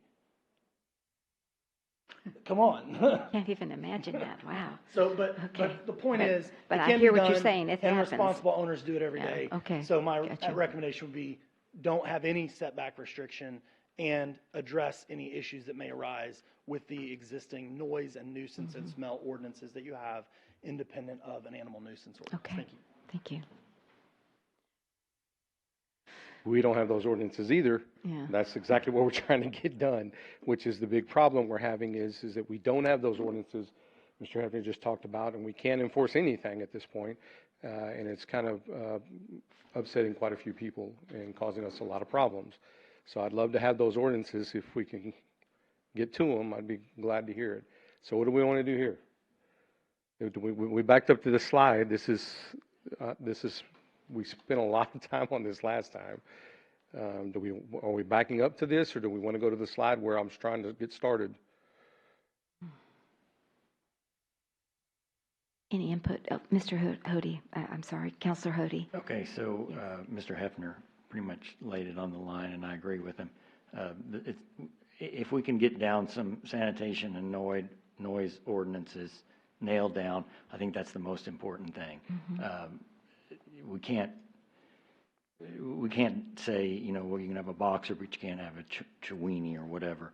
So let's just, we can have these as long as they're pinned up at night. That's what I think. Okay. All right. Councilor Alcacer, do you agree? Yes, ma'am, I do agree with that. And I mean, it's incredible to me that we have you walk along the street and the dogs attack you all the time coming up to the person's fence line. And these chickens are not going to do that. Never have, never will. And we still haven't restricted the dogs in any way on the property line. Why? I don't even have a problem with the ducks, geese, rabbits. I mean, why are we doing that? I mean, we need to change it. If that's what's in it, we need to change it. And they shouldn't be securely caged or penned up in an enclosure. And they shouldn't be 100 feet from somebody else. If you do that to these poor little animals, do it to the big ones, the troublemakers, the dogs. Okay. Anyone else? Ms. Joseph, did you have something to add to the discussion? Joseph, Charter Lane. Excuse me. I've lived with chickens. My next door neighbor had several.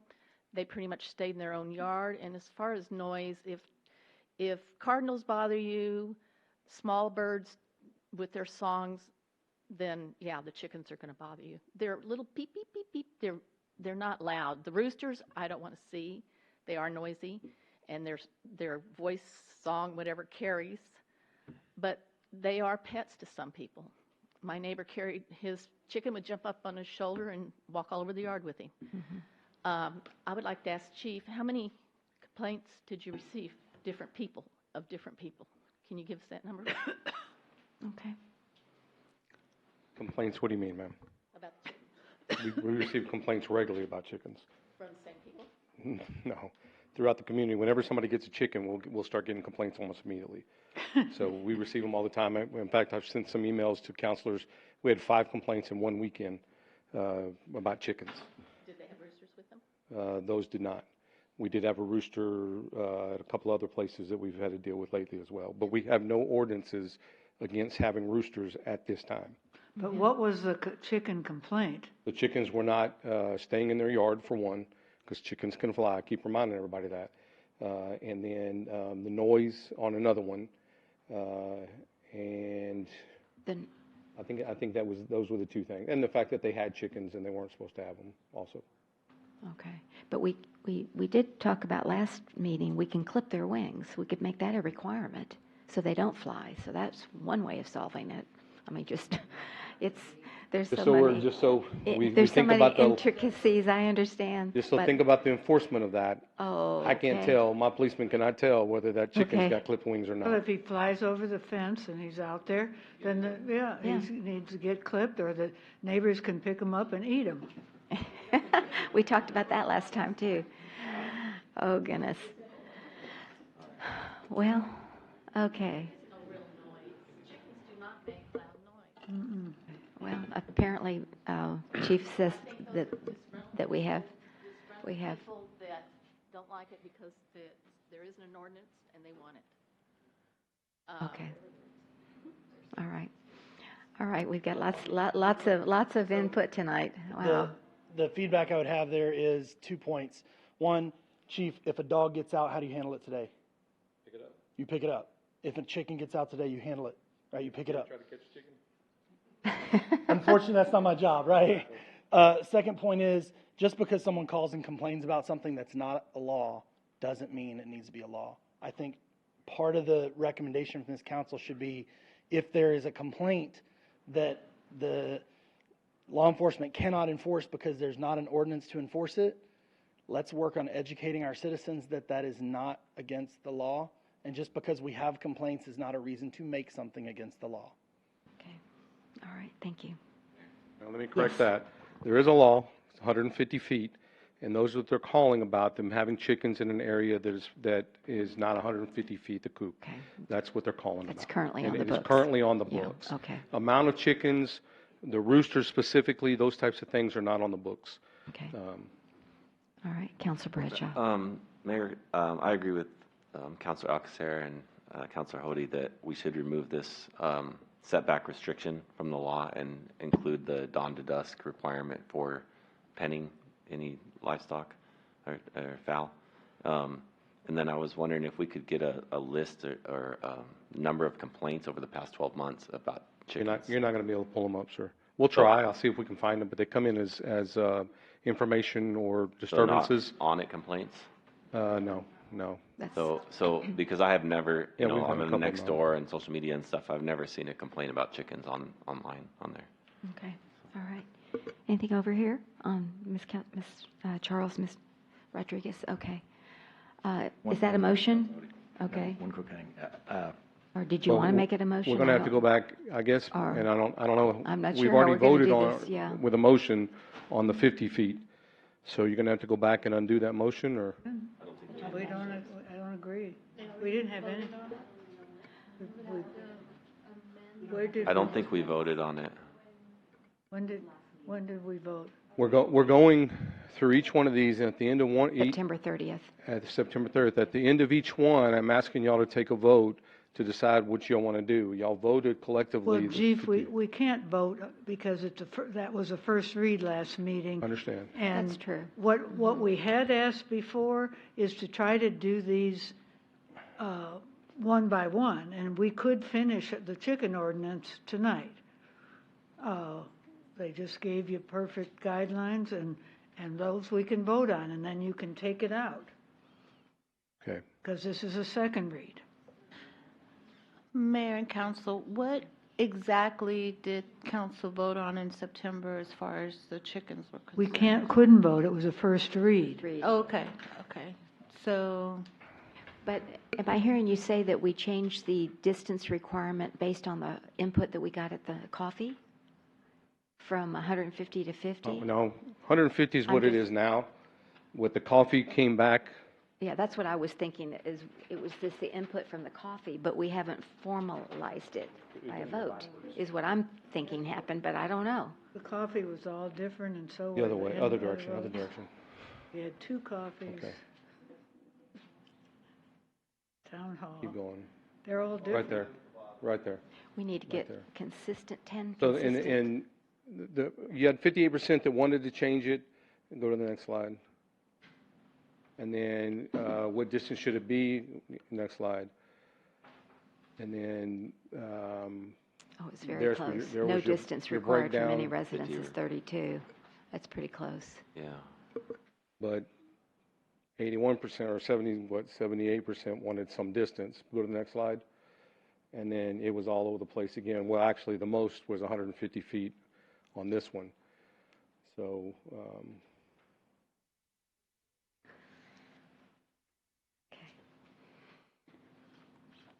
Okay.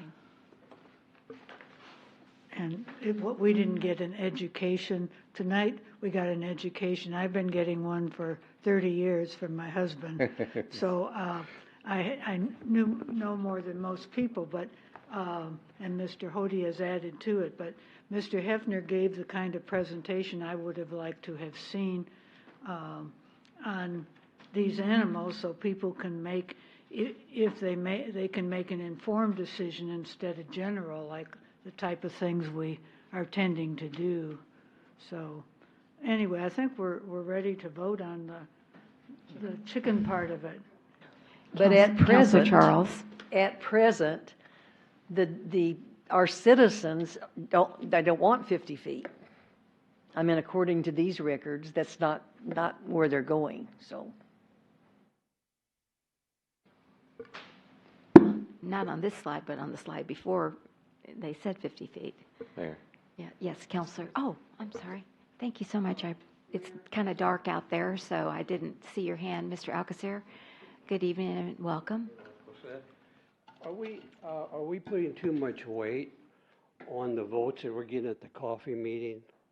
I mean, we got 10,000 people in Leon Valley. Mm-hmm. How can a few dictate, hey, this is what we want? Mm-hmm. No. I understand that. And then we followed it up with the survey and even got less response, right? Mm-hmm. Isn't that what happened? So we were trying to get a broader input and it didn't materialize. So I hear what you're saying. Yes. Johnny Garrett, Johnny, Leon how are Valley. you? Good evening. I was out in the hall, is there a limit to how many chickens? I mean, are you talking like a city lot and you can have 100 chickens if you wanted to? I mean, how many chickens? And it also, is there going to be some kind of control? Owners have to be responsible. Are we going to have to put up with a bunch of flies? If my neighbor 2 houses down has 100 chickens, or 50 chickens, is there going to be something in the ordinance that they're going to have to control the flies and the maggots? Well, that was the myth that Mr. Hefner presented. presentation. Yes, and he said that they don't. They're clean. They don't. Oh, they are Yeah. clean, but there's flies. There's flies in a cow pen or a horse pen. 2 slides. And a dog pen. Yes, there are. Okay. But I used to when I had a dog, I'd pick up my dog's feces. Okay. But I'm a responsible pet owner. All right. Thank Mr. you. Hefner was going to respond to that myth.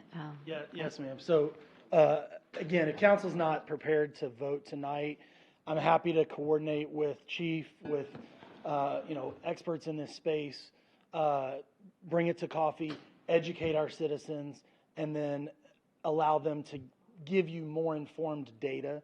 I think, to your point, the citizens that may have been at that coffee that the vote was taken, whatever that number was, may not have had this same education, right? And if they heard a presentation from an expert in the area, I think that it would change sentiment, answer those questions about if there are flies. Yeah, if somebody doesn't pick up the waste, there's going to be flies. If you're a responsible owner, you're going to pick up the waste. To Chief's point, if there's not currently noise and sanitation ordinances on the books, address noise and sanitation with those ordinances, and do not make it specific to chickens. That would be my recommendation. Again, I'm at the council's disposal to help coordinate that education for our citizens. Okay. Very good. Thank you for the offer.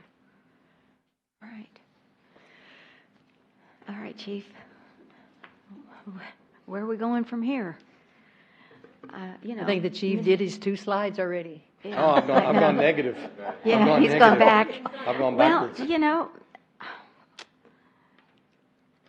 I appreciate Mr. Hefner's volunteer spirit of maybe we ought to have a smaller committee with Mr. Hody on there, and I don't know, to see how we can pare it down. Yes, sir.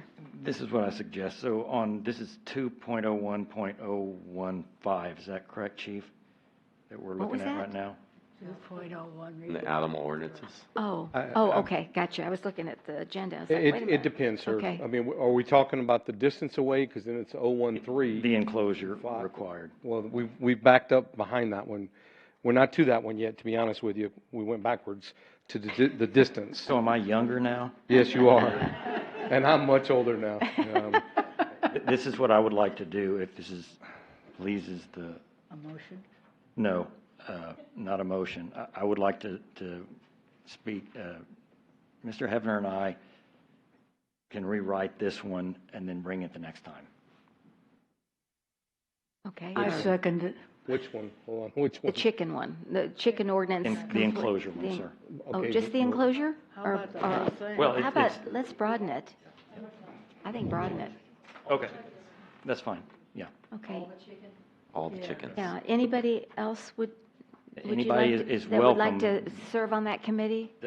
Anybody who's not a chicken. Yeah, that's not a chicken.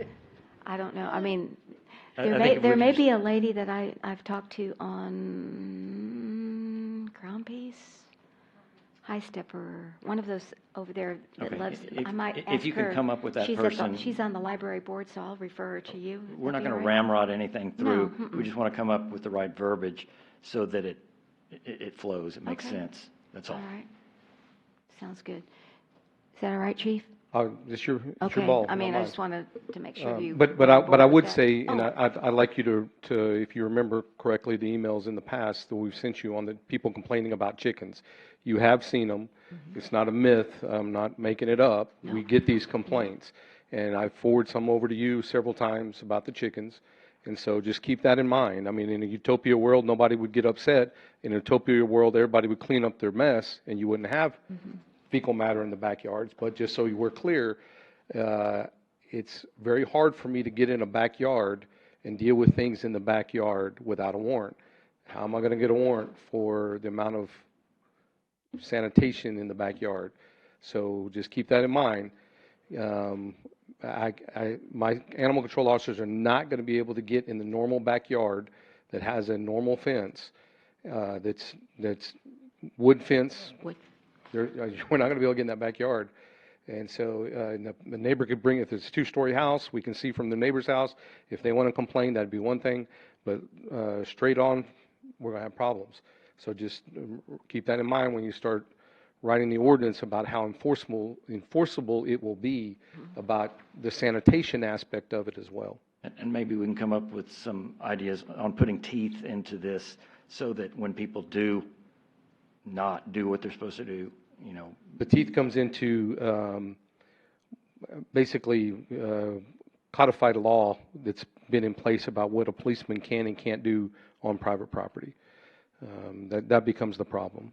Going into, you have half the people just say going in their backyard to examine their waste is going to be hugely intrusive. And is that based on a complaint? That's based on law. I mean, just we can't search somebody's backyard for a misdemeanor like that. If I wanted to search somebody's backyard, I'm going to have to get a warrant to go in somebody's backyard to search their backyard. So it's going to be problematic trying to enforce some of those things, like how much fecal matter starts and the flies start. That doesn't. I don't know. I don't have an answer for you. But I'll tell you, when we went through all of the other ordinances, and I don't think there's anything I remember reading. It's been a year and a half since we started this, but I don't remember reading anything that would they would have to be allowed to get in the backyard and check their sanitation. I don't remember anything like that in anybody's ordinances. Chief, we don't do that for any I animals. agree. I agree wholeheartedly. I don't want to restrict chickens, rabbits, little But geese. right now we don't have the animals like this in these small spaces. We have them in larger spaces, and so we don't get those types of complaints. I don't know. Have a dog Correct. in that space who's giant. Right. And we still can't do it. You walk by certain houses and the backyard or the side yard just smells to high heaven. Agreed. I agree with you. I mean, so it's still, I'm trying to get you not to single out these animals that may not be as popular as the cats and dogs, who are much more of a nuisance. So, and all I'm trying to remind y'all is don't think that just what you just said right now, getting in somebody's backyard to enforce it on a dog, a cat, a chicken, it doesn't matter. Right. It's not that easy. Right. So when we say, hey, we'll just grab an ordinance and we'll be able to get in their backyards and we'll be able to enforce something, it's not that easy. We can't do that. I don't think they meant that, Yeah. Chief, but anyway, they'll let them give it a good try. Absolutely. And maybe it'll give you some peace temporarily. Okay.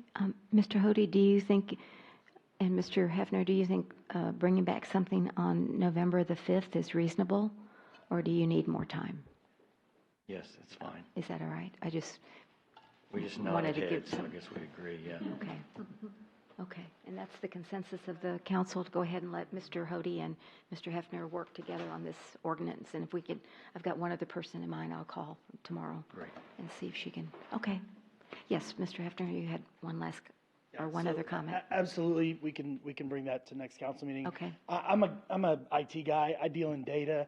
I make decisions in data, right? So I'm going to back everything up I do in data. Okay. The ask I would have is, if at all possible, I know when I was doing this research for City of San Antonio, over the course of, I think it was FY18 through FY19, a full 12-month period, there were something like 3,000 animal noise complaints, and there were 9 chicken complaints for the entire city of San Antonio. So if at all we can look into those complaints and get data that tells us how many of these are chicken complaints versus something else, then Mr. Hody and I can certainly incorporate that. Certainly. But I think that that's going to speak back to, and I don't know how in the weeds you want to get on sanitation and noise. We can talk about those as well and try and do our best to help Chief. Chief has an unenviable job of trying to codify these things that are going to please everyone. And so I think that the compromise there is if we can get a really solid proposal and model off of what other cities have on how do you have teeth and enforce noise and sanitation, that's going to address any animal, regardless of dog, cat, chicken, horse, peacock. Okay, thank you.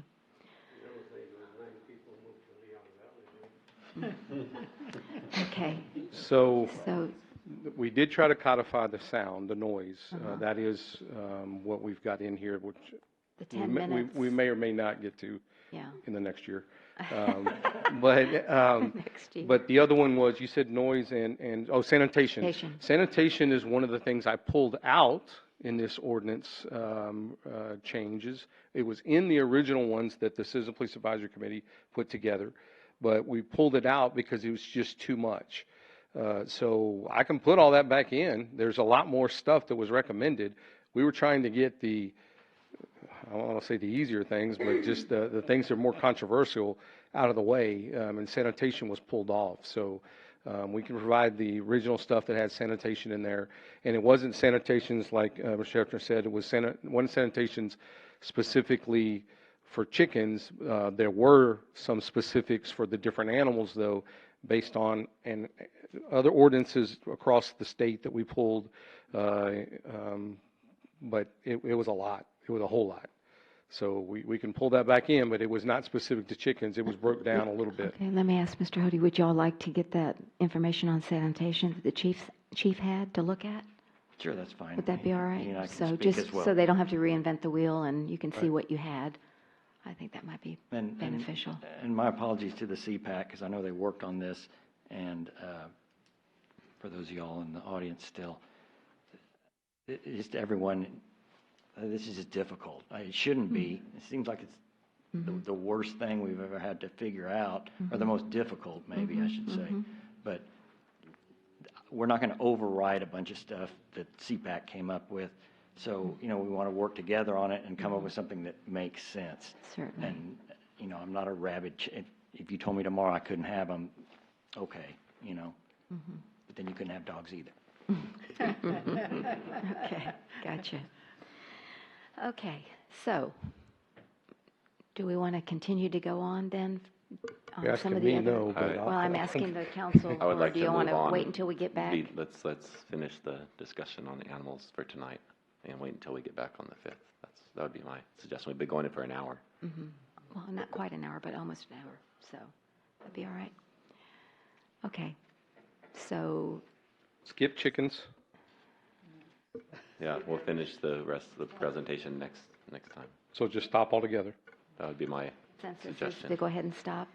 Yeah, okay, I think and then on the 5th, we'll hear from Mr. Hefner and Mr. Hody and on what they have, and then we'll just continue from there and see how long. And yes, and we need the data for I'll try. I'm not the sure. chicken I'm not sure it can be complaints pulled and the like dog that. complaints, Yeah, I'm right? not sure in our computer system it can be pulled, but I'm not the computer Okay, guy. all right. So Sounds Do good. realize we will be talking about this a year from now. It's been a year and a half already. So yes, ma'am, I do. Okay, all right. Thank you. I really appreciate it. All right, then, moving to the regular agenda, which is continued. That's going to be 9.1. Ms. Pasale, if you'll please read that ordinance.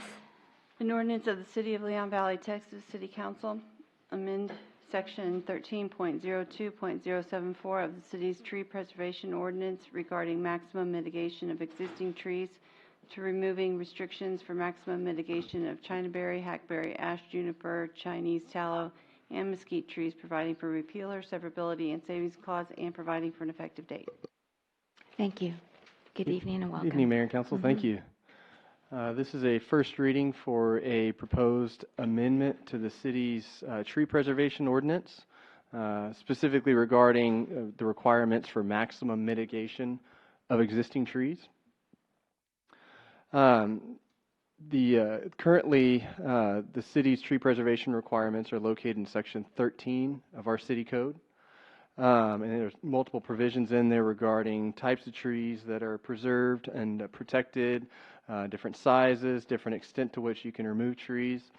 And so what this specific amendment would particularly apply to is the maximum mitigation requirements for existing trees on a piece of property, and specifically to remove restrictions for maximum mitigation regarding Chinaberry trees, hackberry trees, ash, berry juniper trees, Chinese tallow trees, and mesquite trees. Currently, the code requires that all medium and large sized trees that are proposed to be removed be replaced with an approved tree, and it also requires that heritage trees may not be removed without a variance. Small tree is defined as a tree between 3 and 7 inches in caliper width, and a medium tree is between 8 and 12 inches, and a large tree is between 12 and 24 inches. And of course, a heritage tree is any tree over 24 inches. The code also states that no more than 25% of all existing trees on any lot, including small, medium, or large, may be removed without a variance. So that means, if you've got a piece of land, you're planning a big apartment development, and you need to remove 50% of the trees, you can't do that, regardless of the size and regardless of the species. The intent of this requirement is to prohibit just a developer going in and just completely clear-cutting the land. There's multiple negative effects to clear-cutting land, in addition to just simply dramatically changing the way that piece of property looks. That can impact drainage, that can impact the ecosystem on that piece of land. And so most cities have this requirement. This is a great requirement to have in your code. However, unlike most cities, the city of Leon Valley protects all tree species, not just some. Most cities choose to either protect certain trees, or they choose to exclude less desirable trees from that protection. For example, City of Bernie, they choose to only protect cottonwood, sycamore, cypress, elm, maple oak, pecan, and Texas ash trees. Any other trees are not protected, so they specifically focus on those particular trees, which are very unique to that area. City of Bulverde, however, takes a different approach. They protect everything but Chinaberry, hackberry, ash, juniper, mountain cedar, Chinese tallow, and mesquite. As a staff member charged with enforcing this ordinance, and having worked with it for the past year and a half, I believe that the 25% mitigation maximum, combined with the fact that we're unique in that we regulate all tree species, that is excessive in staff's opinion when it comes to applying that to new development. And in staff's opinion, this combination exceeds the intent of this 25% maximum mitigation, which is to generally prevent the clear cutting of land. And staff believes that this creates an unreasonable burden to new development and frankly necessitates the need for variances. There's two variances or two situations, most recently, one of which the council is probably aware of, one of which you're not. About to discuss it. We're all aware of the Affordable Pet Care Development, which they had a groundbreaking. We actually issued their permit on Monday, and they have one tree on their property at the southeast corner. It's about a 12-inch hackberry tree.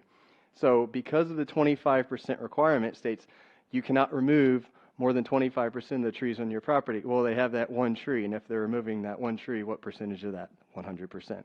So currently, as our ordinance is written, if you want to remove one 12-inch hackberry tree from your property, you need to get a variance. That's not reasonable, and so that's part of what, when you have those kind of code conundrums, that leads staff to say, okay, I don't think this was intended for this. Maybe we need to look at this a little bit more closely. And also, as the council probably remembers, last year or the year before, I think Timber Hill Apartments that are currently being constructed, they came in. They proposed an apartment development. We've all seen it going up, the foundations. They had 938 trees on their property. And, of course, in order to get that development proposed, they needed a variance. So they went to the Tree Advisory Board, and then that eventually came to the council. And they got a variance to remove 600 trees, which I think you do the math is about 66% or so. Most of those trees were medium-sized mesquite and hackberry.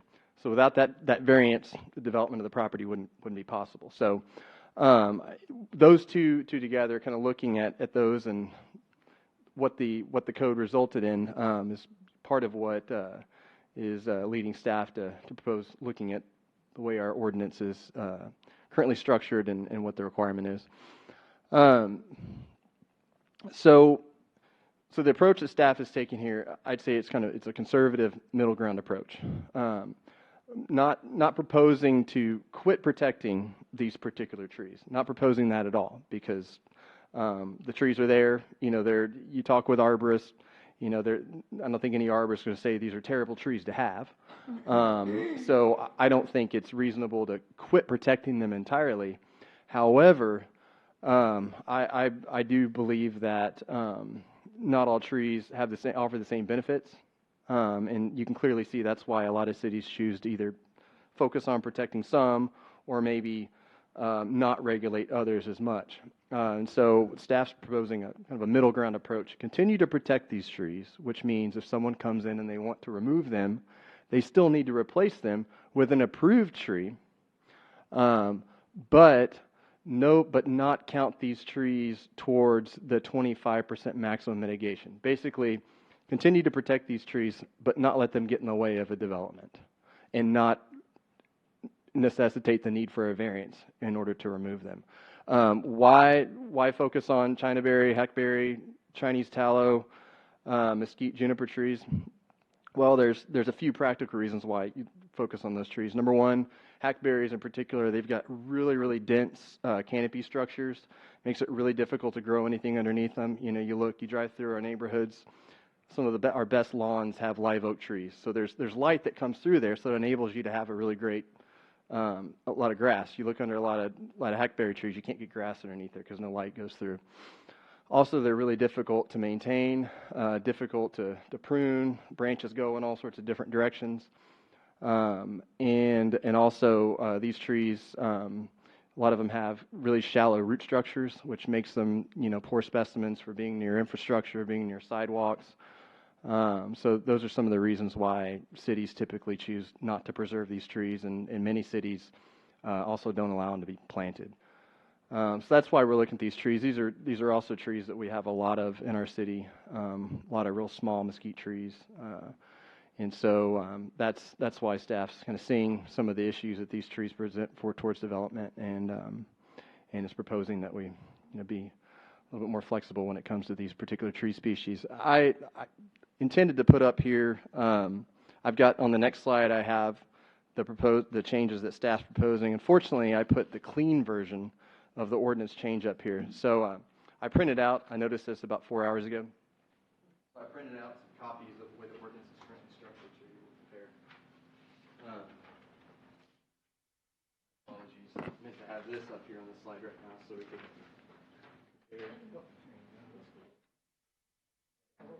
Share.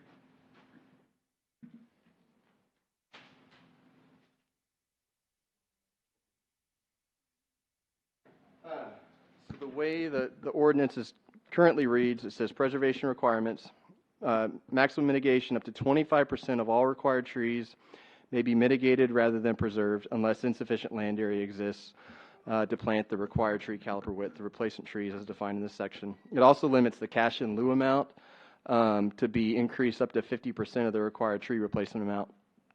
So basically this just says you can't remove more than 25% of the existing trees on the property, regardless of the size. Pretty straightforward, pretty strict. And so what staff is recommending is the following revision. So maximum mitigation up to 25% of all medium and large trees may be mitigated rather than preserved, except that Chinaberry, hackberry, ash juniper, Chinese tallow, mesquite trees shall not be considered in the calculation of maximum mitigation, but still must be mitigated. So again, this is saying these trees are still protected. If you want to remove them, you have to replace them, but these trees will not be counted in terms of calculating maximum mitigation. So if you've got 15 hackberry trees, you're able to remove those without needing to get a variance. And you have to also replace them with approved trees, such as live oaks, cedar elms, cottonwoods, other trees that are typically on an approved city list. So, yes, ma'am. I don't agree with the mesquite. The other ones that are considered trash trees, as it were. But the mesquite, holds a different level, and I don't know, I don't know do we mitigate small trees or just medium and large in heritage? Well, small trees were removed from protection a few years ago. Well, So- then I don't see any reason why we have to have, you just said there's a lot of small mesquite. I don't see a reason there's a lot of large mesquite that are as nice as the oak trees and not subject to all the problems that the oak trees have. And Right. so I don't agree with having that. I think Bernie is not a place like Leon Valley. And since you took it from their ordinance, I'd like to take out mesquite. I don't know what other people think. So you'd like to have mesquite counted towards the maximum mitigation? I don't want them. You don't want it to be, included in with this group of 5 trees. The other 4, I agree with the type of tree it is, but not the mesquite. We can definitely look at that. I always thought, I mean, I know people say hackberry is a trash tree, but it's a lot of habitat and, I mean, it's a valuable tree, I think. I don't know about the other ones, but hackberry is another one that I think is... They die and fall down after... I know. I had one in my backyard, so I agree. After 30 years, boom, it goes down. I hear you there. What brought about this change in this amendment? I mean, The Affordable Pet Care Project Just is the what brought it to Affordable my Pet Care, attention, where I okay. noticed, there's, Okay, we need to and- look at the maximum mitigation right. requirement. And then how much, developable land do we have left? Because we are landlocked, and when I'm thinking about, I mean, there's not very much left to develop. So why would we make this change? Why wouldn't we just keep the variance? And is there a cost to the variance? I would, to answer your first question, why wouldn't we keep the variance? I would say because the purpose of variance is to consider cases where you have a unique hardship, not just to have it as a mechanism for additional oversight. I think if we're concerned about these trees and we don't, if the council's not wanting to go this direction with maximum mitigation requirements, maybe we need to take a different approach to, through some sort of, review that's not a variance process. Because again, as we talked about to a lot of extent, variances are for unique situations, not just as an additional approval. Okay. per se. I think And we've on this used it as that. particular, the affordable care, it's right where their driveway was going to be. And so that made it a problem, and that means they have to come back to get a variance and approval just to remove a That tree one tree. that'll probably Okay. be gone shortly anyway. So, Yeah. I mean, I'm and for the approach, but Have you run this through the tree advisory board? I did not. I treated this situation similar to the Board of Adjustment. The Board of Adjustment, like the Tree Advisory Board, doesn't write the code; they interpret it and But I enforce mean, it. So, they've been working with variances. They've got a lot of experience now. right. So I just thought that maybe they might have a. And I'd be happy to do that if y'all would like me to. It's just That's not. what I would recommend. But anyway, what do y'all think? Anyone else? So, yeah, it'd probably be a good idea to get their thoughts, and since I'm an equal opportunity hater, how about Arizona ash, mulberry, and mimosa, and trees like that are considered, trash trees? And yes, hackberries do provide a lot for wildlife, which is why it's great that it's in the natural area. But Right. people don't want them right up to their house because you'd be buying a new roof. Yeah. We could take a little bit more, a deeper approach to this. We could look at some more tree species, maybe consult. I did talk with an arborist, before bringing this, but we could, bring in a little bit more depth to that advice. Maybe have them come talk to the Tree Advisory Board, and maybe we could look at some additional trees. Yeah, I'll send you my ideas and Absolutely. then run them by them, see what they think. Sounds great. Yeah. And then back to the mayor's question, how many more undeveloped properties do we have that would be have to be considered? I'm going to make a bold statement. When you think of Leon Valley, you think, yeah, we're pretty much built out. But when you start looking at the map, we actually have a lot of land here. I mean, I could just name off a few. I mean, you look at everything on the west side of Huebner Road. That's going to develop eventually. We've got the Triangle redevelopment lot off of Evers. That's going to develop. We've got kind of an oddly shaped lot back behind the Bandera Heights Shopping Center. kind of wraps around. We've got all the property down by the Buddhist temple. There's quite a few properties in town that have got a lot of trees on it. But we've got, all of the William Rancher property, which, we're looking at replatting that. So there's, when you go in and you grab those pieces, there's quite a bit of land, I think, that is still. Is there any way you could summarize that? Or is Uh, that asking to, you know what I'm no, saying, to absolutely. summarize it? And maybe even some pictures of how much trees are on the property. I think that would, for Sure. me, Yes, ma'am. make How it. how much time before they need to remove it at that one property? They've got some time. I think I issued a temporary building or a conditional building permit to them just to get them going. They've got a couple of trees that they needed to add per our landscape code too. So, and I let them know that I was doing this because they were the ones that brought it to my attention. They said, "Hey, we're going to need a variance." And my approach to that was, well, you're not unique. It's not what we do variances for. So, as I've always said here, when I see something in the code that I think is unreasonable, let's change the code. So the apartment complex on Grissom was unique with the 900 trees that we had to cut down to 688? Because they went through a variance, and they went through the TAB, and I thought it worked out fine. But that's just They what I had recall. Over They had 900 900 trees, I understand, but that was unique to that one lot, and the variance did work.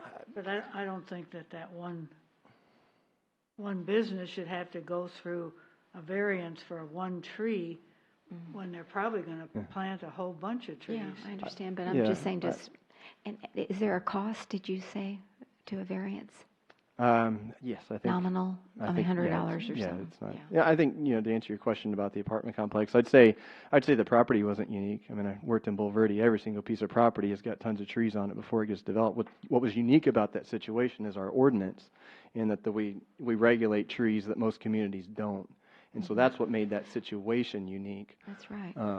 And I remember, Melinda, I think you were the one that presented it. You came through, and we made lots of revisions so that we could meet that property owner's needs for that development.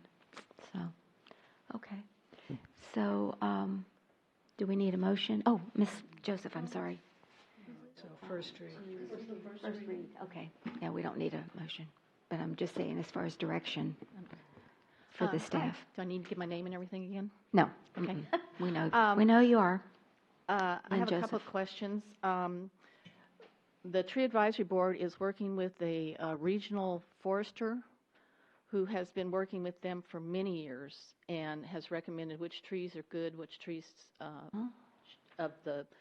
in this list that should be removed. I feel that the mesquite should be kept because it's a lot of certain birds eat those seeds, and it is habitat. And I thought when we had the BOA with the affordable pet care, they did not present any problems at that time that there was going to be a tree. They already had their design where the driveway was going to be and the back lot. And was that tree even in that same driveway, or did they move their driveway? Okay, I hadn't realized that they'd already been to the BOA. Yeah. So first, if a variance for a tree wouldn't go to the BOA. No, I didn't mean that. I thought she said there was something that was when they went to BOA. I didn't know that. Yeah. But they showed where the driveway was going to be, and there was not any problem with the tree. So They moved the driveway? the tree is not in the way of the driveway. The tree is in the way of the cross connection to the adjacent property. And so the issue was that they wanted to have their cross connection to go around that tree to avoid the need for a variance.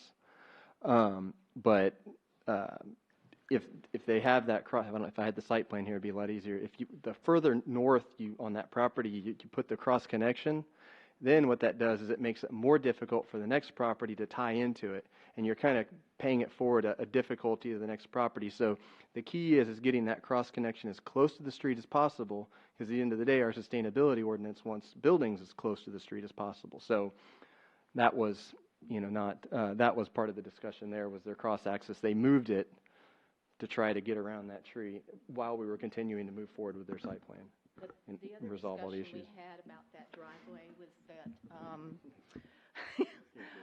yell at it, if you had the driveway too far forward facing Grissom, then traffic was going to be backed up. There wasn't going to be enough traffic flow. It was going to interfere with the traffic flow of the parking lot, either parking lot, and people getting out, people getting in. And that was one of his concerns, was people being able to get in and out. And I thought that's why, one of the reasons that he was willing to have the driveway where his original proposal was. Yeah, and the driveway is going to, the general access point from Grissom Road, that's going to stay the same. It's just once you come in that driveway and then you potentially go over to the next property, that's Okay. what the tree is Yeah. creating the complication for. Okay. Not the actual driveway location itself. Right, because his property? yeah, because they have to connect to the next property.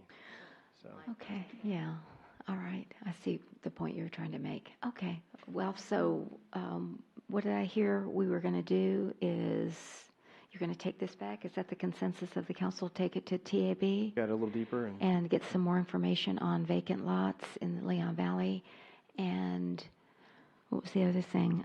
You're going to have more information on these trees from a certified arborist as far as their value, correct? Is there anything else we're missing? I just want to clarify again, through this ordinance, we're not, I've heard it said a couple of times, we're not proposing to quit protecting these trees, just I know, to not count we're them. Tree USA, you know. Yeah, but we're not, we want to continue to protect Yeah. these trees. If you want to remove them, you need to replace them, just like right now, you can remove a live oak tree as long as it's not under 24 inches, as long as it's not over 24 inches, but you have to replace it. Same thing with these. You remove an 18-inch mesquite tree, you'd still have to replace it. We're just pulling these particular trees out and saying we shouldn't count them towards the maximum mitigation. So I just, walking away, we're going to look at, I just want to make sure everybody walks away tonight, say nobody's proposing to not care about these trees and say they're junk, we don't need to preserve. We're just saying let's kind of carve them out and look at them a little bit differently. Still preserve them, but just not count them towards the maximum mitigation. But we'll keep working on this. Okay, Brandon, thank you. Yes. by working with the Tree Advisory Board and by going to the, I guess, Texas A&M U.S. Forest Service, I'm just concerned, we want to do this right, but I don't want to delay that project either.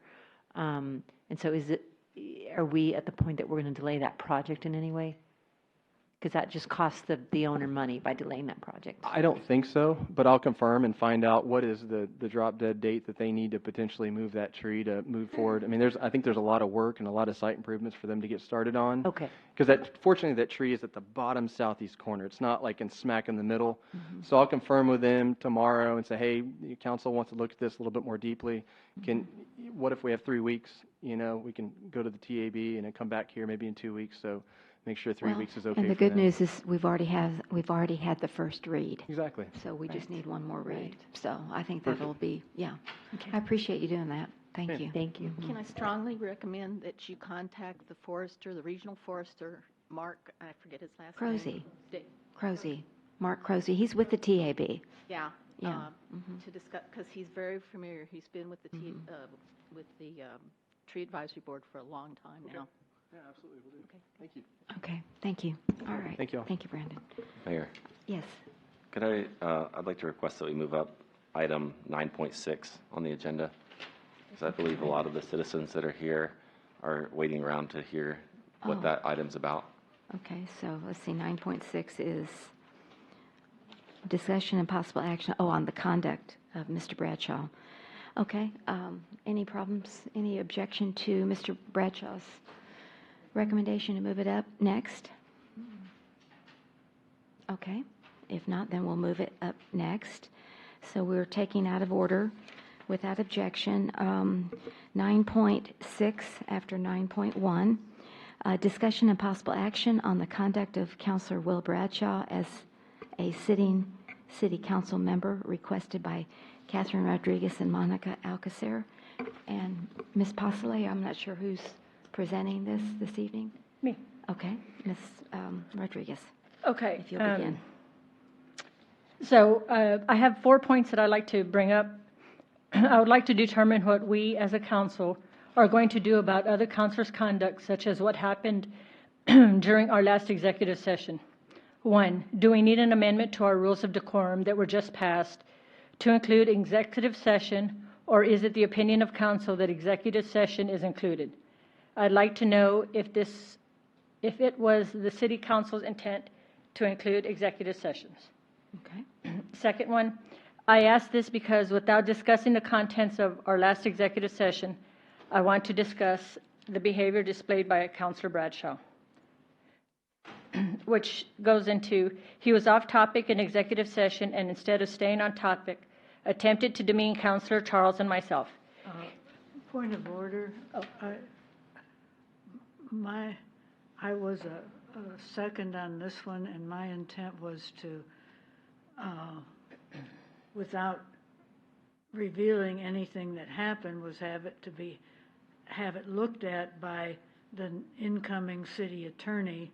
Okay. And let it be discussed with the people involved in there, if we could do that. And that's the only thing my intent was on this particular motion.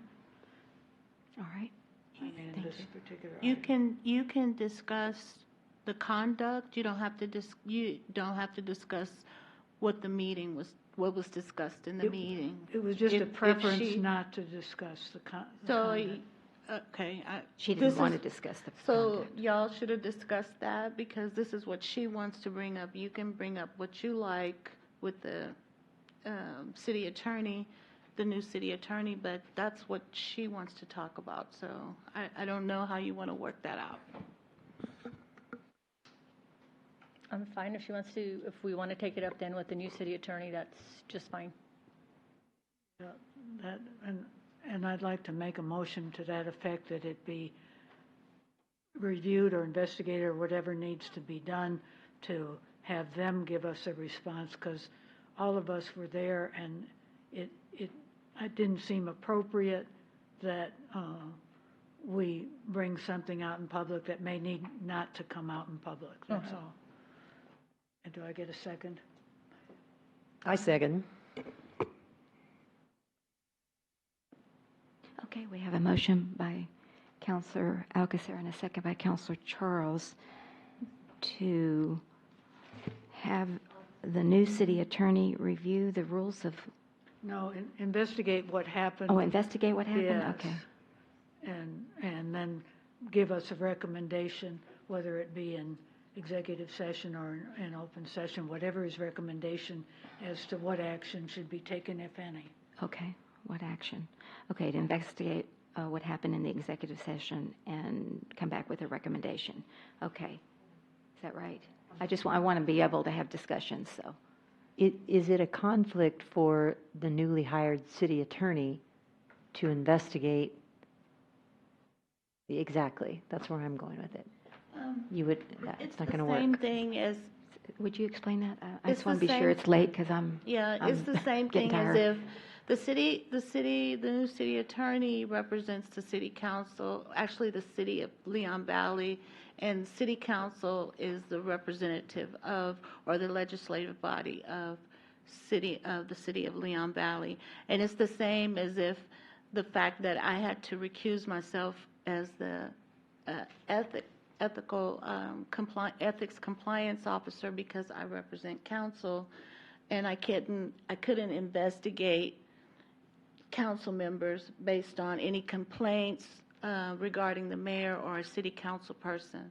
So that's why you had to get a temporary ethics compliance officer. So the same could be said, in my opinion, about something that happened between city council members and the city attorney. They wouldn't be able to investigate or make a recommendation because they represent the city, the body as a whole. So it may be suggested that you get an outside counsel to do investigation. So that's where you're at. Or you can discuss it among yourselves, you can make a decision, or you can investigate it yourselves. And then you can bring it up in open session and vote on what you decide to do. If it doesn't matter that you were there and the new city attorney was not, that doesn't make any difference?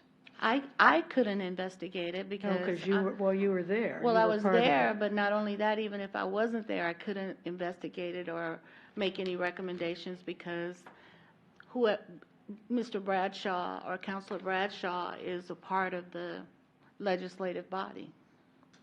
And I represent the whole body. So what are our remedies again?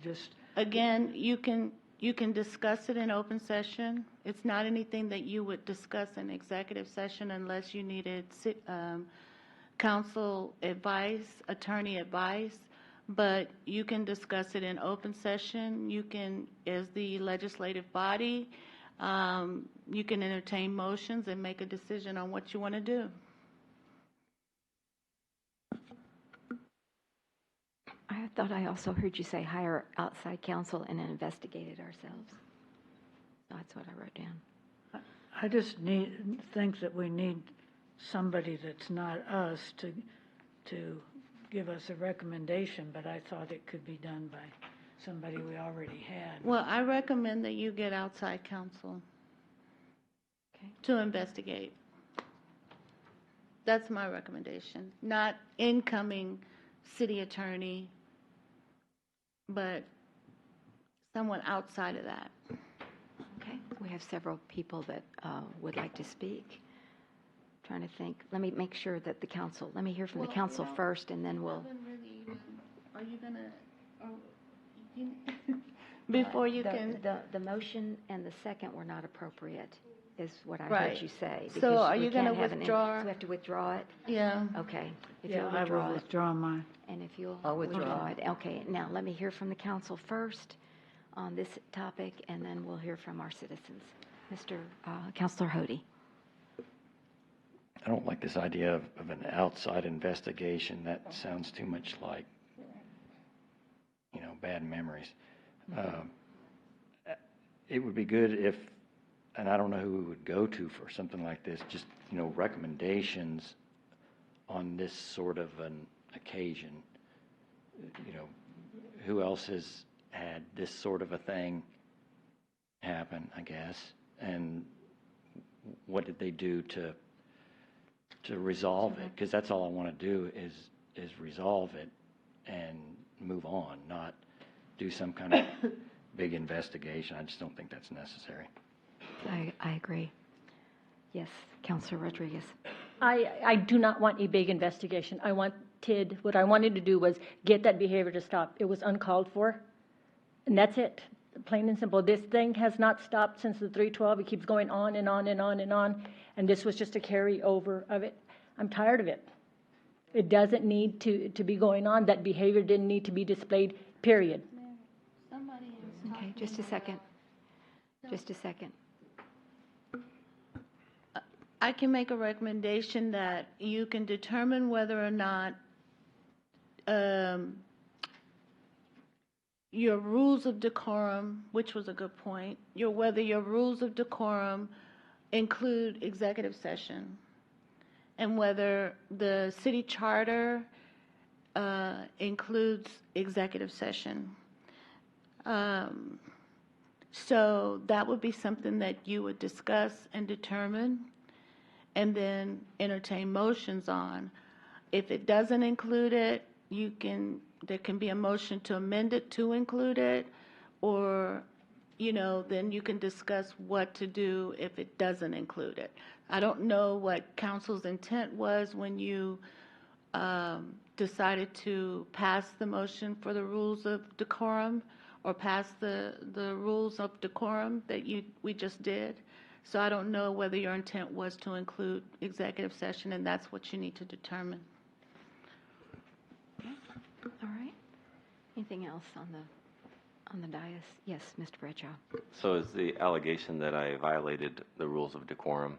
And if so, what are the penalties? Or in this agenda item, there's an action. It says possible action. So what action would that be? Because I believe the rules of decorum would just say that the figurehead, the mayor could remove somebody from the meeting. Well, the Which I possible removed action would myself. be if they made a motion to say that it's council's intent to include executive session. And then the mayor can take action or not take action or whatever, the remedy is to a violation of the rules of decorum. But there's also the issue of the city charter. Right, so I guess that's my point, was the violation of the rules of decorum. The penalty is the mayor can remove somebody from the meeting for that, which I removed myself from the meeting. So I don't know how Well, this applies. that's another issue in and of itself too, under the city charter. Would you not agree? I'd have to see what specifically you're talking about in the charter. Unexcused absence. I actually sent an email to the mayor asking for an excusal of the absence of that meeting, After the fact, though? per the charter. Okay. If The if charter that's says what you the- can get an excusal from the mayor before or after a meeting. Okay. So, yes. So, those are the two things. Okay. Anything else on from the dais on this? Okay, yes, sir. So, Did you, okay. I'm just. Go right ahead. I want to hear from So the if dais you, first. if you want to go by that and then somebody can just behave like that and then remedy it themselves and remove themselves and do all that, then if that's what city council wants and that's according to your rules of decorum, then that's what you have. But I think we can go back and review the rules of decorum and amend it, right? That's one thing that you said we could do. Yes, sir, if you'll state your name and where you live, please. Absolutely. My name is John David Signs. John David Signs, Okay, the sign. 6514 Thunderbird. It's my wife, Jessica, in the back. Okay. Appreciate all your hard work. Let me just say that. And Okay. I heard that you guys weren't paid. And if that is true, thank you for your service to Leon Valley, straight up. So It's true. It is true. And we've been here since 5:30. Oh, Lord, I know. And haven't taken a break. We've been here 4 times for zoning and also for voting on variance for the property that we built off Thunderbird. So I wanted to thank you all for allowing us to live in the city. So just kind of an off-topic conversation Yeah. there. So we'll just keep it to Yeah, well, it's just a agenda little item note of 6, thank you, please. a little note Thank of you. gratitude. Yes, well, thank you. We like to hear that too. Most welcome. I'll make it briefer than the chicken conversation. I don't know how the rules of decorum work, but I would definitely agree with that statement. I and our neighbor Jackie Conrad and Scott Conrad have had the pleasure, and not to be biased in the situation, but of living next to Will, and we all have our days, and I don't know what happened because all that is kept to yourselves, but perhaps it is that would be my recommendation, looking at the change in your rules of decorum, because sometimes things happen, and not to relive the past, but you maybe just, if there's a way that you can talk it through together and or apologize, or however that works, so that you don't have to bring it all out into the open. I do have to read. Jackie Conrad mentioned that she just really appreciates Will, and I know we're all not perfect, but potentially there could be some kind of conversation to get through it together, whatever it happened, would be my recommendation. Okay. Thank you for that. Appreciate it.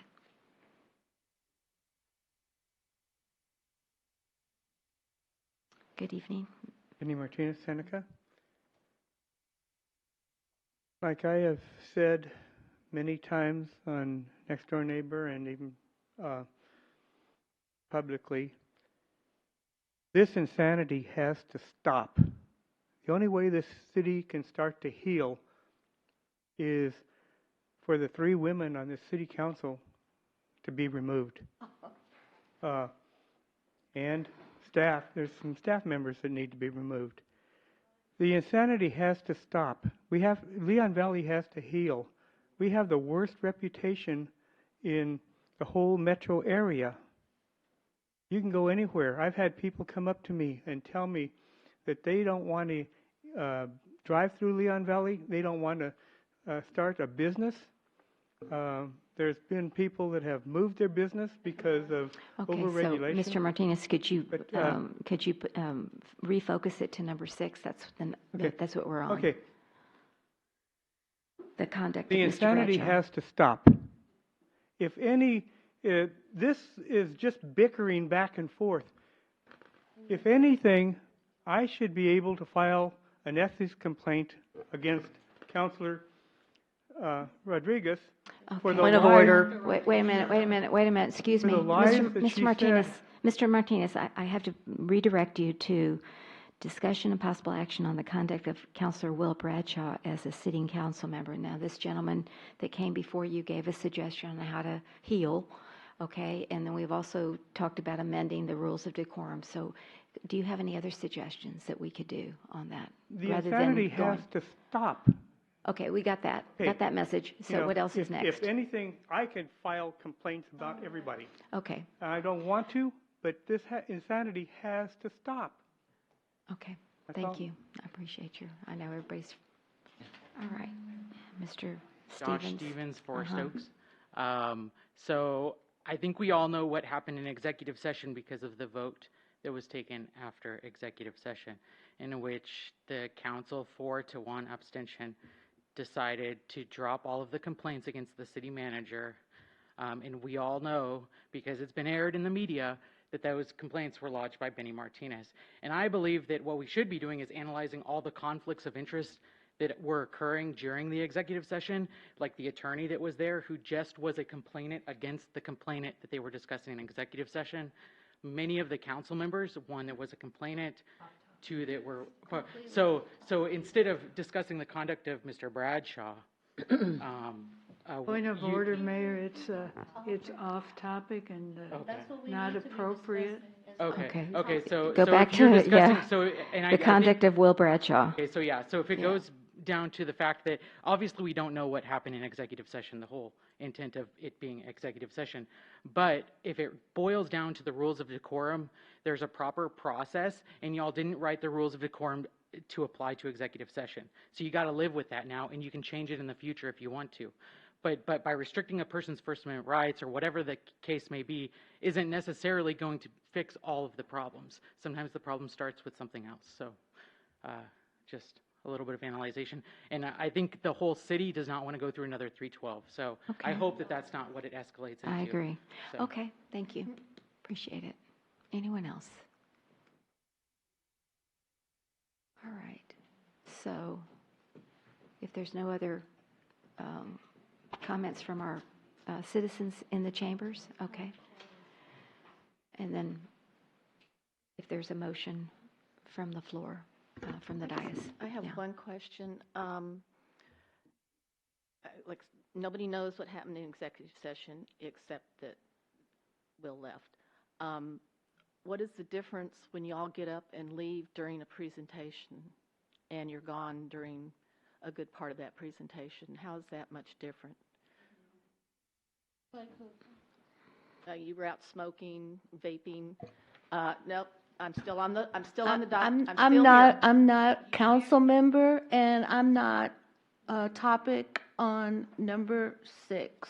I'm not. But when you were more involved with the city. Yeah, Mayor. it needs I'm to just stay with asking, the, it yes. needs to stay with the conduct of Councilor Will Bradshaw as a sitting It's in councilman. relation to him. What is different with him leaving? Okay, wait a minute. No. Mr. Stevens, out. Yeah, you gotta go. You can't, you yell out. That's not, no, We said that you were here, I think, I said I can't analyze what happened back there. If you're gonna yell out, you gotta come to the podium. Remember, we said that this evening. Thank you. So my only So if question you'll just was- keep it to the, It is. It's in relation to how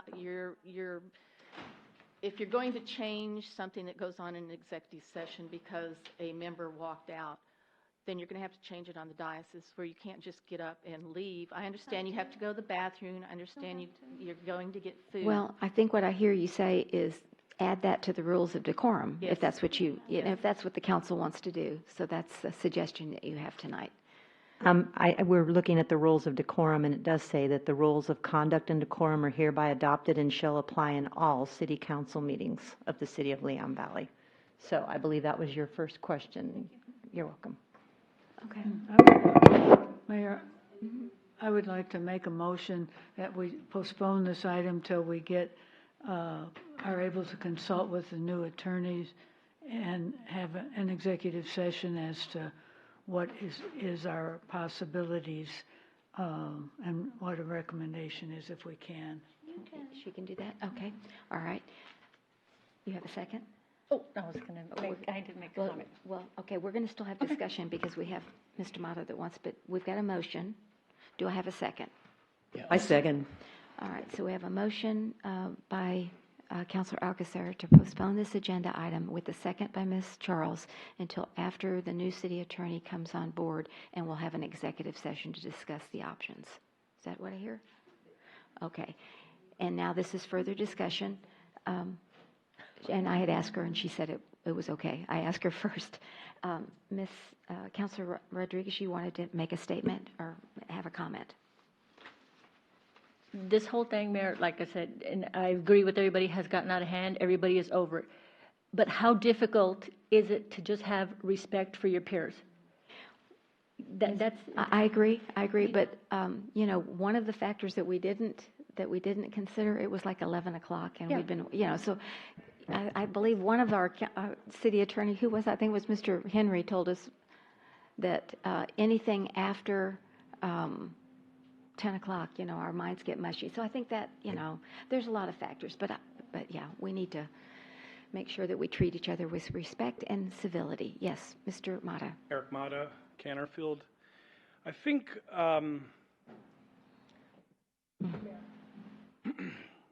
well, that's outside the chambers, so this is a product of a lot of what we saw and the passions that were awakened by the citizens this summer.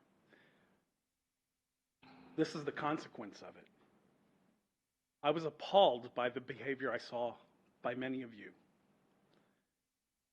And it's a double standard for you to decide to go after one member when, if you were honest and really looked back and viewed your behavior. Off topic. Well, of course it's off topic. You guys want to censor, you want to silence citizens, because I'm actually pointing out the obvious. A lot of citizens see this. Yes, you want to shut me down. Okay. I understand. No, it's not off topic. It goes to what the issue, the heart of the matter is here. There's no respect. There's no sense of decency up on this dais. All right. I had never been involved in any city business here. Yeah, Mr. Mata, could you give us some suggestions on how to correct it? I think that's... Suggestions is, I think, just a common decency up there. Yeah. A common decency. What was that? I said, that's what we're asking for. Yeah, and I'm going to be honest with you. You don't want to hear it. But I came into this totally unbiased, not knowing what the story... Well, okay. You see, this is a lack of decency. I'm a citizen here trying to convey my sentiments about what I see going on here, and you lack the sensitivity Mayor, to understand the temperature out there I in the public. I think everybody's really... Mayor, maybe citizens to be heard? I think I'm being level-headed in what I'm trying to say here.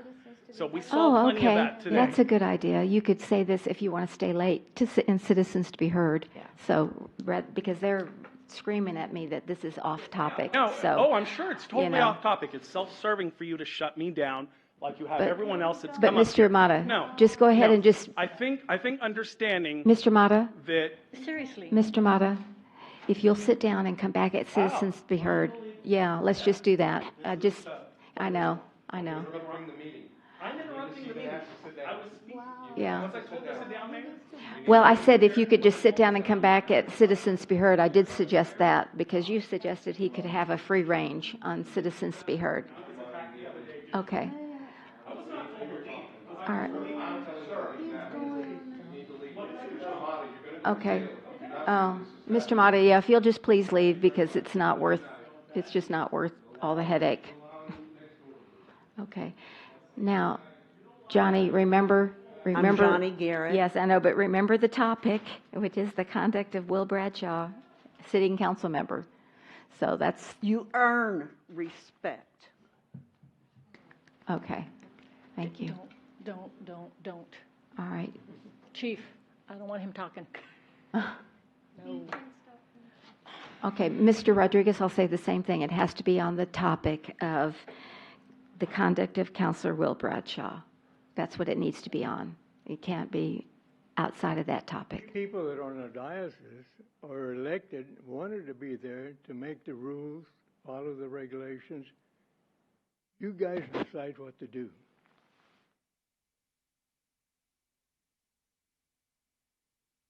Okay. All right, so we have a motion, if there's no other discussion, motion and a second to postpone this until the new city attorney comes on board. All those in favor say aye. Aye. All those in favor say aye. Aye. Aye. Any opposed? The motion does carry. Okay, we'll move on that. Okay, moving back to 9.2, presentation, discussion, and public hearing to consider, oh, I'm sorry. Ms. Posley, that's yours. 9.2 is an ordinance. I apologize. I have it SP to read. That's all right.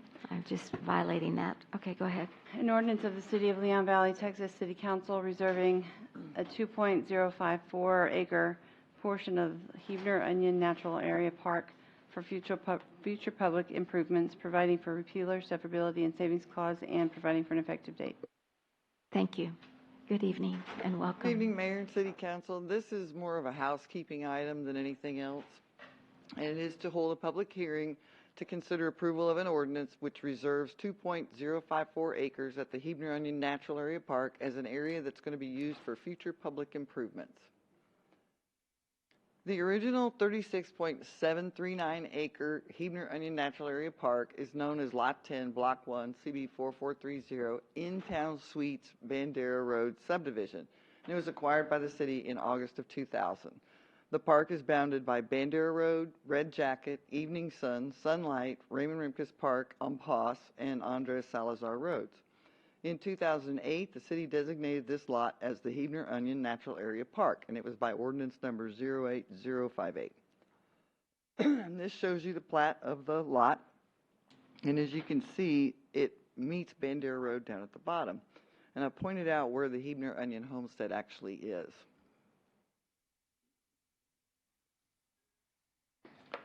That ordinance states that the park is to be kept in its natural state, but it also has a little caveat in there. There's section 2 that says, after public hearing and determination by the city council that is in the best interest of the citizens and the public, the city may determine to use and enhance the subject park property by granting easements for municipal and private utilities and other improvements. The triangular-shaped 2-acre portion of the park that is encompassed by Bandera Road, the Hebner Onion Homestead, and Hebner Creek has been mowed, trimmed, and has otherwise not been left in its natural state since we acquired the lot. It is naturally cut off from the main portion of the park by Hebner Creek, and most residents are unaware that this area is actually part and parcel of the Hebner Onion Natural Area Park. Past city councils have continuously referred to this as the Triangle Park. Right. And so this is the Triangle Park. Do you have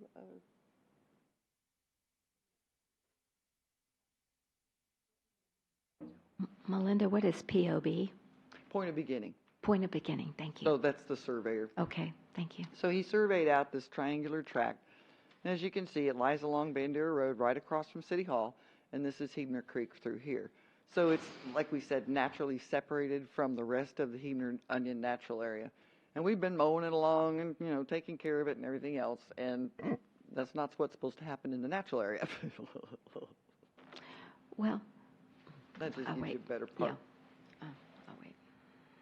And this, I just put this in for reference. It's a flood map, so we really can't build on it anyway. You know, the best thing you could do is either leave it natural or mow it, one of the two. So past city councils have had benches, trash receptacle, and picnic tables placed in this area. We removed them because they kept getting vandalized. We entered into an agreement with TxDOT to mow, trim up the trees, and pick up trash along Bandera Corridor, but we included this area in the Public Works work plan, even though it's not a part of the Bandera Road right-of-way. In order to officially allow this area to be maintained and otherwise used, the City Council must hold a public hearing and then approve an ordinance reserving this area for other improvements as allowed by that original ordinance. Otherwise, we need to leave it alone and let it return to its native state. Wow. We did take this to the Park Commission, and at their September 12th meeting, they voted unanimously to recommend approval of the ordinance, allowing this little portion of that park to be known as the Triangle Park and be used for other public improvements. They did request that prior to any council deliberation on future improvements, they be allowed to first deliberate and then make their recommendation to City Council. So, in other words, if it's some future use, like if you wanted to turn it into a driveway approach for, to get into the park on that side, or if you wanted to put parking, or if we wanted to try and put benches or trash cans in there, any other kind of thing, that they'd be allowed to deliberate that first.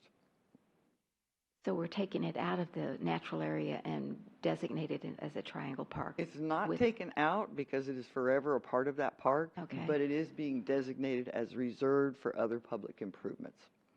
Okay, and what We're about... just following our ordinance. Yeah, basically. and what about the Historical Society? They, I know, want to eventually, whenever that'll be, the year 2030, they've got plans to put parking. Well, unfortunately, and stuff our like that, but I agreement don't with know. them has expired. I'm sorry? And the agreement that we had with Oh, the Historical MOU? Society, yeah, it did Okay. expire. So I think the city When- city manager is going to bring that back to you, Oh, I okay. think next month or the month Oh, after okay. that. Yeah, I wasn't sure. Was there a time factor on that? Sorry about that, Mayor Council, it expired a year or two ago. Oh, okay. I remember. didn't realize that. Okay. So, So like I said, this is just housekeeping more understand. because we're but I taking mean, do care you of know it. how long that property's been like that? And we're just now And discovering this? You've talked about it I at no know. less than 7 council meetings and Yeah. 3 workshops. Oh, yeah, exactly. Huh. So time to do a little housekeeping and put it where it needs to be.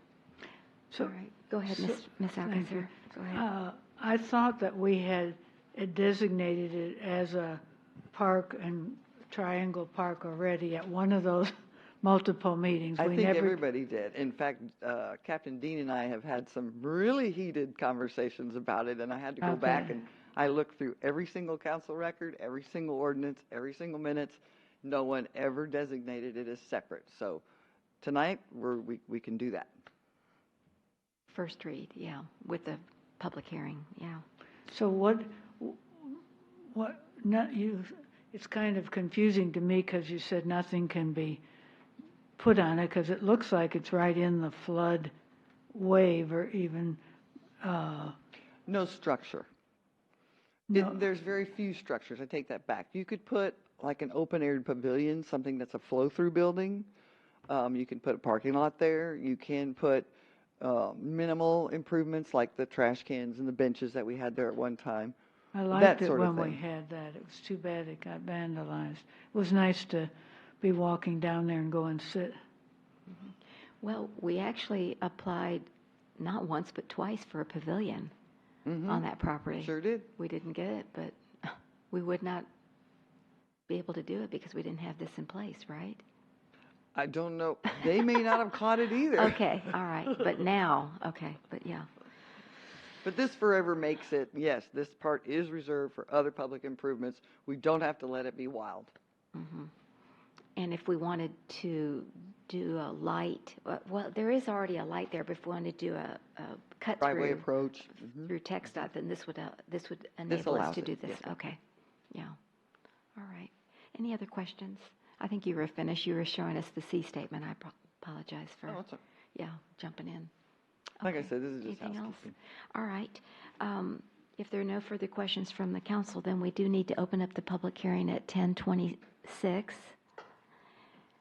p.m. and see if there's anyone in our chambers that's left that would like to address this issue of future public improvements on the Hebner Onion Natural Area Park, known as the Triangle Park.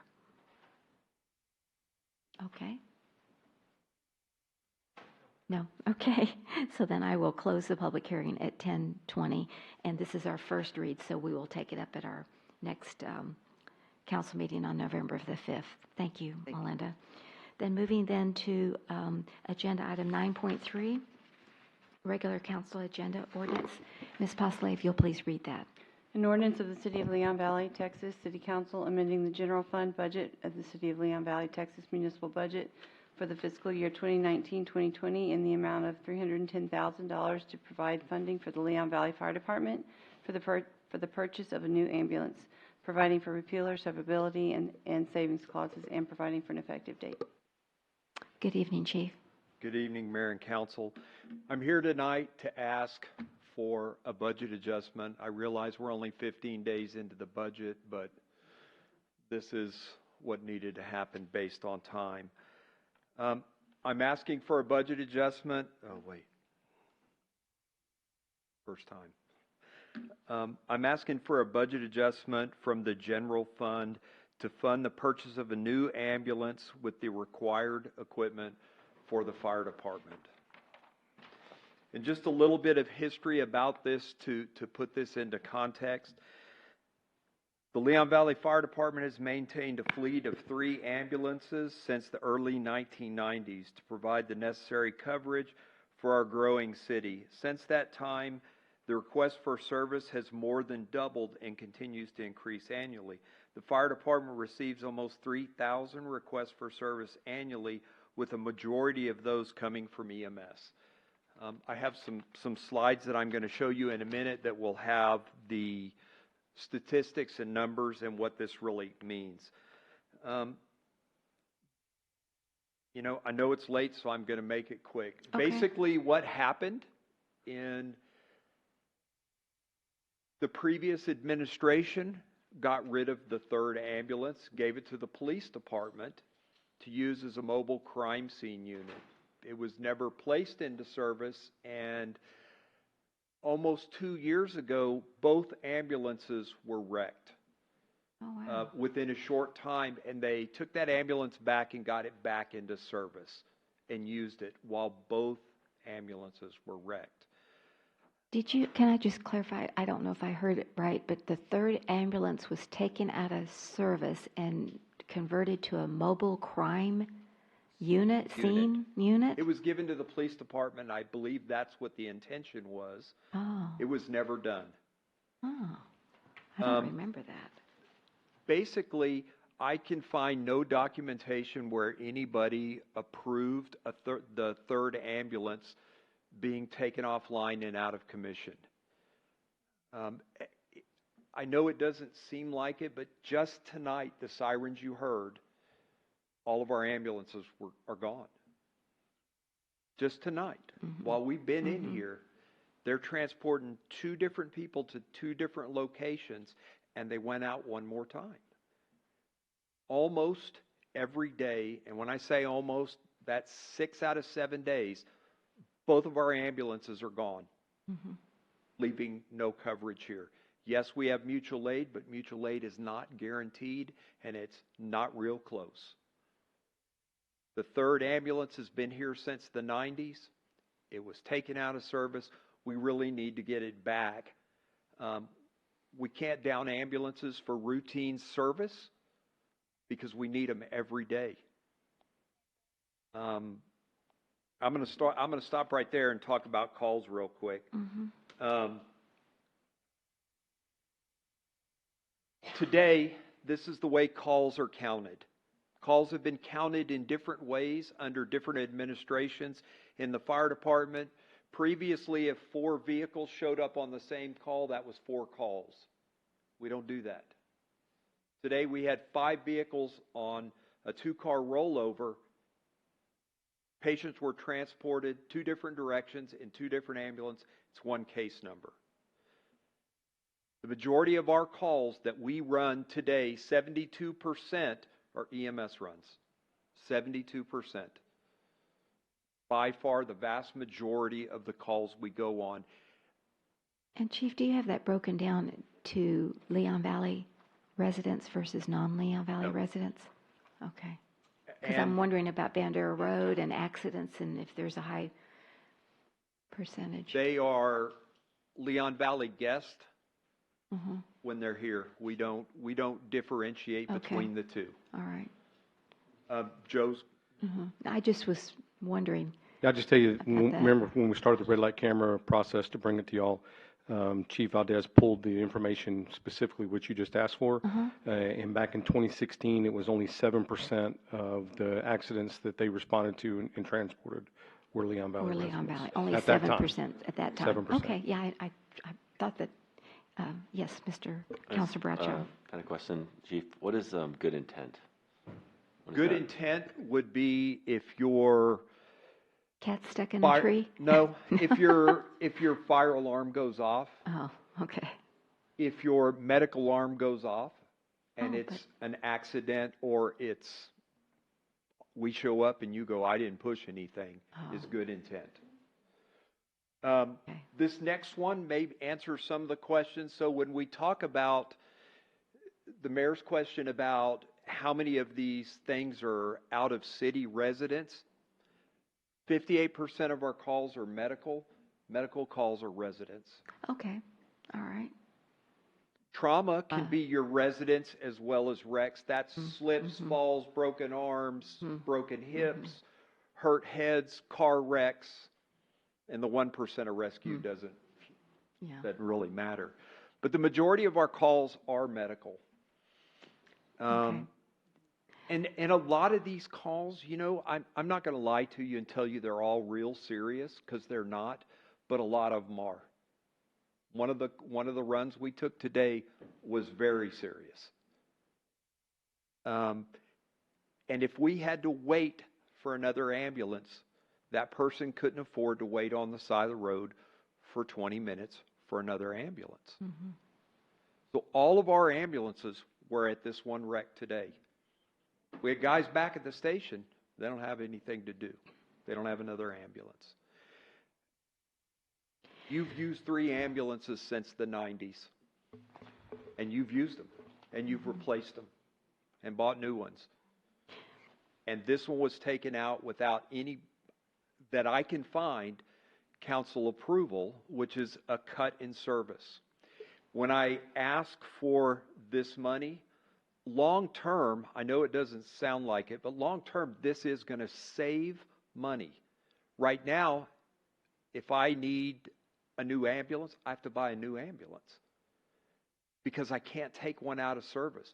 But with 3 ambulances, when I need a new one, I can have one remounted, which means they put a new truck under it and use the same box again.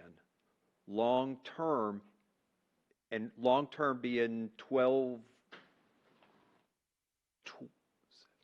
14 years, you're going to save all the money back.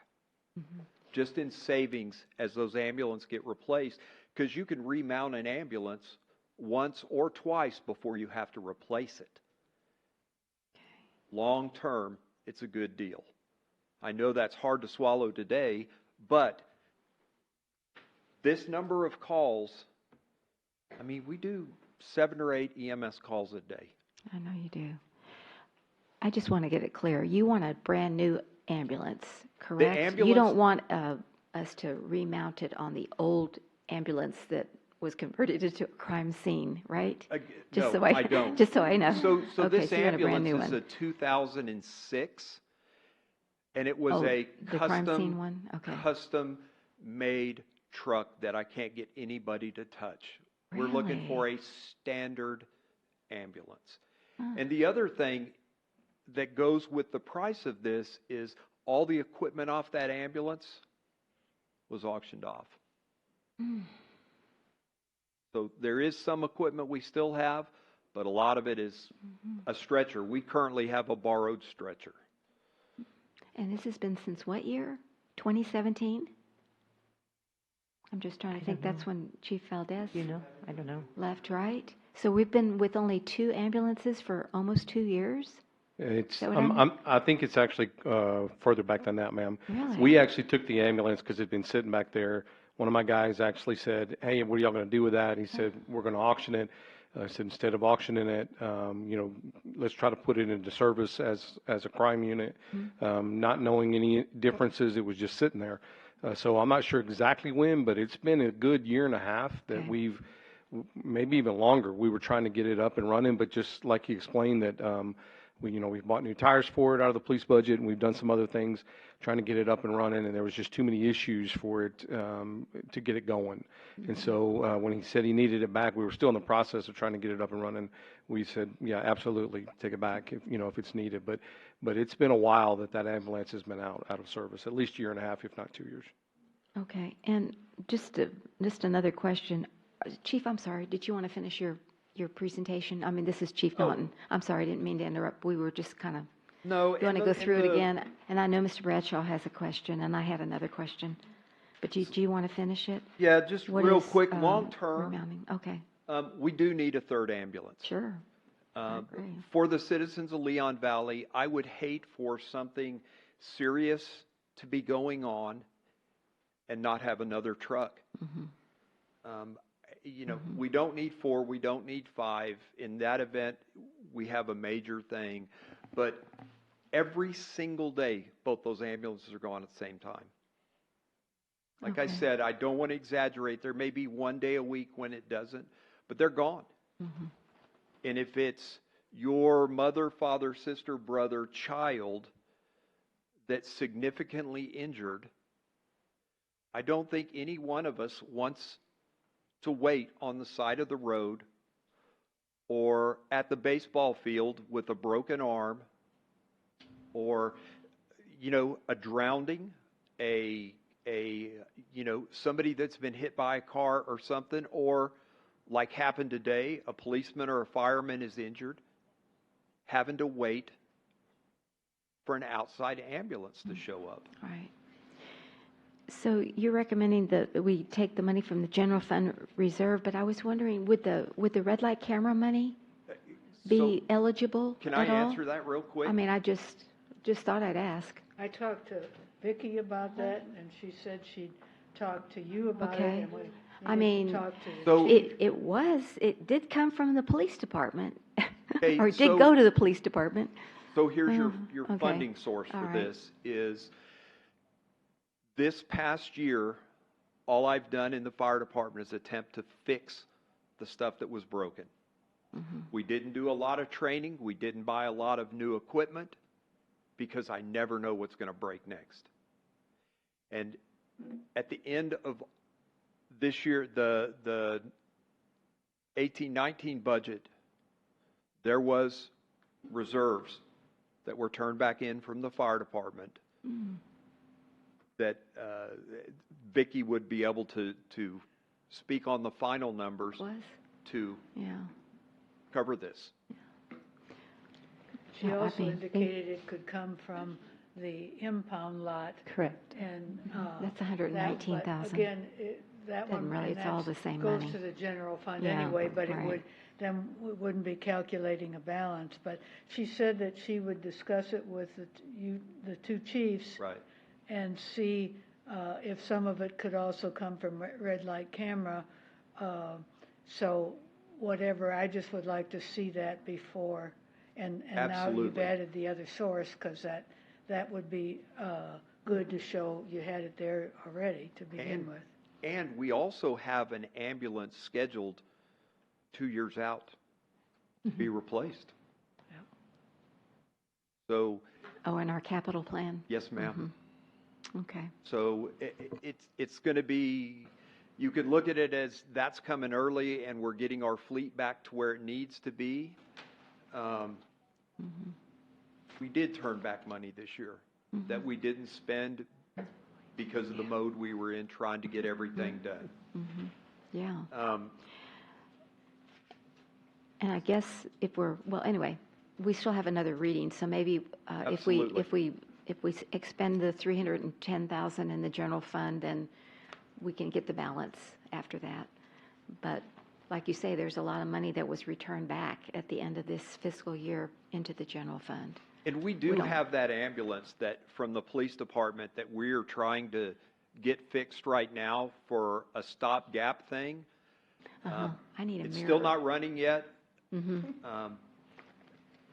Okay. But it was a special built ambulance, and it's difficult to deal with. Yeah. We're trying. That's a real mystery about that ambulance. I'm really surprised about that. Counselor Charles, I'm sorry, I didn't see your Sorry. hand. When we call upon someone else to help us out, that's an ambulance service outside the city, how much did that cost us? Whatever their going rate is. Yeah, so that's another cost. And you pass it on to the consumer, right? We don't do anything with it, they bill. Yeah, exactly. Just They like bill it when to we the- provide yeah. mutual aid to somebody, Mhm. if Helotes were to call us, it's Leon Valley rates. We bill them just like the Okay. run was here. It's the same with Acadian. Okay. Mr. Bradshaw, I'm sorry. You know, you had raised your hand. Oh, that's okay. and I think you already answered it. Okay. Was about, could we take the money from the Okay, Red Light Camera okay. Fund? So I think they're going to look into that. Right. But I do agree that it sounds like we need an ambulance, a new ambulance in service. Okay, Just yes, a comment, Counselor. Mayor, that they had a feature recently on the news that people were calling Uber and Lyft to get them to the hospital because they couldn't get there quick enough. And of course, partly the cost, but, and they could die in the Uber and Lyft. I tell you, because I of- can't tell you how many notes and emails that I receive from people in our city that are so appreciative of the fire department. I mean, like you said, they may not be trauma and they may not be medical. It could be that they fell and they needed you to help them pick them back up, and they are so grateful. You know what? So, Never you know, underestimate I a mean, fall. I You know. Customer service, number one. You can fall and have Oh, serious injuries and not know it. I know. And a good ambulance crew with paramedics and medicine makes a whole difference in your recovery and everything else, even identifying it. Mhm. Right. Yes, Counselor Charles, thank you. I have a for- testimony to that. When I fell in my driveway and fractured my clavicle in February, you guys were right there and took good care of me. This mean they gave you narcotics right away? No. No, they loaded me up well. it is a serious deal. It's difficult for people to understand why an ambulance isn't coming. Where's the ambulance? Where's Sure. the ambulance? And right now we do a good job shuffling things around, but Okay, when it so comes down to it, we have a wrecked ambulance right now that needs to go in the shop. And I'm driving it wrecked because I can't afford to take it out of Gotcha. service. So now, if on November the 5th is the second read and we approve it one way or the other, general fund money, red light camera, impound, whatever, how long will it take you to get a new ambulance? 9 weeks? 9 months? 9 months. No. Can't we rent one from somebody? I mean, you know, we can't wait 9 months. They're 9 months. We'll have this other one Oh, up in I another see. 2 weeks. This is a specialized, built from the ground up, They right? are built 9 from months? the ground up, but one of the things you're going to find with me is we buy what everybody else buys. We don't buy special. That way, when it needs service, when it needs work, I can't It's get anybody to standard. work on the amp. We're doing all the work ourselves Oh. because we can't get anybody to work on it because it's special. Mhm. We want So the you same want the thing. standard. This is the Okay. same ambulance that Gotcha. San Antonio uses. It's the same ambulance that District 7, District 2. Mhm. But Chief, I'm Lotus. serious. We can't rent an ambulance for the next 9 months. I would rather, know? for the cost of 1 month's rent, I should be able to finish this ambulance and get it good enough to serve as a backup. Okay. All right. It's labeled, we put new tires on it. Mhm. We're working on the air suspension system. That's the Okay. only thing we have left. We've borrowed a stretcher. We have the supplies, but it's short term. Mhm. They took it out of service for a reason. It's way beyond its years, but it'll be a stopgap. 9 months, it could be done in 8 months. Okay. But the ambulance only takes 2 weeks to build. It's getting in line. And it's the Oh, same with fire trucks, and wow. it's the same regardless of the manufacturer. So you're putting the next one in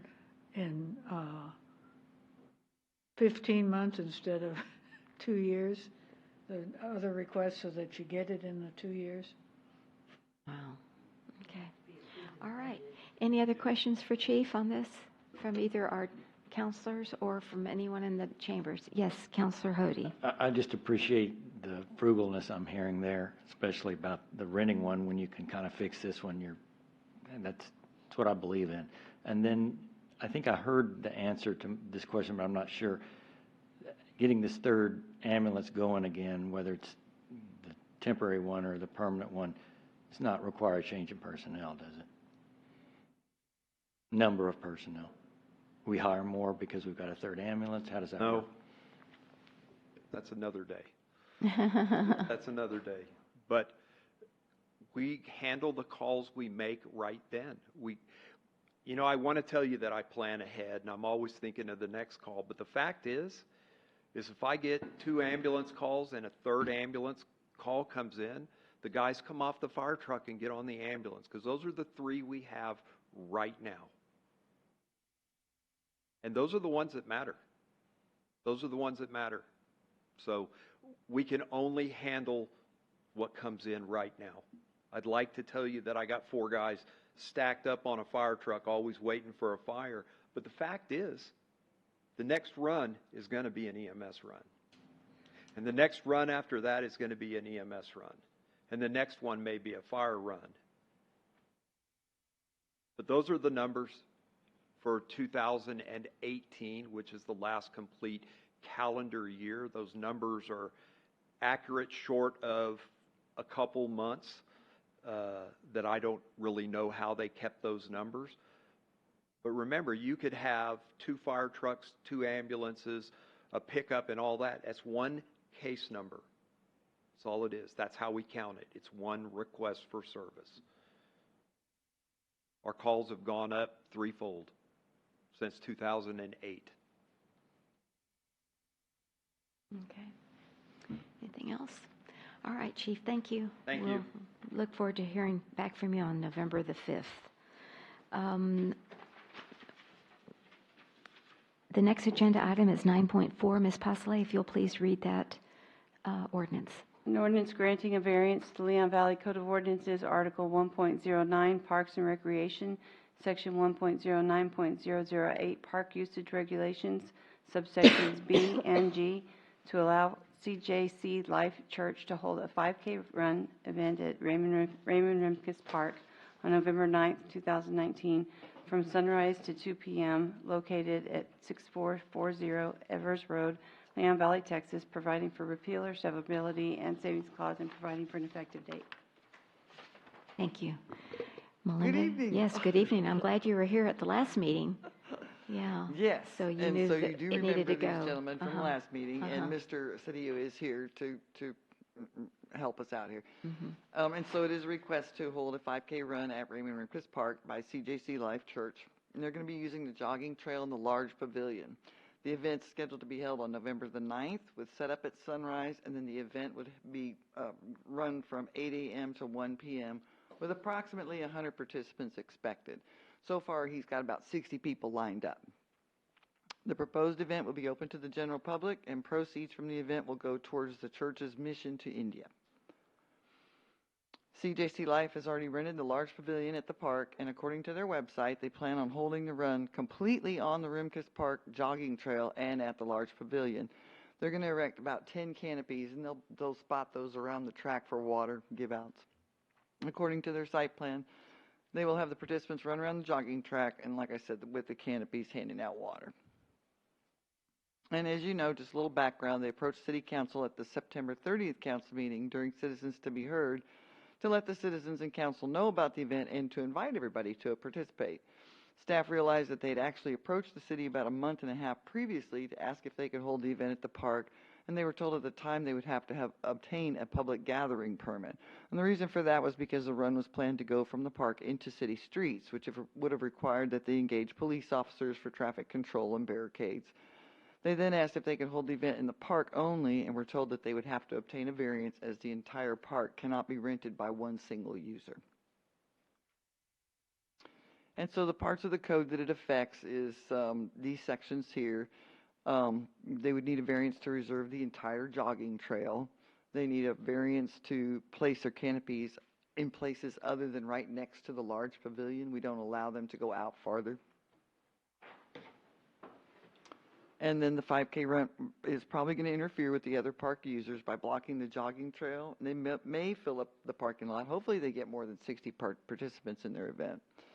The event is still being advertised, so hopefully they get there. The softball field is already rented that day, and the softball players will need parking spaces for their event. And so we've let the church know to keep away from that part of the parking lot so that the softball players have room.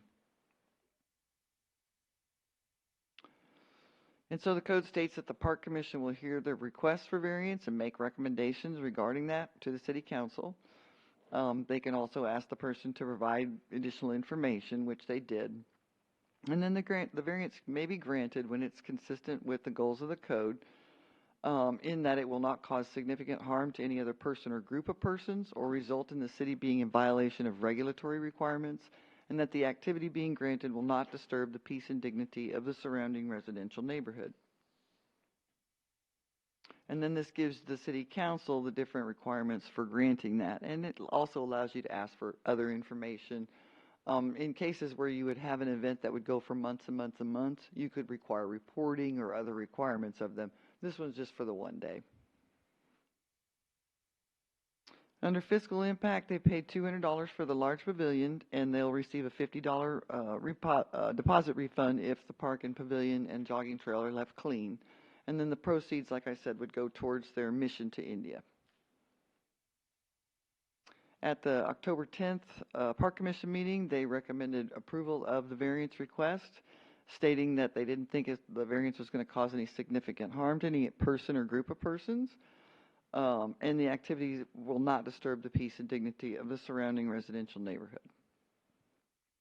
And like I said, Mr. Cedillo is here if y'all have any questions for him.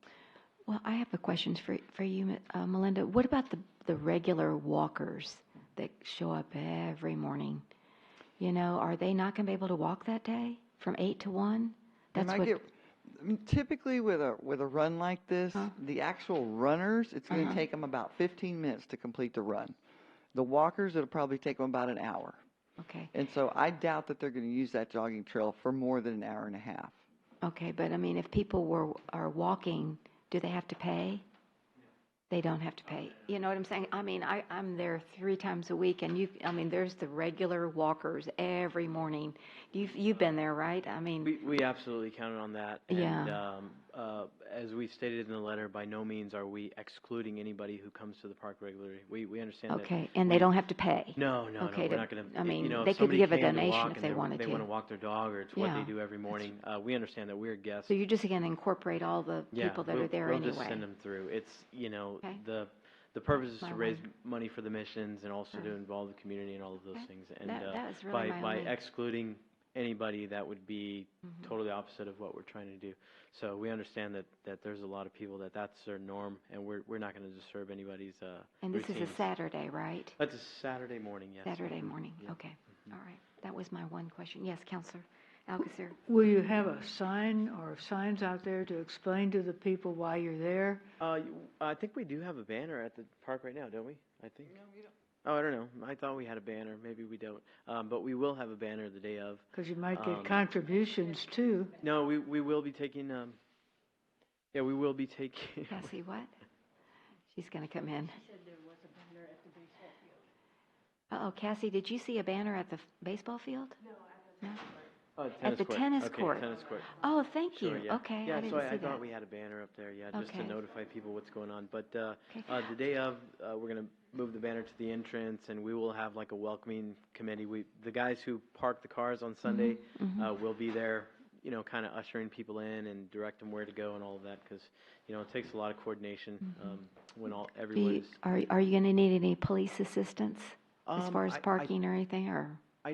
I don't think so. Okay. Right now, it's such a small event. Okay. We don't expect it to. And then, are you going to get too have big. music, a DJ, anything like that? We're going to play some music through sound system, not a band. So nothing too loud. And we And understand that that's it's early right. in the morning. I was going to say, because you do have neighbors right there. Absolutely. Okay. So with respect to the community, Very good.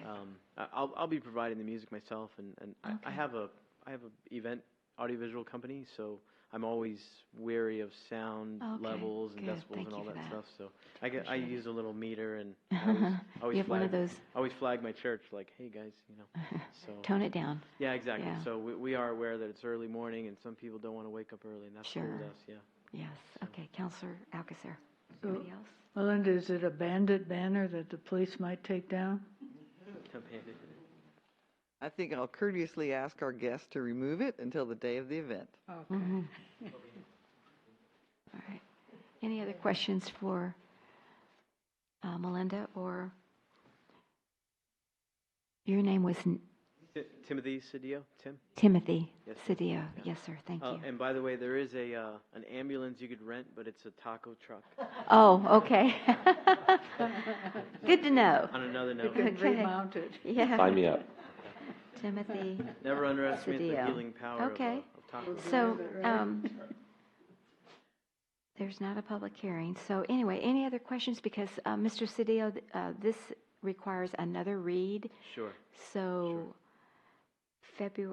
November 5th. And when is your event? November 9th.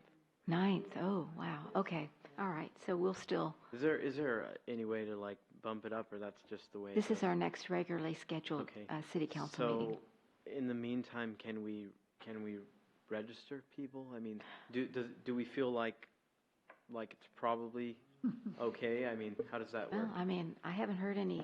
I don't have any I objections. mean, you answered my questions, Yeah. so my, Yeah, I mean, like we said, we are completely in the understanding that we're guests here in the park. We are not here to, take over and shake any trees or anything. And we see I recognize the sensitivity of the residents, which is totally respectable. Some people, have their preferences, and we acknowledge that, and we plan to be as respectful and compliant to anything that you guys require from us. we appreciate that. It's a good neighbor.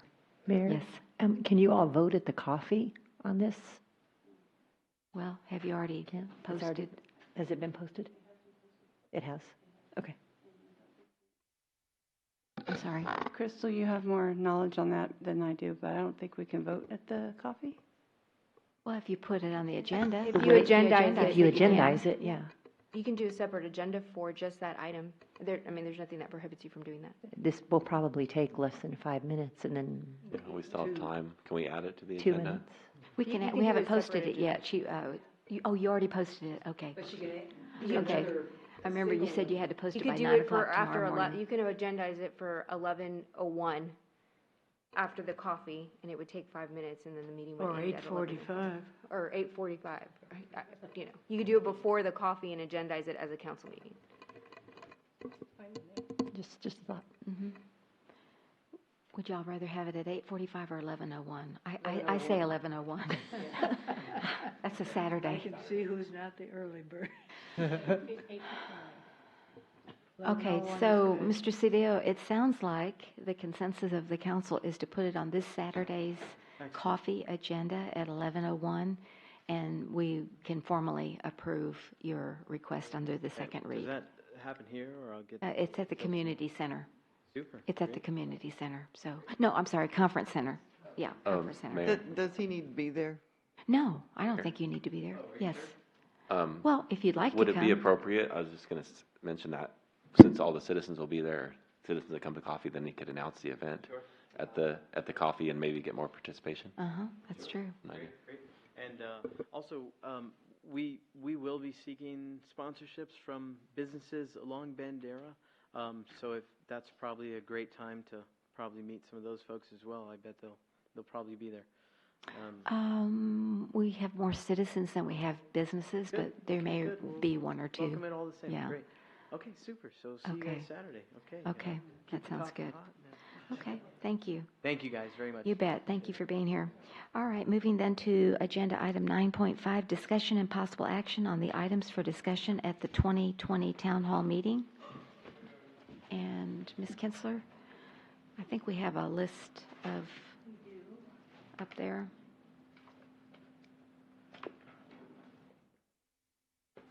So the purpose of this item is just to try to gain consensus from the council on what you all would like to see at the January annual town hall meeting.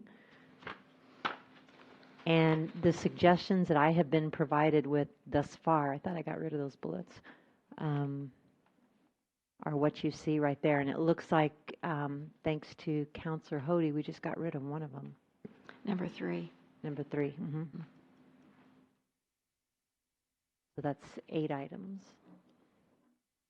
We're not going to do animal over this there, are we? It's not on there, Well- no ma'am. Oh, no, I'm sorry, it's the first one. Yes, it is. Yes, it is. Further dissection. Who put that one on? I didn't. I just copied and pasted from what you all sent me. Well, Who's going to own up to that? Is this in January? When is it? I hope the we're done fourth by then. Saturday in January, but Yeah. Um, I don't go know. ahead. Counselor Bradshaw, go ahead. Sorry. Yeah, I think we hopefully have some, the animal wardens resolved by then. And so unless the idea is to roll it out, but I think we should just take that one off. Well, I know the update on Peachtree, we fast. committed to putting it on the town hall meeting, so that one for sure. And then, Excuse me, Yes. Mayor, on that one, if they haven't gotten the work done that they're going to do, maybe that can go to, because we're trying to do an update before we even get what's supposed to be done. So if the work's done, then I think it's okay, but if it's not done, I think that item can wait till a coffee. Okay, the other thing you could do is show them drawings and renderings of what it's going to look like, what's been Well, that's- approved, so whatever you'd like. Yeah, well, hopefully something can be done. I think that'd be a quick. I thought we were talking about phases, right? So, phase 1 was the trees and the bathrooms, Well, see, right? until somebody sees it, people need to see it, so then Well, I they think can get that's, a better idea what Oh, you mean will be see it, there. you mean see it completed Yes, on the site? I hear right, what you're saying, not on a right. visual. Okay, gotcha. I think that will help a lot in the next step. Water So main. that would be the removal of 1, 2, and 3 so far. Let's just take No, them all. 3 you were going to do. 3 3 we're is going gonna to be do. Saturday. Exactly. Who's going to be at the coffee? Yeah, I think the Bandera Road update, I'm not sure where we're at on that. TxDOT's supposed to have a meeting, but I don't know if they're going to have one in November. I don't either. Or December. I think it's probably going to be January. We can still give an update though, because the But general public doesn't know. it's moving fast. Home Rule Charter Amendment update, I think that's important, and I think the pool is important.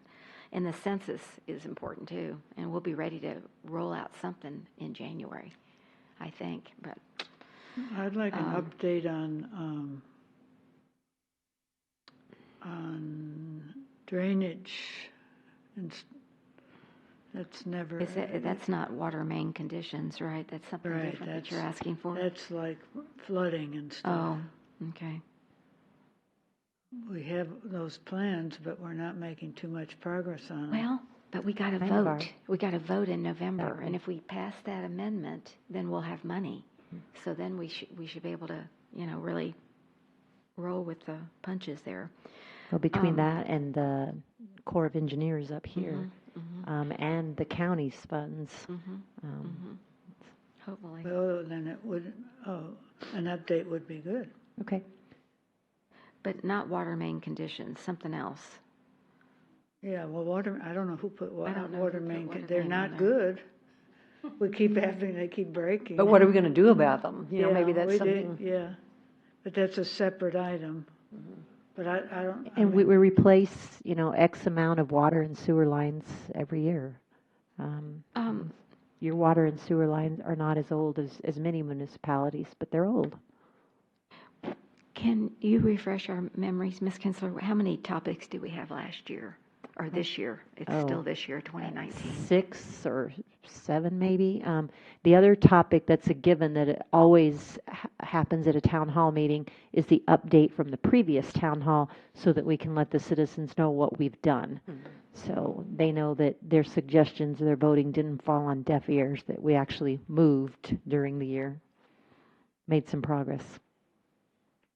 So that's always usually the first item. Do we need the El Verde by 2025 one? Oh, Crystal just looked at the agenda. We had 10 last year. Let me tell you what they were. Did we really? And that's from 8:30 to 12:30, so that's a 4-hour time frame. You had one of the items is the introduction and the procedures by Dr. Romero. And then the second item is an update on the progress from the previous town hall meeting. Last year we did after all that happened, we had 1, 2, 3, 4, 5, 6, 7 items actually. When you had status of Bandera Road Working Group, update on red light cameras, breakout sessions, and instant polling that followed, so that's not really an item, that was from the previous 2. Update on El Verde 2020, discussion of future updates in the City of Leon Valley Comprehensive Plan, update on infrastructure and flood control. We had that one last year. Home Rule Charter amendments. Thank you, Crystal.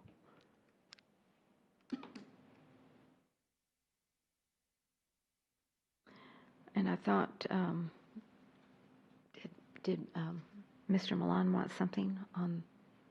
I thought you told him no. On the agenda for the town hall meeting, didn't he? Cassie, do you want to say what that was? Cassie Rouse, Grass Valley. He wanted the comprehensive plan on there again because we're doing another update and we're sending out RFQs and stuff. So. Okay.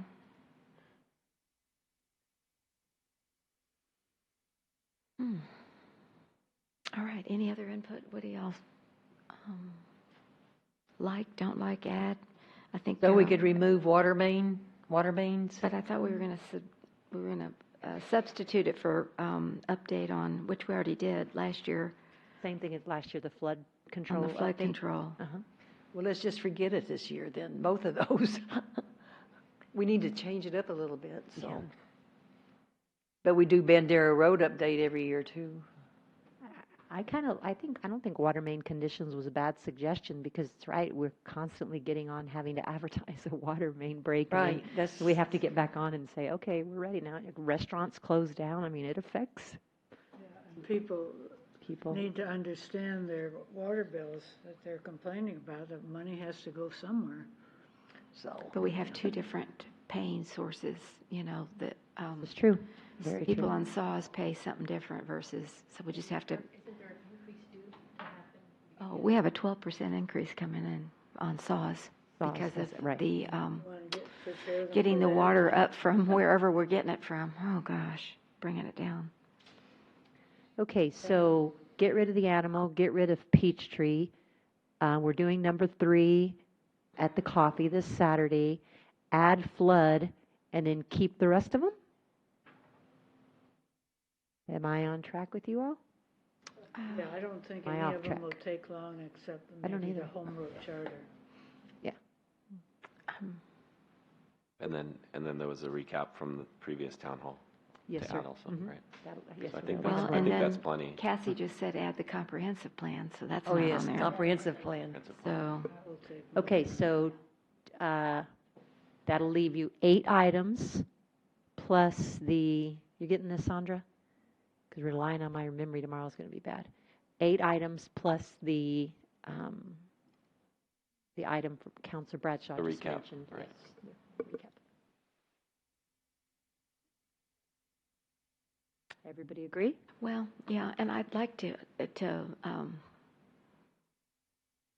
get Melinda's input on the El Verde by 2025. I know she's been working on that. We've got software, and we're working with CPS Energy on the clear results or whatever that Right, is. But right.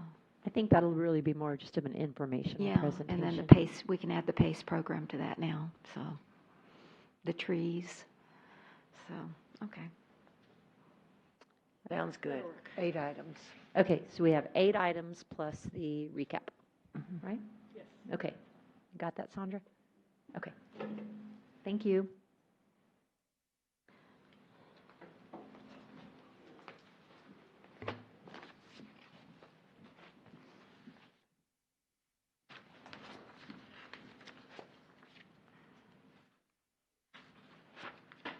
All right.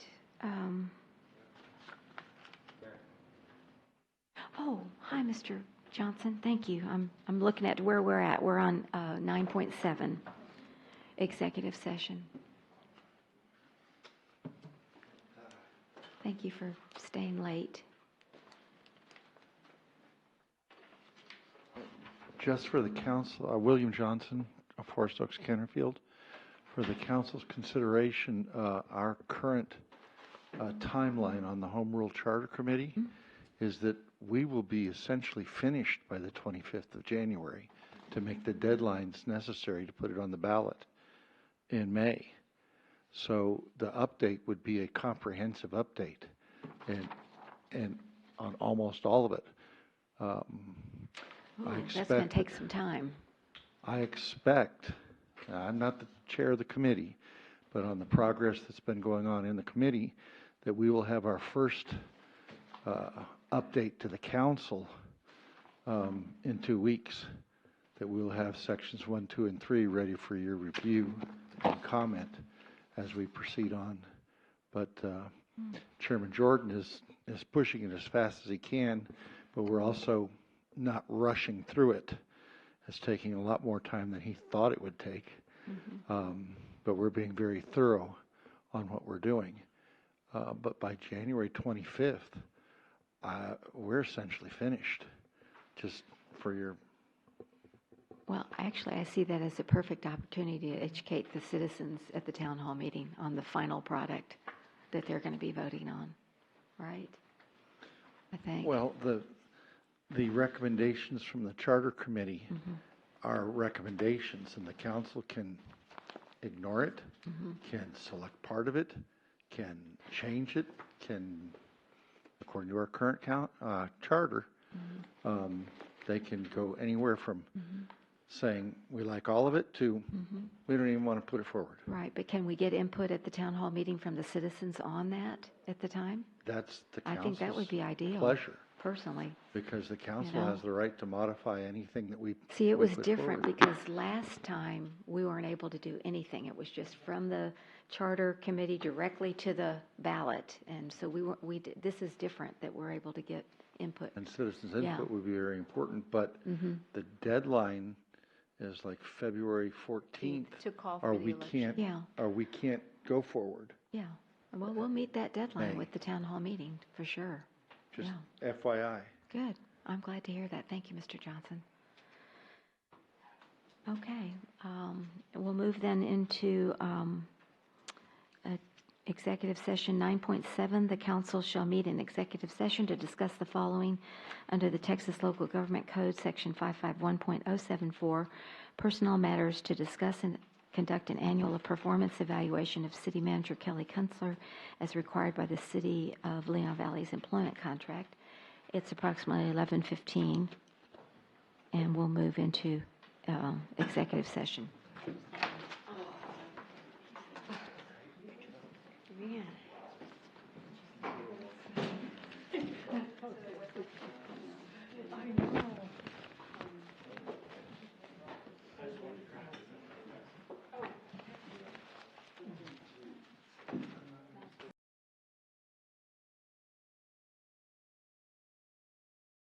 We'll do it. Okay, it's recorded. Still started already? Do I need to redo it, Crystal? Yes, please. Okay, that's fine. Okay, so agenda item number 9.8, we reconvene into regular session and take action on issues discussed in executive session at approximately 12:35 a.m. on Wednesday, October 16, 2019, and we have a motion to reflect the executive session. Ms. Alcacer. I make a motion that we approve the employment contract for the city manager with the amendment of item 18.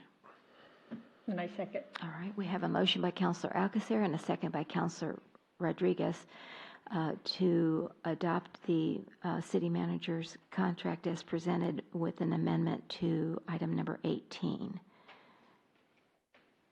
Any further discussion? All those in favor say aye. Aye. Any opposed? Nay. The contract passes 4 ayes and 1 nay.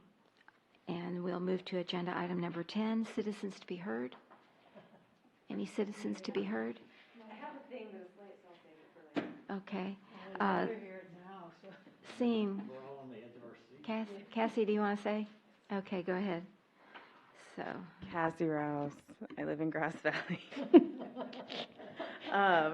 I just wanted to encourage the council to consider paying the lots of extra money required to get in code 10, because this is what your bill looks like if you have electronic billing for the water bill and it's not accepted for legal purposes. I can't use this for anything, and I don't even understand what it says. And as you can see, it looks totally like I made it myself, which I didn't. And so in order to get my child registered for school, I had to have Vicky make me a copy on official letterhead, because I can't just use the one that I'm sent electronically. And that's not the only problem with it, as you could hear by talking to the staff about all the problems. But that's a problem that the citizens have to deal with. So, if you're on the electronic one, this is what you get. You can't even read what it says. You have no idea what's happening. It doesn't even say anywhere officially that it's from Leon Valley. And yeah, so. So what is the program that you're wanting in code 10? In code 10 is that what you I have said? been told by the staff members who assisted me with getting a more official looking copy so that I could register my child for school. But heaven forbid I have to get a more current copy for anything else. I'll have to come back in and do that again. So, and I hear it would solve lots of other problems the staff are having with software and such. But this is just from the citizens' point of view, like an actual legal problem. I can't use this for anything. And also, I don't even know what I'm paying or why. So it would be nice to have a better looking bill that's easy to understand and actually looks official, which you can't do on the current software. So that's all. Okay, well, thanks for bringing it to our attention. Do appreciate it. Okay, if there's no further comments or questions, then we move to adjourn on Wednesday, October the 16th at approximately 12:40 in the morning.